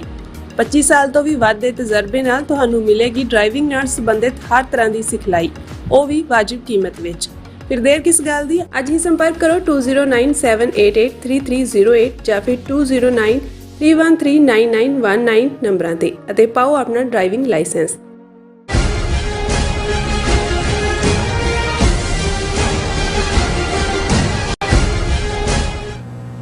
ਵਿਊਅਰਸ, ਬ੍ਰੇਕ ਤੋਂ ਬਾਅਦ ਤੁਹਾਡਾ ਸਾਰਿਆਂ ਦਾ ਸਵਾਗਤ ਹੈ। ਗੱਲਬਾਤ ਨੂੰ ਅੱਗੇ ਤੋਰਦੇ ਹਾਂ। ਡਾਕਟਰ ਸਾਹਿਬ, ਹੁਣ ਅਸੀਂ ਗੱਲ ਕਰੀਏ, ਜਦੋਂ ਅਸੀਂ ਇਹ ਸਾਰੇ ਪਾਰਟ ਦੇ ਉੱਤੇ ਗੱਲ ਕਰਕੇ ਹਟੇ ਹਾਂ, ਬੰਗਲਾਦੇਸ਼ ਦੀ ਗੱਲ ਕੀਤੀ ਹੈ, ਭਾਰਤ ਦੇ ਚੀਨ ਨਾਲ ਸੰਬੰਧਾਂ ਦੀ ਜਾਂ ਭਾਰਤ ਦੀ ਓਵਰਆਲ ਜਿਹੜੀ ਫੋਰਨ ਪਾਲਿਸੀ ਹੈ ਉਸ ਦੇ ਉੱਤੇ ਗੱਲਬਾਤ ਕੀਤੀ ਹੈ, ਤੇ ਇੱਥੇ ਫਿਰ ਹੁਣ ਆਪਣੇ ਪੱਖ ਤੋਂ ਜਾਂ ਆਪਣੇ ਨਜ਼ਰੀਏ ਤੋਂ ਵੀ ਦੇਖੀਏ ਵੀ ਭਾਈ ਜਦੋਂ ਇਹ ਸਿਚੁਏਸ਼ਨ ਇਸ ਹਿਸਾਬ ਨਾਲ ਡਿਵੈਲਪ ਹੋ ਰਹੀ ਹੈ, ਭਾਰਤ ਕਿਤੇ ਨਾ ਕਿਤੇ ਉਸ ਲੈਵਲ ਦੇ ਉੱਤੇ ਆ ਕੇ ਕਮਜ਼ੋਰ ਹੋ ਰਿਹਾ ਹੈ, ਤੇ ਇਸ ਕਮਜ਼ੋਰੀ ਦੇ ਵਿੱਚੋਂ ਜਾਂ ਜਿਵੇਂ ਅਮਰੀਕਾ ਨੇ ਸਿੱਖਾਂ ਨੂੰ ਇੱਕ ਹਿਸਾਬ ਨਾਲ ਦੇਖਣਾ ਸ਼ੁਰੂ ਕੀਤਾ ਹੈ, ਵੈਸਟ ਦਾ ਮੀਡੀਆ ਸਿੱਖਾਂ ਨੂੰ ਉਭਾਰ ਰਿਹਾ ਹੈ, ਸਿੱਖਾਂ ਦੇ ਕੇਸ ਨੂੰ ਦੇਖ ਰਿਹਾ ਹੈ ਜਾਂ ਸਿੱਖਾਂ ਦੀ ਸਟਰਗਲ ਨੂੰ ਇੱਕ ਨਜ਼ਰੀਏ ਦੇ ਵਿੱਚ, ਪਰਸਪੈਕਟਿਵ ਦੇ ਵਿੱਚ ਪੁੱਟ ਕਰਨ ਦੀ ਜਿਹੜੀ ਕੋਸ਼ਿਸ਼ ਹੈ ਉਹ ਕੀਤੀ ਜਾ ਰਹੀ ਹੈ, ਤੇ ਇਹਦੇ ਵਿੱਚ ਅਸੀਂ ਆਪਣੇ ਪੈਰ ਕਿਵੇਂ ਗਾਂਹ ਵਧਾ ਸਕਦੇ ਹਾਂ ਤੇ ਅਸੀਂ ਸਾਡੀ ਜਿਹੜੀ ਮੰਜ਼ਿਲ ਹੈ ਉਸ ਵੱਲ ਕਿਵੇਂ ਵੱਧ ਸਕਦੇ ਹਾਂ। ਨੋ ਡਾਊਟ ਕਿ ਜਿਹੜਾ ਖਾਲਿਸਤਾਨ ਦਾ ਨੈਰੇਟਿਵ ਹੈ, ਇੱਕ ਬਿਰਤਾਂਤ ਹੈ,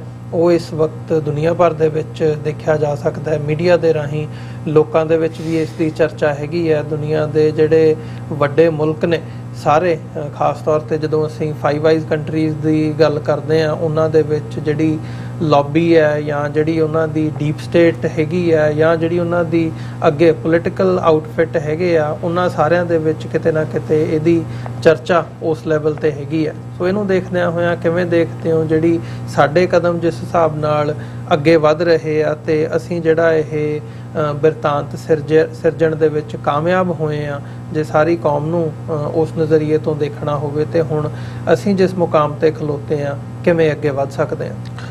ਦੇਖੋ, ਮੇਰੀਆਂ ਨਜ਼ਰਾਂ ਸਾਹਮਣੇ ਅੱਜ ਜਿਹੜਾ ਇੱਕ ਛੋਟਾ ਜਿਹਾ ਮੈਸੇਜ ਸਰ ਸਿਮਰਨਜੀਤ ਸਿੰਘ ਮਾਨ, ਸ਼੍ਰੋਮਣੀ ਅਕਾਲੀ ਦਲ ਅੰਮ੍ਰਿਤਸਰ ਦੇ ਪ੍ਰਧਾਨ ਨੇ ਦਿੱਤਾ ਹੈ ਕੌਮ ਨੂੰ, ਮੈਂ ਪਹਿਲਾਂ ਉਸ ਦਾ ਜ਼ਿਕਰ ਕਰਕੇ ਫਿਰ ਜਿਹੜੀਆਂ ਪੋਸੀਬਿਲਿਟੀਜ਼ ਔਰ ਸਾਡੇ ਲਈ ਕੀ ਕਰਨ ਦੀ ਲੋੜ ਹੈ ਉਸ ਦਾ ਜ਼ਿਕਰ ਕਰਾਂਗਾ। ਉਹਨਾਂ ਨੇ ਕਿਹਾ ਕਿ ਸਿੱਖ ਭਾਵੇਂ ਕਿਸੇ ਵੀ ਸੰਗਠਨ, ਪਾਰਟੀ, ਸੰਸਥਾ ਵਿੱਚ ਕਿਉਂ ਨਾ ਬੈਠਾ ਹੋਵੇ, ਸਿੱਖੀ ਮੁੱਦੇ ਉੱਤੇ ਸਿੱਖਾਂ ਨੂੰ 12 ਮਿਸਲਾਂ ਦੀ ਤਰ੍ਹਾਂ ਸਮੇਂ ਨਾਲ ਇਕੱਤਰ ਹੋਣਾ ਚਾਹੀਦਾ। ਇਹ ਬੇਸ਼ੱਕ ਇਸ ਨੂੰ ਅਸੀਂ ਵੀ ਵੱਖ-ਵੱਖ ਮੁਹਾਜ਼ਾਂ ਦੇ ਉੱਤੇ, ਵੱਖ-ਵੱਖ ਟਾਈਮਸ ਦੇ ਉੱਤੇ ਇਹ ਮੈਸੇਜ ਦੇਣ ਦੀ ਕੋਸ਼ਿਸ਼ ਕਰਦੇ ਹਾਂ। ਔਰ ਜਿੰਨੀ ਲੋੜ, ਜਦੋਂ ਅਸੀਂ ਡਾਇਰ ਨੀਡ ਕਹਿੰਦੇ ਹਾਂ, ਜਿੰਨੀ ਲੋੜ ਇਸ ਵੇਲੇ ਹੈ ਸ਼ਾਇਦ ਪਹਿਲਾਂ ਕਦੇ ਵੀ ਨਾ ਹੋਏ। ਜੀ ਔਰ ਇਹ ਸਾਡਾ ਇਤਿਹਾਸ ਸਾਨੂੰ ਯਾਦ ਦਹਾਨੀ ਕਰਵਾਉਂਦਾ ਹੈ ਕਿ ਸਾਡੇ ਖਿੱਤੇ ਦੇ ਵਿੱਚ ਚੈਲੰਜਸ ਜਦੋਂ ਤੋਂ ਵੀ ਰਹੇ, ਮੁਗਲਿਆ ਪੀਰੀਅਡ ਹੈ, ਅਫਗਾਨ ਧਾੜਵੀ ਨੇ, ਇੱਕੋ ਵੇਲੇ ਪੰਜਾਬ ਜਿਹੜਾ ਦੋਨੋਂ ਹੀ, ਔਰ ਫਿਰ ਦੱਖਣ ਤੋਂ ਆਉਣ ਵਾਲੇ ਮਰਾਠੇ।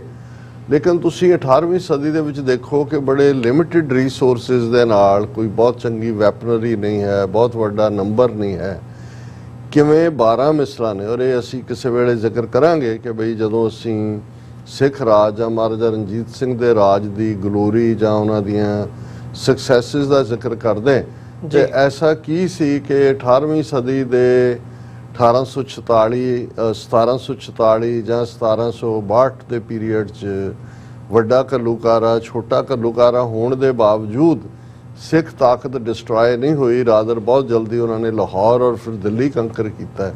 ਲੇਕਿਨ 1845-46 ਦੀ ਪਹਿਲੀ ਐਂਗਲੋ ਸਿੱਖ ਵਾਰ ਤੋਂ ਬਾਅਦ ਹੀ ਕਿਵੇਂ ਵਿਦਨ 10 ਇਅਰਸ ਜਿਹੜਾ ਹੈ ਉਹ ਲਾਈਕ ਹਾਊਸ ਆਫ ਕਾਰਡਸ ਜਿਹੜਾ ਉਹ ਸਾਰਾ ਸਿੱਖ ਰਾਜ ਜਾਂਦਾ ਲੱਗਦਾ, ਜਿਹਨੂੰ ਬਣਾਉਣ ਲਈ 100 ਸਾਲ ਲੱਗੇ ਸੀ।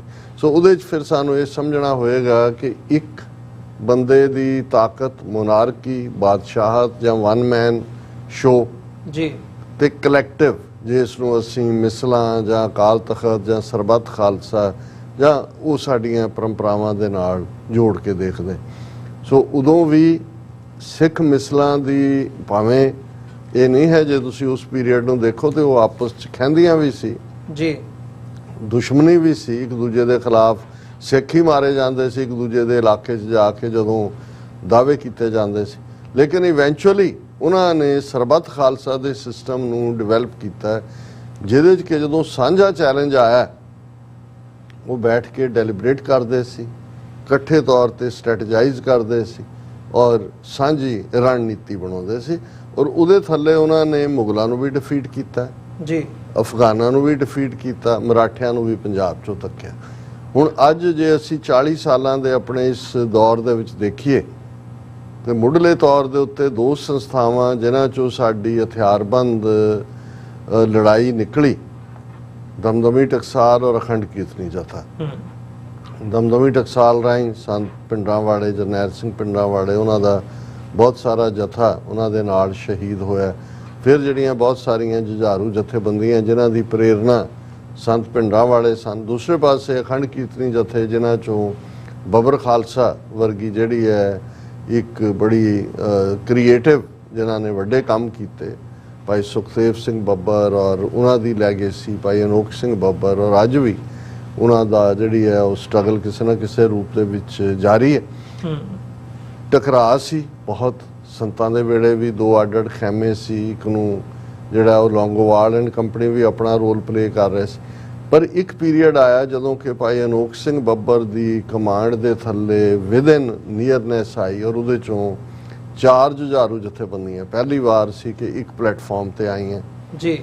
ਉਹਨਾਂ ਨੇ ਮਿਲੀਟੈਂਸੀ ਦੇ ਵਿੱਚ ਆਪਣੇ ਝੰਡੇ ਗੱਡੇ।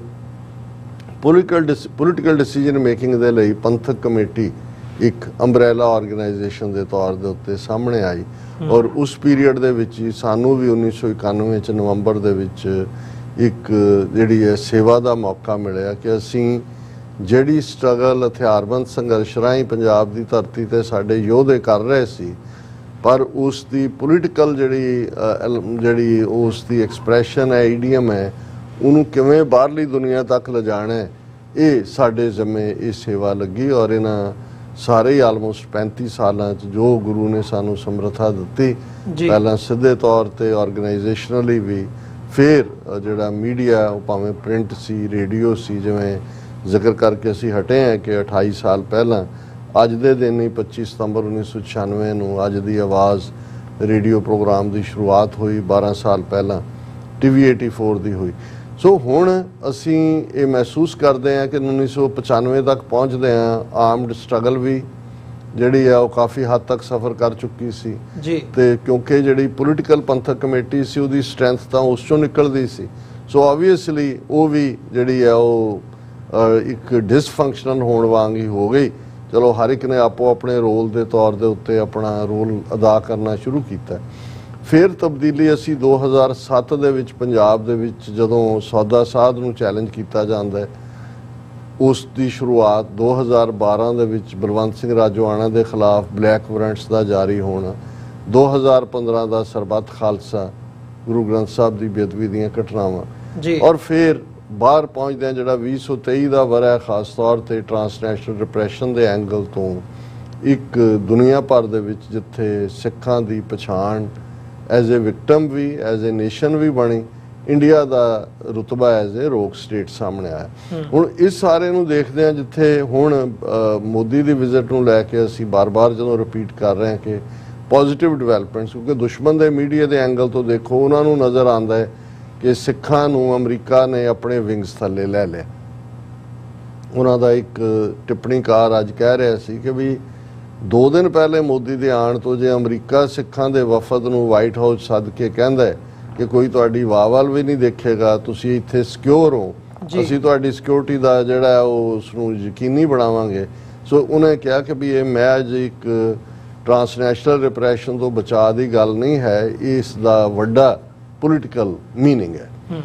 ਔਰ ਇਸੇ ਸਪਿਰਿਟ ਨੂੰ ਜੇ ਮਾਨ ਸਾਹਿਬ ਦਾ ਮੈਂ ਜ਼ਿਕਰ ਕਰਾਂ ਤਾਂ ਇਹਦੇ 'ਚ ਕੋਈ ਸ਼ੱਕ ਨਹੀਂ ਹੈ ਕਿ ਭਾਵੇਂ ਉਹਨਾਂ ਦੀ ਪਰਸਨੈਲਿਟੀ ਨੂੰ ਲੈ ਕੇ ਜਾਂ ਟਾਈਮ ਟੂ ਟਾਈਮ ਉਹਨਾਂ ਦੀਆਂ ਕੁਝ ਨੀਤੀਆਂ ਨੂੰ ਲੈ ਕੇ ਮਤਭੇਦ ਵੀ ਹੁੰਦੇ ਨੇ, ਅਸੀਂ ਵੀ ਆਪਣਾ ਇਜ਼ਹਾਰ ਕਰਦੇ ਹਾਂ, ਲੇਕਿਨ ਉਹਨਾਂ ਨੇ ਓਵਰਗਰਾਊਂਡ ਖਾਲਿਸਤਾਨ ਦੀ ਆਵਾਜ਼ ਨੂੰ ਜਾਰੀ ਰੱਖਿਆ।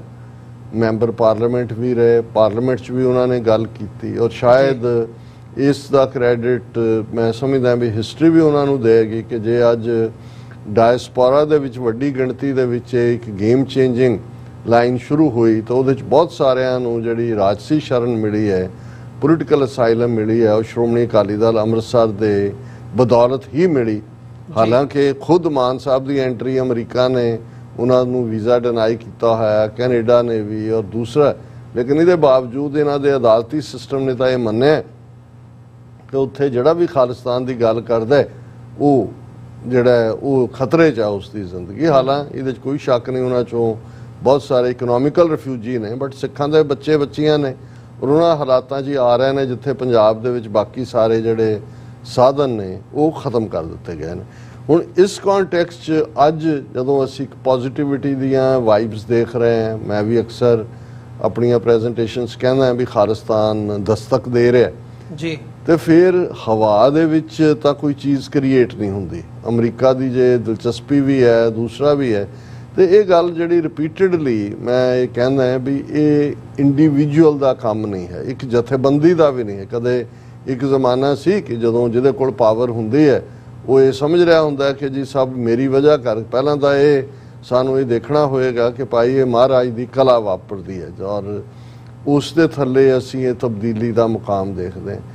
ਸੈਕੰਡਲੀ ਇਹ ਜਦੋਂ ਮੁਲਕ ਬਣਾਉਣੇ ਨੇ ਗੰਭੀਰਤਾ ਦੇ ਨਾਲ ਤੁਸੀਂ ਉਸ ਦੇ ਲਈ ਸਟ੍ਰੈਟੇਜਾਈਜ਼ ਕਰਦੇ ਹੋ, ਤੁਹਾਡੀ ਤਾਕਤ ਘੱਟੀ, ਉਹਦੇ ਸੌਫਟ ਪਾਵਰ ਵੀ ਹੈ। ਜਦੋਂ ਅਸੀਂ ਗੱਲ ਕਰਦੇ ਹਾਂ ਕਿ ਯੂਨਾਈਟਿਡ ਸਿੱਖਸ ਜਾਂ ਖਾਲਸਾ ਏਡ ਜਾਂ ਦੂਜਿਆਂ ਨੇ ਥਾਂ ਹੀ ਮਦਦ ਪਹੁੰਚਾਈ, ਯੂਕਰੇਨ ਤੋਂ ਲੈ ਕੇ ਆਸਟ੍ਰੇਲੀਆ ਔਰ ਦੂਜੀਆਂ ਫਾਇਰਸ ਦੇ ਵਿੱਚ ਕੋਵਿਡ-19, ਇਹ ਤੁਹਾਡੀ ਸੌਫਟ ਪਾਵਰ ਦੀ ਡਿਵੈਲਪਮੈਂਟ। ਜੇ 5 ਆਈਜ਼ ਕੰਟਰੀਜ਼ ਦੀ ਅਸੀਂ ਗੱਲ ਕਰਦੇ ਹਾਂ, ਇਹਦੇ ਲਈ ਇਹਦਾ ਕ੍ਰੈਡਿਟ ਜਾਂ ਜੋ ਵੀ ਉਹ ਤਾਂ ਇੰਡੀਅਨ ਹਕੂਮਤ ਨੂੰ ਜਾਣਾ ਚਾਹੀਦਾ ਵੀ ਉਹਨੇ ਇੱਕ ਝਟਕੇ ਦੇ ਨਾਲ ਜੋ ਇਹ ਟਰਾਂਸਨੈਸ਼ਨਲ ਰਿਪਰੈਸ਼ਨ ਦਾ ਸਹਾਰਾ ਲਿਆ। ਸਾਨੂੰ 5 ਸ਼ਾਇਦ ਬਹੁਤਿਆਂ ਨੂੰ ਨਹੀਂ ਸੀ ਪਤਾ ਕਿ ਵੀ ਇਸ ਕਿਸਮ ਦਾ ਕੋਈ ਨੈਟਵਰਕ 1945 ਤੋਂ ਐਗਜ਼ਿਸਟ ਕਰਦਾ ਜਿਹਦੇ 'ਚ ਕਿ 5 ਆਈਜ਼ ਕੰਟਰੀਜ਼ ਨੇ, ਕਿਉਂਕਿ ਇਹਦਾ ਇੰਟਰਨੈਸ਼ਨਲ ਪਲੇਟਫਾਰਮ ਤੇ ਕਦੇ ਜ਼ਿਕਰ ਨਹੀਂ ਸੀ ਹੁੰਦਾ ਜੀ। ਸਮਝੌਤੇ ਤਾਂ ਨੇ, ਨੈਟੋ ਹੈ ਜਾਂ ਦੂਸਰਾ ਬਗਦਾਦ ਪੈਕਟ ਹੈ ਜਾਂ ਫਲਾਣੇ ਢਮਕੇ ਸੀ, ਲੇਕਿਨ ਇੱਕ ਸਾਇਲੈਂਟ ਜਿਹਾ ਸੀ ਇਹ ਇਨ ਫਰੰਟ ਆ ਗਿਆ ਜਦੋਂ ਇਹ ਸਾਹਮਣੇ ਆਇਆ ਕਿ ਭਾਈ America, Canada, Australia, New Zealand, UK ਇਹ ਤਾਂ ਇੰਟੈਲੀਜੈਂਸ ਸ਼ੇਅਰਿੰਗ ਹੈ ਔਰ ਇਹੀ ਵੱਡੇ ਮੁਲਕ ਨੇ। ਅੱਜ ਹੀ ਸਾਡੇ ਇੱਕ ਸੈਗਮੈਂਟ ਤੇ ਕਿਸੇ ਨੇ ਕਮੈਂਟ ਕੀਤਾ ਸੀ ਕਿ ਅਮਰੀਕਾ ਔਰ ਆਸਟ੍ਰੇਲੀਆ ਇਹ ਜਿਹੜੇ ਨੇ ਆਉਣ ਵਾਲੇ ਪੀਰੀਅਡ 'ਚ ਇਹ ਸਾਰੇ 'ਚ ਲੀਡ ਰੋਲ ਅਦਾ ਕਰਨਗੇ। ਅਸੀਂ ਕੈਨੇਡਾ ਜਸਟਿਨ ਟਰੂਡੋ ਨੂੰ ਜ਼ਰੂਰ ਇਹ ਸਮਝਦੇ ਹਾਂ ਔਰ ਇਹ ਅੱਜ ਇੱਕ ਖੁਸ਼ੀ ਦੀ ਗੱਲ ਵੀ ਹੈ ਕਿ ਪਿਛਲੇ ਕੱਲ ਤੱਕ ਤਾਂ ਇਹ ਖਬਰ ਸੀ ਕਿ ਜੀ ਕੰਜ਼ਰਵੇਟਿਵ ਪਾਰਟੀ ਜਸਟਿਨ ਟਰੂਡੋ ਦੇ ਖਿਲਾਫ ਨੋ ਕੌਨਫੀਡੈਂਸ ਮੋਸ਼ਨ ਲਿਆ ਰਹੀ ਹੈ, ਕਿਉਂਕਿ ਆਲਰੇਡੀ NDP ਜਗਮੀਤ ਸਿੰਘ ਦੀ ਪਾਰਟੀ ਨੇ ਐਲਾਨ ਕੀਤਾ ਹੈ ਕਿ ਹੁਣ ਅਸੀਂ ਇਸ਼ੂ ਬੇਸਡ ਸਪੋਰਟ ਦੇਾਂਗੇ। ਸੋ ਪਾਰਲੀਮੈਂਟ ਸੈਸ਼ਨ ਸ਼ੁਰੂ ਹੁੰਦਿਆਂ ਹੀ ਉਹਨਾਂ ਨੇ ਲਿਆਂਦਾ। ਲੇਕਿਨ ਦੋਨੋਂ ਹੀ ਧਿਰਾਂ ਨੇ NDP ਔਰ ਬਲੌਕ ਕਿਊਬਿਕॉयस ਨੇ ਜਸਟਿਨ ਟਰੂਡੋ ਦਾ ਸਾਥ ਦਿੱਤਾ, ਇਸ ਲਈ ਇਹ ਨੋ ਕੌਨਫੀਡੈਂਸ ਮੋਸ਼ਨ ਡਿੱਗਿਆ। ਸੋ ਉਹਦੇ 'ਚ ਕੋਈ ਸ਼ੱਕ ਨਹੀਂ ਹੈ ਕਿ ਕੈਨੇਡਾ ਨੇ ਇਹ ਜਿਹੜਾ ਵੱਡੀ ਜਿਹੜੀ ਹੈ ਉਹ ਬੈਲ ਵਜਾਈ। ਅਮਰੀਕਾ ਖੜ ਗਿਆ, ਅਮਰੀਕਾ ਦੀਆਂ ਲਾ ਐਨਫੋਰਸਮੈਂਟ ਏਜੰਸੀਜ਼ ਨੇ ਜਿਵੇਂ ਇਹ ਸਾਰੇ ਨੂੰ ਅੱਗੇ ਤੋਰਿਆ, ਔਰ ਬੇਸ਼ੱਕ UK ਦਾ ਰੋਲ ਪਿਛਲੀ ਹਕੂਮਤ ਦਾ ਤਾਂ ਨਖਿੱਧ ਰਿਹਾ।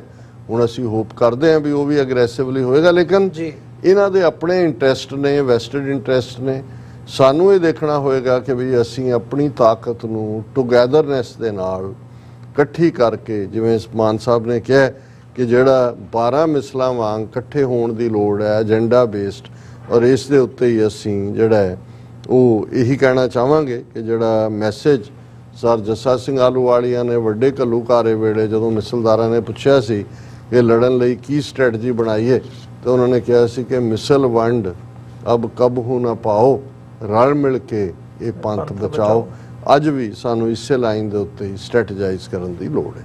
ਜੀ ਡਾਕਟਰ ਸਾਹਿਬ, ਬਿਲਕੁਲ ਇਹ ਬਹੁਤ ਇੰਪੋਰਟੈਂਟ ਹੈ ਤੇ ਉਮੀਦ ਤੇ ਅਰਦਾਸ ਇਹੀ ਹੈ ਵੀ ਆਉਣ ਵਾਲੇ ਸਮੇਂ ਦੇ ਵਿੱਚ ਜਿਹੜੇ ਯਤਨ ਹੈਗੇ ਆ ਉਹਨਾਂ ਨੂੰ ਫਲ ਲੱਗੇ ਤੇ ਕਿਸੇ ਨਾ ਕਿਸੇ ਲੈਵਲ ਤੇ ਜਿਹੜੀ ਇੱਕ ਮਿਊਚੁਅਲ ਅੰਡਰਸਟੈਂਡਿੰਗ ਹੈਗੀ ਆ ਉਹ ਬਣੇ ਤੇ ਉਸ ਕਿਸਮ ਦਾ ਕੋਈ ਫਰੰਟ ਜਿਹੜਾ ਹੈ ਉਹ ਬਣ ਸਕੇ ਜਿਹਦੇ ਨਾਲ ਜਿਹੜੀ ਇਹ ਸਟਰਗਲ ਹੈ ਇਹਨੂੰ ਅੱਗੇ ਲੀਡ ਕੀਤਾ ਜਾ ਸਕੇ। ਸੋ ਜਾਂਦੇ ਜਾਂਦੇ ਜਿੱਥੇ ਸਾਡਾ ਸਮਾਂ ਸਮਾਪਤੀ ਦੇ ਵੱਲ ਜਾ ਰਿਹਾ, ਮੈਂ ਚਾਹੂੰਗਾ ਕਿ ਇੱਕ ਨਜ਼ਮ ਸਾਨੂੰ ਸੰਤੋਖ ਸਿੰਘ ਜੀ ਹੋਰਾਂ ਦੀ ਆਈ ਹੈ, ਸੰਤੋਖ ਸਿੰਘ ਭਾਊ ਟੋਰਾਂਟੋ ਤੋਂ, ਸ਼ਹੀਦ ਦਿਲਾਵਰ ਸਿੰਘ ਹੋਰਾਂ ਦੇ ਮੁਤਲਕ, ਸੋ ਉਹ ਜ਼ਰੂਰ ਸਾਂਝੀ ਕੀਤੀ ਜਾਵੇ ਸਾਡੇ ਦਰਸ਼ਕਾਂ ਦੇ ਨਾਲ। ਤੇ ਫਿਰ ਜਿਹੜੇ ਮੈਸੇजेस ਹੈਗੇ ਆ ਸੋਸ਼ਲ ਮੀਡੀਆ ਤੇ YouTube ਤੇ ਖਾਸ ਤੌਰ ਤੇ ਉਹ ਵੀ ਸਾਡੇ ਦਰਸ਼ਕਾਂ ਦੇ ਅਸੀਂ ਲੈ ਲਈਏ ਨਾਲ। ਦੇਖੋ, ਸਾਡੇ ਕੋਲ 2 ਨਜ਼ਮਾਂ ਸਾਡੇ ਅੰਗਰੇਜ਼ੀ ਦੇ ਸ਼ਾਇਰ ਢਿੱਲੋਂ ਸਾਹਿਬ ਉਹਨਾਂ ਦੀਆਂ ਵੀ ਆਈਆਂ ਹੋਈਆਂ ਨੇ, ਔਰ ਜਿਵੇਂ ਮੈਂ ਦੱਸਿਆ ਵੀ ਭਾਈ ਕੁਲਦੀਪ ਸਿੰਘ ਉਹਨਾਂ ਨੇ ਵੀ ਸਾਨੂੰ ਆਪਣੀਆਂ ਨਜ਼ਮਾਂ ਭੇਜੀਆਂ ਨੇ, ਔਰ ਸੰਤੋਖ ਸਿੰਘ ਭਾਊ ਜੀ ਜਿਨ੍ਹਾਂ ਦੀ ਹੁਣ ਨਜ਼ਮਾਂ ਦੀ ਇੱਕ ਕਿਤਾਬ ਵੀ ਛਪਣ ਜਾ ਰਹੀ ਹੈ, ਉਹਨਾਂ ਨੇ ਅੱਜ ਦੁਬਾਰਾ ਸ਼ਾਇਦ 2 ਦਿਨ ਪਹਿਲਾਂ ਉਹਨਾਂ ਨੇ ਭੇਜੀ, ਮੇਰੇ ਤੋਂ ਓਵਰਲੁੱਕ ਹੋਈ। ਔਰ ਮੈਂ ਸਮਝਦਾ ਹਾਂ ਵੀ ਜਿੱਥੇ ਅਸੀਂ ਪੋਲੀਟੀਕਲ ਪ੍ਰਾਪਤੀਆਂ ਦੀ ਗੱਲ ਕਰ ਰਹੇ ਹਾਂ, ਉੱਥੇ ਜਿਹੜੇ ਸਾਡੇ ਯੋਧਿਆਂ ਨੇ ਇਸ ਲੈਵਲ ਦੇ ਉੱਤੇ ਸਟਰਗਲ ਨੂੰ ਪਹੁੰਚਾਉਣ ਲਈ ਆਪਣਾ ਆਪਾ ਕੁਰਬਾਨ ਕੀਤਾ ਹੈ, ਉਹਨਾਂ ਨੂੰ ਵੀ ਰੈਕਗਨਾਈਜ਼ ਕਰਨਾ ਬਣਦਾ। ਔਰ ਉਹਨਾਂ ਨੇ ਭਾਈ ਸੰਤੋਖ ਸਿੰਘ ਜੀ ਨੇ ਨਜ਼ਮ ਦਾ ਨਾਂ ਹੀ ਸ਼ਹੀਦ ਦਿਲਾਵਰ ਸਿੰਘ ਰੱਖਿਆ ਜੀ। ਔਰ ਇਹ ਯਾਦ ਰਹੇ ਕਿ 31 ਅਗਸਤ 1995 ਨੂੰ ਸ਼ਹੀਦ ਦਿਲਾਵਰ ਸਿੰਘ ਉਹਨਾਂ ਨੇ ਆਪਣੀ ਸ਼ਹਾਦਤ ਦੇ ਨਾਲ ਬੁੱਚੜ ਬੇਅੰਤੇ ਦਾ ਅੰਤ ਕੀਤਾ ਸੀ, ਔਰ ਉਹ ਇੱਕ ਐਂਡ ਸੀ ਜ਼ੁਲਮੀ ਰਾਜ ਦਾ ਉਸ ਵੇਲੇ ਦਾ, ਜਿਹਨੇ 2.5 ਸਾਲ ਦੇ ਪੀਰੀਅਡ 'ਚ ਲਗਭਗ ਫਰਵਰੀ 1992 ਤੋਂ ਅਗਸਤ 1995 ਤੱਕ 50,000 ਤੋਂ ਜ਼ਿਆਦਾ ਸਿੱਖ ਨੌਜਵਾਨਾਂ ਨੂੰ ਝੂਠੇ ਪੁਲਿਸ ਮੁਕਾਬਲਿਆਂ 'ਚ ਮਾਰਿਆ ਸੀ। ਸੋ ਇਹ ਨਜ਼ਮ ਹੈ। ਦਿਲਾਵਰ ਸਿੰਘ ਚੱਲਿਆ ਚੰਡੀਗੜ੍ਹ ਵੱਲੇ, ਹੋਣੀ ਕੌਮ ਦੀ ਕਰਨ ਤਿਆਰ ਤੁਰਿਆ, ਮਾਤਾ ਕਹਿਣ ਲੱਗੀ ਤੇਰਾ ਵਿਆਹ ਕਰਨਾ, ਯੋਧਾ ਆਪ ਹੀ ਮੌਤ ਵਿਆਹੁਣ ਤੁਰਿਆ। ਦਿਲਾਵਰ ਸਿੰਘ ਚੱਲਿਆ ਚੰਡੀਗੜ੍ਹ ਵੱਲੇ, ਹੋਣੀ ਕੌਮ ਦੀ ਕਰਨ ਤਿਆਰ ਤੁਰਿਆ, ਮਾਤਾ ਕਹਿਣ ਲੱਗੀ ਤੇਰਾ ਵਿਆਹ ਕਰਨਾ, ਯੋਧਾ ਆਪ ਹੀ ਮੌਤ ਵਿਆਹੁਣ ਤੁਰਿਆ। ਬਾਜਾਂ ਵਾਲਾ ਮੇਰੀ ਕਰੇਗਾ ਆਪ ਮਿਲਣੀ, ਬਰਾਤ ਸ਼ਹੀਦਾਂ ਦੀ ਲੈ ਆਣ ਤੁਰਿਆ, ਸਾਹਿਬਜ਼ਾਦੇ ਵੀ ਹੋਣਗੇ ਨਾਲ ਮੇਰੇ, 5 ਪਿਆਰਿਆਂ ਨੂੰ ਲੈ ਕੇ ਨਾਲ ਤੁਰਿਆ। ਡੋਲੇ ਜੋਸ਼ ਨਾਲ ਫਰਕੇ ਸੂਰਮੇ ਦੇ, ਡੋਲੇ ਜੋਸ਼ ਨਾਲ ਫਰਕੇ ਸੂਰਮੇ ਦੇ, ਪੱਗ ਕੌਮ ਦੀ ਅੱਜ ਬਚਾਣ ਤੁਰਿਆ, ਅੱਖਾਂ ਉਸ ਦੀਆਂ ਅੱਗ ਵਰਸਾਣ ਲੱਗੀਆਂ, ਬੇਅੰਤੇ ਬੁੱਚੜ ਨੂੰ ਕਰਨ ਸਵਾਹ ਤੁਰਿਆ। ਕਹਿੰਦਾ ਛੱਡਣਾ ਨਹੀਂ ਅੱਜ ਜਲਾਦ ਜਿਉਂਦਾ, ਬੋਟੀ ਬੋਟੀ ਕਰ ਅੱਜ ਉਡਾਣ ਤੁਰਿਆ, ਖਾਲਿਸਤਾਨ ਜ਼ਿੰਦਾਬਾਦ ਦਾ ਲਾ ਨਾਰਾ, ਬੰਨੀ ਬੈਲਟ ਦਾ ਬਟਨ ਦਬਾਣ ਤੁਰਿਆ। ਬੇਅੰਤਾ ਕੁਤਰਤਾ ਪੁਰਾਣੀ ਚਰੀ ਆਂਖੂ, ਬੇਅੰਤਾ ਕੁਤਰਤਾ, ਇਹ ਪੋਇਟਰੀ 'ਚ ਇੰਨਾ ਤੁਹਾਨੂੰ ਹੁੰਦਾ ਹੈ ਕਿ ਕੁਤਰ ਦਿੱਤਾ ਨੂੰ ਦੱਦਾ ਕੱਢ ਦਿਓ ਤੇ ਕੁਤਰਤਾ ਉਹਨੂੰ ਬੈਲੈਂਸ ਕਰ ਦਿੰਦਾ ਉਸ ਬੈਂਤ ਨੂੰ ਜੀ। ਬੇਅੰਤਾ ਕੁਤਰਤਾ ਪੁਰਾਣੀ ਚਰੀ ਵਾਂਗੂ, ਪੁਰਜ਼ਾ ਪੁਰਜ਼ਾ ਕਰ ਸ਼ੇਰ ਖਿਲਾਰ ਤੁਰਿਆ, ਆਵਾਜ਼ ਪੈ ਗਈ ਸੱਚਖੰਡ ਤੋਂ ਸੂਰਮੇ ਨੂੰ, ਗੁਰਮੁਖ ਦਰਗੇ ਜਨਮ ਸਵਾਰ ਤੁਰਿਆ। ਗੁਰਮੁਖ ਜਨਮ ਸਵਾਰ ਭਾਈ ਗੁਰਦਾਸ ਜੀ ਦਾ ਫਰਮਾਨ ਹੈ, ਗੁਰਮੁਖ ਜਨਮ ਸਵਾਰ ਦਰਗਾਹ ਚੱਲਿਆ, ਸੱਚੀ ਦਰਗਾਹ ਜਾਏ ਸੱਚਾ ਪਿੜ ਮੱਲਿਆ। ਆਵਾਜ਼ ਪੈ ਗਈ ਸੱਚਖੰਡ ਤੋਂ ਸੂਰਮੇ ਨੂੰ, ਗੁਰਮੁਖ ਦਰਗੇ ਜਨਮ ਸਵਾਰ ਤੁਰਿਆ। ਜ਼ਾਲਮ ਤੋਰਤਾ ਨਰਕਾਂ ਨੂੰ ਸੂਰਮੇ ਨੇ, ਬਾਜਾਂ ਵਾਲੇ ਦੀ ਗੋਦ ਮਾਣ ਤੁਰਿਆ। ਕੌਮ ਸ਼ਹੀਦ ਦਿਲਾਵਰ ਨੂੰ ਯਾਦ ਰੱਖੂ, ਉੱਚੀ ਸ਼ਾਨ ਪੰਜਾਬ ਤੇ ਤਾਣ ਤੁਰਿਆ। ਸੀਸ ਵਾਰ ਕੇ ਦੇਸ਼ ਪੰਜਾਬ ਉੱਤੋਂ, ਝੰਡਾ ਉੱਚਾ ਕਰ ਫੜ ਸਰਦਾਰ ਤੁਰਿਆ। ਮੜੀ ਤੇਰੀ ਤੇ ਲੱਗਣਗੇ ਨਿਤ ਮੇਲੇ, ਭਾਊ ਜ਼ਿੰਦਗੀ ਕੌਮ ਤੋਂ ਵਾਰ ਤੁਰਿਆ। ਇਹ ਡਾਕਟਰ ਜੀ। ਸਾਹਿਬ ਕਿਆ ਖੂਬ ਲਿਖੀ ਹੈ। ਤੇ ਸਾਡੇ ਦਰਸ਼ਕਾਂ ਦੇ ਜਿਹੜੇ ਮੈਸੇजेस ਨੇ ਉਹ ਲੈ ਲਈਏ। ਹਾਂਜੀ। ਸਾਨੂੰ ਪਹਿਲਾ ਹੀ ਜਿਹੜਾ ਮੈਸੇਜ ਹੈ ਉਹ ਅਸੀਂ ਪਹਿਲਾਂ ਡਿਸਕਸ ਕਰਕੇ ਹਟੇ ਹਾਂ। ਬੰਗਲਾਦੇਸ਼ ਦੀ ਜਿਹੜੀ ਇੰਟਰਮ ਗਵਰਨਮੈਂਟ ਦੇ ਮੁਖੀ ਹੈਗੇ ਆ ਇਸ ਵਕਤ, ਉਹਨਾਂ ਦੇ ਨਾਂ ਤੇ ਮੁਹੰਮਦ ਯੂਨਸ ਦੀ ਆਈਡੀ ਹੈ। ਉਹਨਾਂ ਨੇ ਖਾਲਿਸਤਾਨ ਜ਼ਿੰਦਾਬਾਦ ਲਿਖਿਆ ਆ। ਸਾਡੇ ਦਰਸ਼ਕਾਂ ਦੇ ਨਾਲ ਸਾਂਝ ਪਾਈ ਹੈ। ਜਗਜੀਤ ਸਿੰਘ, ਧਰਮ ਸਿੰਘ, ਜਤਿੰਦਰ ਸਿੰਘ ਫਤਿਹ ਬੁਲਾਉਂਦੇ ਆ ਡਾਕਟਰ ਸਾਹਿਬ ਤੇ ਵੀਰ ਅਮਰਵੀਰ ਸਿੰਘ ਜੀ। ਵਾਹਿਗੁਰੂ ਜੀ ਕਾ ਖਾਲਸਾ, ਵਾਹਿਗੁਰੂ ਜੀ ਕੀ ਫਤਿਹ ਜੀ। ਤੇ ਯੂਨਸ ਸਾਹਿਬ ਦੁਬਾਰਾ ਲਿਖਦੇ ਆ ਕਿ ਮੈਂ ਲਾਹੌਰ ਦੇ ਵਿੱਚ ਰਹਿਣਾ ਤੇ ਮੈਂ ਖਾਲਿਸਤਾਨ ਬਣਨਾ ਦੇਖਣਾ ਚਾਹੁੰਦਾ ਆ। ਵਾਹ। ਸੋਹਨ ਮਹੀਲ ਜੀ ਲਿਖਦੇ ਆ, ਫਤਿਹ ਸਾਂਝੀ ਕਰਦੇ ਆ। ਮਾਹਿਲ ਜੀ, ਸਾਡੇ ਸਭ ਤੋਂ ਪਹਿਲੇ ਵਾਹਿਗੁਰੂ ਜੀ ਕੀ ਫਤਿਹ। ਸਾਡੇ ਸਭ ਤੋਂ ਪਹਿਲੇ ਵਿਊਅਰ ਹੁੰਦੇ ਨੇ ਪਾਸਟ ਮੈਨੀ ਇਅਰਸ ਜੀ। ਅਵਤਾਰ ਸਿੰਘ ਰੋਬਿਨ ਦੀਪਾ ਦੀ ਆਈਡੀ ਤੋਂ ਲਿਖਦੇ ਆ, ਸਤਿਗੁਰੂ ਨਾਨਕ ਪ੍ਰਗਟਿਆ ਮਿੱਟੀ ਧੁੰਦ ਜਗ ਚਾਨਣ ਹੋਆ। ਵਾਹ। ਹਰਮਨ ਪੰਨੂ ਜੀ, ਅਵਤਾਰ ਸਿੰਘ ਜੀ ਲਿਖਦੇ ਆ ਕਿ ਵਾਹਿਗੁਰੂ ਅੱਗੇ ਅਰਦਾਸ ਹੈ ਜਲਦ ਖਾਲਿਸਤਾਨ ਹੋਣ ਦੇ ਵਿੱਚ ਆਵੇ, ਮਨੁੱਖਤਾ ਸੁੱਖ ਦਾ ਸਾਹ ਲਵੇ ਇਸ ਕੱਟੜ ਰਜੀਮ ਤੋਂ। ਜੀ। Amarjit Saini first think first then speak ਦੀ ਆਈਡੀ ਤੋਂ ਫਤਿਹ ਸਾਂਝੀ ਕਰਦੇ ਆ। ਵਾਹਿਗੁਰੂ ਜੀ ਕਾ ਖਾਲਸਾ, ਵਾਹਿਗੁਰੂ ਜੀ ਕੀ ਫਤਿਹ ਜੀ। ਬਾਬਾ ਅਮਰੀਕਾ ਲਿਖਦੇ ਆ, Khalistani news channel very honest in the world of respect for all the team. ਬਹੁਤ ਸ਼ੁਕਰੀਆ ਭਾਈ ਸਾਹਿਬ ਕੰਪਲੀਮੈਂਟ ਲਈ। ਇੰਦਰਜੀਤ ਸਿੰਘ ਸੰਧੂ, ਪੰਜਾਬ 47 55 ਅਤੇ 84 ਆਰ ਜਵੰਦਾ। ਅਵਤਾਰ ਸਿੰਘ ਫਤਿਹ ਸਾਂਝੀ ਕਰਦੇ ਆ। ਵਾਹਿਗੁਰੂ ਜੀ ਕਾ ਖਾਲਸਾ, ਵਾਹਿਗੁਰੂ ਜੀ ਕੀ ਫਤਿਹ ਜੀ। ਬਿਲਾਲ ਅਹਿਮਦ ਕਹਿੰਦੇ ਆ ਸਾਨੂੰ ਪਿਆਰ ਭੇਜਦੇ ਆ ਲਾਹੌਰ ਪਾਕਿਸਤਾਨ ਤੋਂ। ਧਰਮ ਸਿੰਘ ਜਿਹੜੇ ਹੈਗੇ ਆ ਉਹ ਖਾਲਿਸਤਾਨ ਜ਼ਿੰਦਾਬਾਦ ਲਿਖਦੇ ਆ ਤੇ ਸੱਚੋ ਸੱਚ ਪ੍ਰੋਗਰਾਮ ਦੀ ਚੜ੍ਹਦੀ ਕਲਾ ਲਈ ਅਰਦਾਸ ਕਰਦੇ ਆ। ਬਲਵਿੰਦਰ ਸਿੰਘ ਬਲੈਕੀਆ ਗੇਮਿੰਗ ਫਤਿਹ ਸਾਂਝੀ ਕਰਦੇ ਆ। ਜਸਕੀਰਤ ਸਿੰਘ ਫਤਿਹ ਸਾਂਝੀ ਕਰਦੇ ਆ ਤੇ ਕਹਿੰਦੇ ਆ ਡਾਕਟਰ ਸਾਹਿਬ ਜੀ ਵਾਹਿਗੁਰੂ ਜੀ ਤੁਹਾਡੀ ਸਭ ਤੇ ਚੜ੍ਹਦੀ ਕਲਾ ਕਰਨ, ਖਾਲਿਸਤਾਨ ਜ਼ਿੰਦਾਬਾਦ। ਜ਼ਿੰਦਾਬਾਦ ਜ਼ਿੰਦਾਬਾਦ। ਬਹੁਤ ਬਹੁਤ ਸ਼ੁਕਰੀਆ। ਖਾਲਿਸਤਾਨ ਦਾ ਸਮਰਥਨ ਕਰੀਏ ਤੇ ਭਾਰਤ ਦਾ ਬਾਈਕਾਟ ਕਰੀਏ ਤੇ ਲੋਕਾਂ ਵਿੱਚ ਜਾਗਰੂਕਤਾ ਪੈਦਾ ਕੀਤੀ ਜਾਵੇ। ਆਪਣੇ ਮੀਡੀਆ ਨੂੰ ਸਭ ਨਾਲ ਸਾਂਝਾ ਕੀਤਾ ਜਾਵੇ। ਆਉਣ ਵਾਲਾ ਸਮਾਂ ਖਾਲਿਸਤਾਨ ਦਾ ਹੈ ਤੇ ਸਿੱਖਾਂ ਨੂੰ ਸੰਭਲ ਕੇ ਚੱਲਣ ਦੀ ਜ਼ਰੂਰਤ ਹੈ। ਇਹ ਪੰਜਾਬ 47 55 ਤੇ 84 ਦੀ ਆਈਡੀ ਤੋਂ ਮੈਸੇਜ ਆਇਆ ਜੀ। ਜਸਵੀਰ ਸਿੰਘ ਬਰਾੜ, ਸਿੰਘ ਗਰਚਾ, ਰਾਜਨਪ੍ਰੀਤ ਸਿੰਘ ਫਤਿਹ ਸਾਂਝੀ ਕਰਦੇ ਆ। ਡਾਕਟਰ ਸਾਹਿਬ ਤੇ ਵੀਰ ਅਮਰਵੀਰ ਸਿੰਘ ਜੀ, ਵਾਹਿਗੁਰੂ ਜੀ ਕਾ ਖਾਲਸਾ, ਵਾਹਿਗੁਰੂ ਜੀ ਕੀ ਫਤਿਹ ਜੀ। ਦਲਜੀਤ ਸਿੰਘ ਜੀ ਸਾਨੂੰ ਫਤਿਹ ਸਾਂਝੀ ਕਰਦੇ ਆ ਤੇ ਖਾਲਿਸਤਾਨ ਜ਼ਿੰਦਾਬਾਦ ਕਹਿੰਦੇ ਆ। ਸੁਖਜੀਵਨ ਬੱਚੂ ਜੀ ਸਾਨੂੰ ਥੰਬਸ ਅਪ ਭੇਜਦੇ ਆ ਤੇ ਕਹਿੰਦੇ ਆ ਆਪਣਾ ਕੰਮ ਜਾਰੀ ਰੱਖੋ। ਰਣਜੀਤ ਸਿੰਘ ਸਾਡੇ ਸਾਰੇ ਦਰਸ਼ਕਾਂ ਨੂੰ ਫਤਿਹ ਸਾਂਝੀ ਕਰਦੇ ਆ, ਸਾਨੂੰ ਫਤਿਹ ਸਾਂਝੀ ਕਰਦੇ ਆ। ਵਾਹਿਗੁਰੂ ਜੀ ਕਾ ਖਾਲਸਾ, ਵਾਹਿਗੁਰੂ ਜੀ ਕੀ ਫਤਿਹ ਜੀ। ਹਰਜੋਤ ਮਾਹਲ, ਸਿਲਵਰ ਲਾਈਨ, ਜਸਵੀਰ ਸਿੰਘ ਗਰੇਵਾਲ, ਜੀਤ ਸਿੰਘ, ਦਵਿੰਦਰ ਸੰਧੂ, ਪਰਮਿੰਦਰ ਸਿੰਘ, ਜੋਰਾ ਰਾਏ, ਗੈਰੀ ਸੰਧੂ, ਅਮਰਜੀਤ ਰਾਏ, ਨਿਹੰਗ ਸਿੰਘ ਸਾਡਾ ਸਾਰਿਆਂ ਦਾ ਧੰਨਵਾਦ ਕਰਦੇ ਆ ਟੀਵੀ 84 ਦੀ ਟੀਮ ਦਾ ਤੇ ਫਤਿਹ ਸਾਂਝੀ ਕਰਦੇ ਆ। ਵਾਹਿਗੁਰੂ ਜੀ ਕਾ ਖਾਲਸਾ, ਵਾਹਿਗੁਰੂ ਜੀ ਕੀ ਫਤਿਹ। ਕੌਰ ਸ਼ਰਨਜੀਤ ਲਿਖਦੇ ਆ ਇਸ ਗੱਲ ਦੇ ਵਿੱਚ ਕੋਈ ਸ਼ੱਕ ਨਹੀਂ ਜੋ ਮਾਨ ਸਾਹਿਬ ਨੇ ਪੰਜਾਬੀਆਂ ਦੇ ਦਿਲਾਂ ਵਿੱਚ ਖਾਲਿਸਤਾਨ ਦੀ ਇੱਛਾ ਜਿਉਂਦੀ ਰੱਖੀ ਆ। ਦੇਖੋ ਇਹੀ ਨਹੀਂ, ਮੈਨੂੰ ਯਾਦ ਹੈ ਜਦੋਂ ਉਹਨਾਂ ਨੇ ਸੰਤ ਪਿੰਡਾਂ ਵਾਲਿਆਂ ਦਾ ਜਨਮ ਦਿਨ ਮਨਾਉਣਾ ਸ਼ੁਰੂ ਕੀਤਾ ਫਰਵਰੀ ਮਹੀਨੇ 'ਚ, ਉਦੋਂ ਕੀ ਅਮਰੀਕਾ ਕੈਨੇਡਾ ਆਏ ਸੀ ਤੇ ਮੈਂ ਉਹਨਾਂ ਨੂੰ ਕਿਹਾ ਜੀ ਵੀ ਤੁਸੀਂ ਉਹਨਾਂ ਦਾ ਸ਼ਹੀਦੀ ਦਿਨ ਕਿਉਂ ਨਹੀਂ ਮਨਾਉਂਦੇ। ਉਹਨਾਂ ਨੇ ਕਿਹਾ ਦੇਖੋ ਕਿਉਂਕਿ ਦਮਦਮੀ ਟਕਸਾਲ ਨੇ ਪੋਜੀਸ਼ਨ ਇਹ ਲਈ ਹੋਈ ਹੈ ਕਿ ਜੋ ਚੜ੍ਹਦੀ ਕਲਾ 'ਚ ਨੇ ਅਸੀਂ ਕਿਸੇ ਟਕਰਾਅ 'ਚ ਨਹੀਂ ਪੈਣਾ ਚਾਹੁੰਦੇ, ਪਰ ਨਾਲ ਦੀ ਨਾਲ ਅਸੀਂ ਇਹ ਦੇਖ ਰਹੇ ਹਾਂ ਵੀ ਸੰਤ ਪਿੰਡਾਂ ਵਾਲਿਆਂ ਦੀ ਸੋਚ ਜਿਹੜੀ ਭਾਰਤੀ ਹਕੂਮਤ ਨੈਗੇਟਿਵ ਪ੍ਰੋਪੇਗੈਂਡਾ ਕਰਕੇ ਲੋਕਾਂ ਦੇ ਦਿਲਾਂ 'ਚੋਂ ਕੱਢਣ ਦੀ ਕੋਸ਼ਿਸ਼ ਕਰ ਰਹੀ ਹੈ ਔਰ ਉਹਨਾਂ ਨੂੰ ਬਦਨਾਮ ਕਰ ਰਹੀ ਹੈ ਵੀ ਉਹ ਰਿਵਾਈਵ ਹੋਣੀ ਚਾਹੀਦੀ ਹੈ। ਔਰ ਉਹਨਾਂ ਨੇ ਕਿਹਾ ਜੀ ਅਸੀਂ ਇਸੇ ਲਈ ਟਕਰਾਅ ਤੋਂ ਵੀ ਬਚੇ ਹਾਂ ਔਰ ਉਸ ਦੇ ਲਈ ਹੀ ਜਨਮ ਦਿਨ ਦੀ ਸ਼ੁਰੂਆਤ ਕੀਤੀ ਔਰ ਅਸੀਂ ਦੇਖਦੇ ਹਾਂ ਕਿ ਭਾਵੇਂ ਉਦੋਂ ਕੁਛ 100 ਵੀ ਨਹੀਂ ਸੀ ਪਹਿਲੀ ਵਾਰੀ, ਹੁਣ ਲੱਖਾਂ ਦੀ ਗਿਣਤੀ ਦਾ ਇਕੱਠ ਹੁੰਦਾ ਹੈ। ਸੋ ਇਹਦੇ 'ਚ ਕੋਈ ਸ਼ੱਕ ਨਹੀਂ ਹੈ ਕਿ ਉਹਨਾਂ ਨੇ ਖਾਲਿਸਤਾਨ ਦੀ ਸੋਚ ਨੂੰ ਔਰ ਉਹਨਾਂ ਦੇ ਇਸ ਮਜ਼ਬੂਤ ਸਟੈਂਡ ਦੀ ਬਦੌਲਤ ਉਹਨਾਂ ਦੀ ਪਾਰਟੀ ਦੇ ਨਾਂ ਥੱਲੇ ਬਾਹਰ ਵੀ ਜਿਹੜਾ ਹੈ ਉਹ ਅਸਾਈਲਮ ਦਾ ਹੋਣਾ, ਸੋ ਇਹ ਆਪਣੇ ਆਪ ਦੇ ਵਿੱਚ ਹੀ ਜਿਹੜੀ ਹੈ ਇੱਕ ਵੱਡੀ ਕੰਟਰੀਬਿਊਸ਼ਨ ਹੈ। ਜੀ ਬਿਲਕੁਲ। ਤੇ ਰਛਪਾਲ ਮਾਨ ਸਾਡੇ ਨਾਲ ਫਤਿਹ ਸਾਂਝੀ ਕਰਦੇ ਆ। ਵਾਹਿਗੁਰੂ ਜੀ ਕਾ ਖਾਲਸਾ, ਵਾਹਿਗੁਰੂ ਜੀ ਕੀ ਫਤਿਹ। ਤੇ ਅਮਨਜੀਤ ਸਿੰਘ ਲਿਖਦੇ ਆ, ਡਾਕਟਰ ਸਾਹਿਬ ਅਤਿੰਦਰਪਾਲ ਸਿੰਘ ਖਾਲਿਸਤਾਨੀ ਤੇ ਕੁਲਬੀਰ ਸਿੰਘ ਕਹਿੰਦੇ ਨੇ ਕਿ ਸਿੱਖ ਕਾਕਸ ਵਾਲੇ ਗੱਦਾਰ ਨੇ, ਇਹਨਾਂ ਦਾ ਖੁਲਾਸਾ ਕਦੀ ਜ਼ਰੂਰ ਕਰੋ ਜੀ।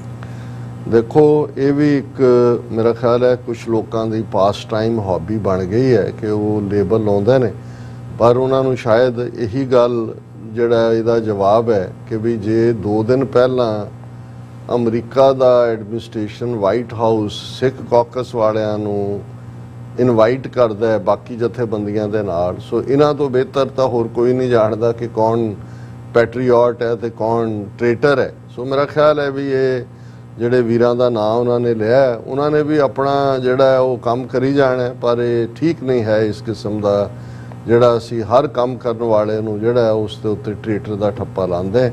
ਔਰ ਇਹ ਇਸੇ ਰੁਝਾਨ ਨਹੀਂ ਸਾਡੀ ਤਾਕਤ ਨੂੰ ਜਿਹੜਾ ਹੈ ਉਹ ਇਹੀ ਨਹੀਂ ਵੀ ਵੰਡਿਆ, ਰਾਦਰ ਅਸੀਂ ਬਹੁਤ ਵਾਰ ਉਸੇ ਹੀ 'ਚ ਇੱਕ ਦੂਜੇ ਨੂੰ ਸਰਕਾਰੀਆ ਕਹਿਣ ਦੇ ਵਿੱਚ ਹੀ ਆਪਣਾ ਜਿਹੜੀ ਹੈ ਉਹ ਇਸ ਨਸਲ ਦੇ ਲੋਕ ਆਪਣਾ ਵਕਤ ਵਿਹਾਰ ਰਹੇ ਨੇ ਜਾਂ ਵਕਤ ਵੇਸਟ ਕਰ ਰਹੇ ਨੇ। ਜੀ ਡਾਕਟਰ ਸਾਹਿਬ। ਜੀਤ ਸਿੰਘ ਖਾਲਿਸਤਾਨ ਜ਼ਿੰਦਾਬਾਦ ਲਿਖਦੇ ਆ, ਲਾਡੀ ਸਿੰਘ ਧੰਨਵਾਦ ਕਰਦੇ ਆ ਤੇ ਤੁਹਾਨੂੰ ਬਾਬਾ ਜੀ ਕਹਿ ਕੇ ਸੰਬੋਧਨ ਕਰਦੇ ਆ। ਕੋਈ ਨਹੀਂ ਜੀ, ਇਹ ਵੀ ਸਤਿਕਾਰਤ ਲਫ਼ਜ਼ ਹੈ ਕੋਈ ਜੀ। ਨਿਹੰਗ ਸਿੰਘ ਲਿਖਦੇ ਆ, ਵਾਓ ਭਾਊ ਸਾਹਿਬ ਦਰਸ਼ਨ ਦਿੰਦੇ ਰਿਹਾ ਕਰੋ ਪੋਇਟਰੀ ਦੇ ਰਾਹੀਂ। ਹਾਂ ਬਿਲਕੁਲ ਬਿਲਕੁਲ, ਉਹਨਾਂ ਦੀ ਪੋਇਟਰੀ ਬੜੀ ਕਰੰਟ ਸਿਚੁਏਸ਼ਨ ਤੇ ਹੁੰਦੀ ਹੈ ਔਰ ਬੜੀ ਉਤਸ਼ਾਹ ਦੇਣ ਵਾਲੀ ਹੁੰਦੀ ਹੈ ਜੀ। ਫਿਰ ਸਿਲਵਰ ਲਾਈਨ ਬਾਦਸ਼ਾਹ ਦਰਵੇਸ਼ ਦੀ ਆਈਡੀ ਤੋਂ ਫਤਿਹ ਸਾਂਝੀ ਕਰਦੇ ਆ। ਵਾਹਿਗੁਰੂ ਜੀ ਕਾ ਖਾਲਸਾ, ਵਾਹਿਗੁਰੂ ਜੀ ਕੀ ਫਤਿਹ ਜੀ। ਜੀ ਡਾਕਟਰ ਸਾਹਿਬ ਬਹੁਤ ਬਹੁਤ ਧੰਨਵਾਦ, ਤੁਸੀਂ ਆਪਣਾ ਸਮਾਂ ਕੱਢਿਆ ਤੇ ਸਾਡੇ ਨਾਲ ਸਾਡੇ ਦਰਸ਼ਕਾਂ ਦੇ ਨਾਲ ਵਿਚਾਰਾਂ ਦੀ ਸਾਂਝ ਪਾਈ ਹੈ। ਉਮੀਦ ਕਰਦੇ ਹਾਂ ਜਿਹੜੀ ਅੱਜ ਦੀ ਸਾਡੀ ਇਹ ਡਿਸਕਸ਼ਨ ਸੀ, ਵਿਚਾਰ ਚਰਚਾ ਸੀ, ਤੁਹਾਨੂੰ ਜ਼ਰੂਰ ਪਸੰਦ ਆਈ ਹੋਵੇਗੀ। ਜਿਹੜੇ ਦਰਸ਼ਕ ਇਸ ਵਕਤ ਸਾਡੇ ਨਾਲ ਜੁੜੇ ਹੋਏ ਆ ਉਹ ਸਾਨੂੰ ਆਪਣੇ ਮੈਸੇजेस, ਆਪਣੇ ਸਵਾਲ ਭੇਜ ਸਕਦੇ ਆ ਸਾਡੇ ਸੋਸ਼ਲ ਮੀਡੀਆ ਦੇ ਰਾਹੀਂ ਜਾਂ ਜਿਹੜਾ ਸਕਰੀਨ ਦੇ ਉੱਤੇ ਇਨਫੋਰਮੇਸ਼ਨ ਆ ਰਹੀ ਹੈ ਉਸ ਨੰਬਰ ਦੇ ਰਾਹੀਂ। ਤੇ ਤੁਸੀਂ TV84 ਨੂੰ ਡੋਨੇਟ ਵੀ ਕਰ ਸਕਦੇ ਹੋ ਸਾਡੀ ਵੈਬਸਾਈਟ ਦੇ ਉੱਤੇ ਜਾ ਕੇ tv84.tv ਤੇ ਜਾਂ TV84 ਦੇ ਨਾਂ ਦਾ ਚੈੱਕ ਬਣਾ ਕੇ ਤੁਸੀਂ ਸਾਨੂੰ ਸਾਡੇ ਐਡਰੈਸ ਦੇ ਉੱਤੇ ਵੀ ਮੇਲ ਕਰ ਸਕਦੇ ਹੋ। 3601 37th ਐਵਨਿਊ, ਲੌਂਗ ਆਈਲੈਂਡ ਸਿਟੀ 11101। ਵੈਬਸਾਈਟ ਇੱਕ ਵਾਰ ਫਿਰ ਦੱਸਦੇ ਹਾਂ www.tv84.tv। ਤੁਸੀਂ ਸਾਨੂੰ ਸਾਡੇ ਫੋਨ ਨੰਬਰ ਰਾਹੀਂ ਸੰਪਰਕ ਕਰ ਸਕਦੇ ਹੋ 5166191984। ਇਸ ਨੰਬਰ ਤੇ ਤੁਸੀਂ ਸਾਨੂੰ ਡਾਇਰੈਕਟਲੀ ਕਾਲ ਵੀ ਕਰ ਸਕਦੇ ਹੋ ਜਾਂ WhatsApp ਰਾਹੀਂ ਕਾਲ ਜਾਂ ਮੈਸੇਜ ਸਾਨੂੰ ਭੇਜ ਕੇ ਸਾਡੇ ਤੱਕ ਪਹੁੰਚ ਕਰ ਸਕਦੇ ਹੋ। ਕਿਸੇ ਵੀ ਕਿਸਮ ਦਾ ਤੁਹਾਡਾ ਸਵਾਲ ਹੋਵੇ, ਸੁਝਾਅ ਹੋਵੇ ਜਾਂ ਡੋਨੇਸ਼ਨ ਦੇ ਮੁਤਲਕ ਤੁਹਾਡੀ ਇਨਕੁਆਇਰੀ ਹੋਵੇ, ਤੁਸੀਂ ਸਾਡੇ ਤੱਕ ਪਹੁੰਚ ਕਰ ਸਕਦੇ ਹੋ ਇਸ ਫੋਨ ਨੰਬਰ ਦੇ ਰਾਹੀਂ 5166191984। ਇਹਨਾਂ ਹੀ ਸ਼ਬਦਾਂ ਦੇ ਨਾਲ ਵਿਊਅਰਸ ਅੱਜ ਦੇ ਇਸ ਸ਼ੋਅ ਦੇ ਵਿੱਚ ਇੱਥੇ ਹੀ ਤੁਹਾਡੇ ਕੋਲੋਂ ਇਜਾਜ਼ਤ ਚਾਹਾਂਗੇ। ਦੁਬਾਰਾ ਫਿਰ ਕੱਲ ਨੂੰ ਤੁਹਾਡੇ ਨਾਲ ਮੁਲਾਕਾਤ ਹੋਵੇਗੀ। ਅੰਤ ਦੇ ਵਿੱਚ ਫਤਿਹ ਦੀ ਸਾਂਝ ਪਾਈਏ ਡਾਕਟਰ ਸਾਹਿਬ। ਵਾਹਿਗੁਰੂ ਜੀ ਕਾ ਖਾਲਸਾ, ਵਾਹਿਗੁਰੂ ਜੀ ਕੀ ਫਤਿਹ।